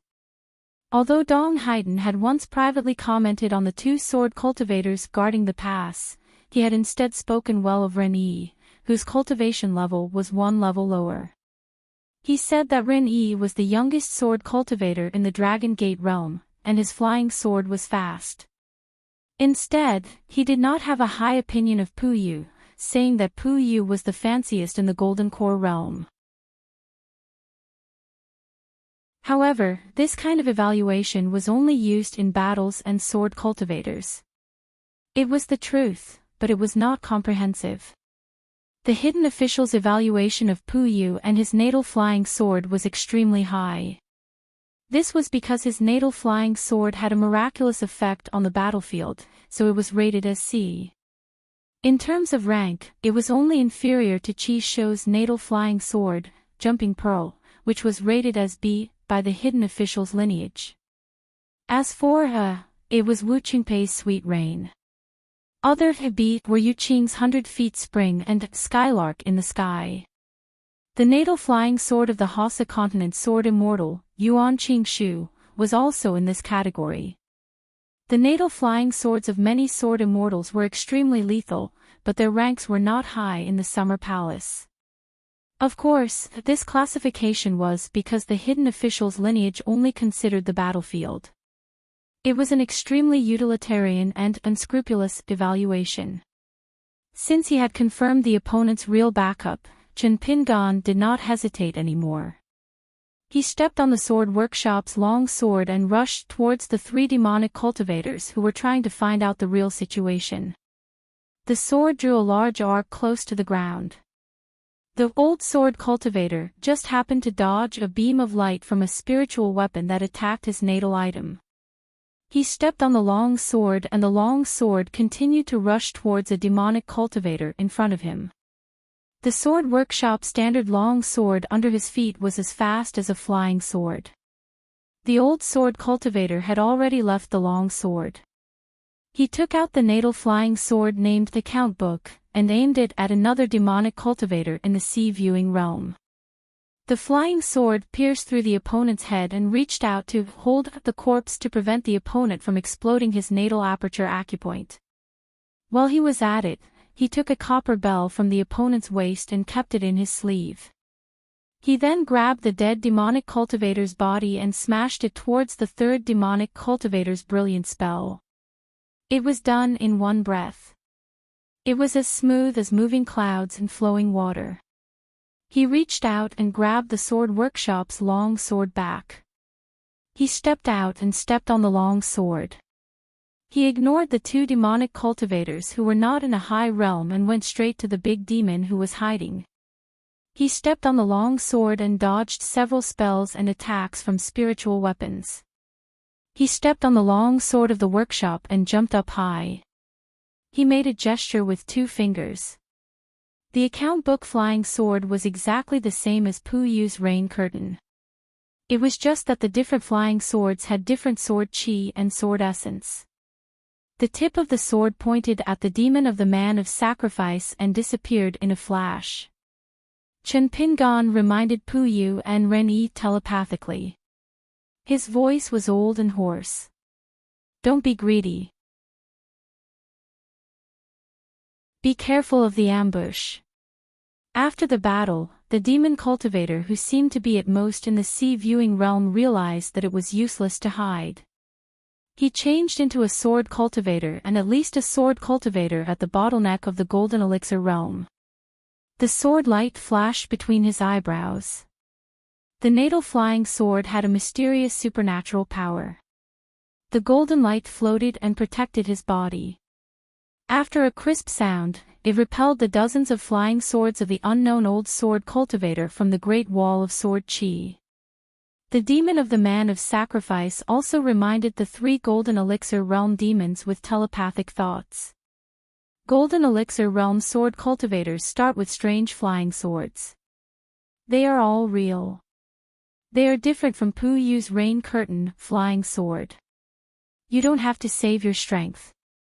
Try to kill Ren'Yi and injure Pu Yu so that we can lure this demon to stay here. Then we can besiege and kill him. The golden light emitted from the natal flying sword of this demon cultivator quickly gathered and finally condensed into a small particle. The light became brighter and brighter. It went straight to the enemy's head. The old sword cultivator who exposed the big demon's identity quickly fell to the ground. He changed his route nimbly and continued to rush forward. The demon of the man of sacrifice casually grabbed a sword that was lost on a sword. He grasped a sword from the sword workshop that was left on the battlefield. He tilted his body slightly and slashed with the sword. The old sword cultivator bent his knees slightly and suddenly exerted force. Dust flew under his feet and the ground shook. The old sword cultivator's figure was as fast as a wisp of smoke. He dodged a flying sword and the sword light of the long sword and closed in. The demon of the man of sacrifice was relieved. His opponent's flying swords were strange enough and his control was good enough. However, his killing power was average and not outstanding. His flying swords most likely hid some temporarily unknown natal supernatural power. In fact, this was the most troublesome part. However, seeing that his opponent dared to fight in close combat, the demon of the man of sacrifice would not be restrained. This old man doesn't know what's good for him. How dare he compete with me in terms of the toughness of his body? In the blink of an eye, the flying swords of both sides met again. One transformed into a dozen swords and the other condensed and dispersed golden light. Sparks flew in all directions from the distance of several hundred feet. When they were less than 50 feet apart, their natal flying swords collided again. This time, sparks flew. Sword chi rippled and exploded. Spiritual chi became chaotic. Many sparks that were stained with sword chi flew out. The sparks were the size of mustard seeds. Many demons felt bone-piercing pain when they touched them. When they looked again, they saw bull-sized wounds that were already badly mangled. The demon of the man of sacrifice became calmer. When the 2 flying swords confronted each other, he still had strength to spare. However, his opponent was most likely going all out. With a distance of 50 feet, the faces of both sides could be seen clearly. The old sword cultivator was just as expected. When he saw that his natal flying swords were unable to succeed, he already had thoughts of retreating. A hint of panic flashed through his eyes. His next step forward suddenly slowed down. However, he still had to pretend to be calm. Then, he stopped and flew back. At the same time, he tried his best to control his flying swords. He used all his trump cards because his flying swords were finally willing to use their natal supernatural power. They no longer hit anything. It was a sword formation that was connected to each other, blocking between the 2 sword cultivators. The demon of the man of sacrifice no longer had any misgivings. Although the old sword cultivator in front of him was not the person recorded in the book, killing another Jindan sword cultivator from the Great Wall of Sword Chi was a pleasant surprise. It was a great merit. After using his natal flying swords to break through the opponent's sword formation, the demon of the man of sacrifice did not give his opponent a chance to retreat. He rushed forward and caught up with the anxious old sword cultivator. He slashed down with his sword. If he dared to save someone, he would have to pay with his life. In his panic, the old sword cultivator could only tilt his head and stretch out a hand to block the sword. Otherwise, he would not be able to escape the fate of being split in half. A moment later, the sacrificial demon of the man of sacrifice looked down in a daze. His soul trembled and his heart twisted. The old sword cultivator who was close to him still had a look of fear and uneasiness on his face. However, his opponent's left hand was firmly holding on to his sword. Not only that, his right hand was like a chisel through the enemy's formation, piercing through his opponent's chest. However, it did not penetrate through his back. His fist was clenched and it just happened to grab onto an illusory jindan. Before this, he had already used his explosive fist intent to destroy the chi dwelling near his natal aperture. It was as if he had completely isolated himself from the world. He did not give the sacrificial demon of the man of sacrifice the slightest chance to explode his jindan. Before he died, the sacrificial demon of the man of sacrifice saw that the old sword cultivator was still in the mood to put on an act. He had a look of sincerity and fear in his heart. Then, he smiled and said guiltily, "It was a small victory. I was just lucky." The attacking army of the wasteland world was split into two by the golden river created by the saints of the three sections. The sword immortals held their swords and guarded the river. The demons behind the sword immortals could only fight like trapped beasts. Without any reinforcements, they had to fight the sword immortals of the middle five realms who had left the city. However, it was not an easy task for the sword immortals of the Great Wall of Sword Chi to guard the river and cut the battle formation in half. They wanted to stop the reinforcements from moving forward for a long time. Every sword immortal had to bear the brunt of the surging demon army. Outside the battlefield. In the first military tent. Although there were some young children in this military tent, it was the largest tent among the 60 military tents. It was heavily guarded and had many rules. Unless there was an important military mission, any outsiders who dared to enter the tent without permission would be killed immediately, even if they were sword immortals or great demons. Today, two esteemed guests of extremely high status had come to the first military tent.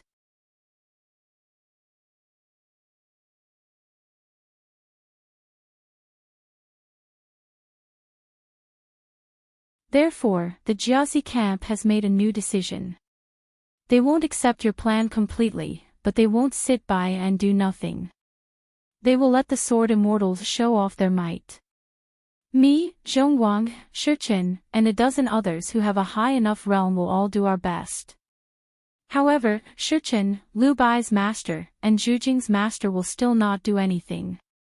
The young man smiled brightly and said, "Seniors, your Jiazi camp is farsighted. I am sincerely convinced." The old man sighed and said, "You are the future of the desolate world. We are rotten and old." Then, the old man turned his head and smiled. "Of course, Shichen doesn't count. He is still very young." Wooden Clog suddenly said, "Patriarch Guanxiang, Shichen Sword Immortal, I have a request." The old man said, "Let's hear it." Wooden Clog then told the old man about the siege that the Jiazi camp had already discussed. He hoped that in the next battle, when the sword immortals were guarding the river, the 5 sword immortals of the Jiazi camp would all come out and hide in the army. They would work together to besiege the new hidden official of the Great Wall of Sword Chi, Qin Pingan. Therefore, Wooden Clog hoped that the Jiazi camp could arrange for a senior to be responsible for opening up a path of retreat. Of course, the Jiazi camp would also assess the situation. They wouldn't appear in a hurry from the beginning and put the senior in charge of opening the defense formation in too dangerous a situation. The old man said, "This is a big matter. It's useless even if I agree. I have to go to the Jiazi camp and mention it. Wait for my news." The young man thanked him. Liu Bai said, "Senior Shichen, you must make master agree. Shurchen said helplessly, "We have to see how effective your next two plans are. Otherwise, you know Master's temper very well. Other than the plan to deal with the sword immortals of Lee City in the Golden River. In fact, there was also a competition between the younger generation of both sides. The undercurrent was already surging and waiting to be unleashed. With the Jiazi camp as the leader, several military camps worked together and carefully selected a large group of demon warriors. They were all Earth Immortal sword immortals who had been stuck at the bottleneck of Jindan or Yuaning for many years. These heroes who had become sword immortals but still ended up as warriors of sacrifice were each given a small booklet written by the Jiazi camp before they rushed to the battlefield. The booklet recorded all the information about the 50 genius sword immortals of the Great Wall of Sword Qi. Ning Yao was on the first page. Qi Shou, Gao Yeho, Peng Yuanji, Sita Weiran, Luo Zhini, Chen Sanqiu, Dong Huafu, Tai Zhang, Yan Xie, Su Ning, Chang Taiqing, Gu Jianlong, Guizhuzhou, Gao Yuqing. There was a long list of names, realms, flying swords natal supernatural powers, temperament, fighting style, and the names of their friends who would appear in the same battlefield. The booklet was filled with detailed records. Even if there was a difference between the records and the hidden officials of the Great Wall of Sword Qi, it wouldn't be too far off. However, when Peng Yuanji was recorded in the booklet, his name was crossed out and the words, "cannot be killed," were written in red. During this period, an old Golden Core demon sword immortal who volunteered to be a warrior of sacrifice was suddenly found by the military camp's cultivators before he went to the battlefield and was killed on the spot. The demon sword immortal was only shocked and didn't think much about it. Those who were already dead would die early. Those who were still alive would not be treated as a joke and would die later. He was probably a traitor who wanted to leak information to the Great Wall of Sword Qi. This small story about the demon race and humans, sword immortals and life and death, wilderness and the Great Wall of Sword Qi disappeared forever in the river of time. It was like a piece of duckweed that floated for a long time and then disappeared without a trace. This generation of the Great Wall of Sword Qi produced many geniuses. It was known as the Second Great Wall of Sword Immortals in 10,000 years. What the wilderness needed to do next was to use the Great Wall of Sword Immortals as the price to grind down this opponent into a Great Wall of Sword Immortals. It seemed like it was a success, but it wasn't a gain. However, that was not the case. Reality had proven that the Great Wall of Sword Qi's pure sword will, the older the sword will, the more it would not reject the sword immortals of the wilderness. As long as the latter's sword heart was pure and clear, they would be able to gain the favor of the ancient sword will and seize the opportunity of the Great Tao. In terms of sword Tao providence, the Great Wall of Sword Qi was without a doubt the most majestic. Once the Great Wall of Sword Qi was breached and all the sword immortals died, the wilderness would be able to seize more of the Great Wall of Sword Immortals. The 100 sword immortal seeds would be able to grow rapidly. On the battlefield, Puyu didn't stay idle. She summoned her natal flying sword, Rain Veil, with all her might. Even if she couldn't help much, she wanted to prevent the old sword immortal from falling into a trap just to save them. After all, when sword cultivators nurtured their flying swords, other than tempering their sword intent, they could also temper their physique. As for the Fey race, their physique was innately tough. Once they were sword cultivators, the toughness of their physique would reach an exaggerated level. Ren-Yi even cooperated with Pu Yu's flying sword mystique to assassinate the demon cultivators. However, there were Golden Core demon cultivators on the other side who purposely ignored Pu Yu and Ren-Yi.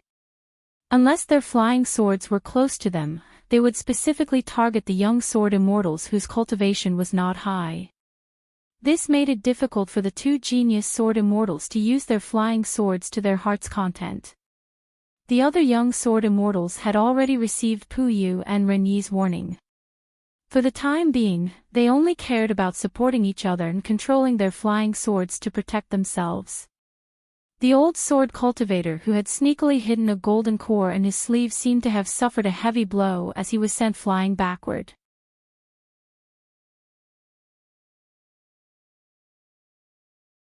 The demon cultivators on the battlefield scattered like birds and beasts, frantically fleeing for their lives. A few golden core demon cultivators rode the wind and took out their defensive natal items.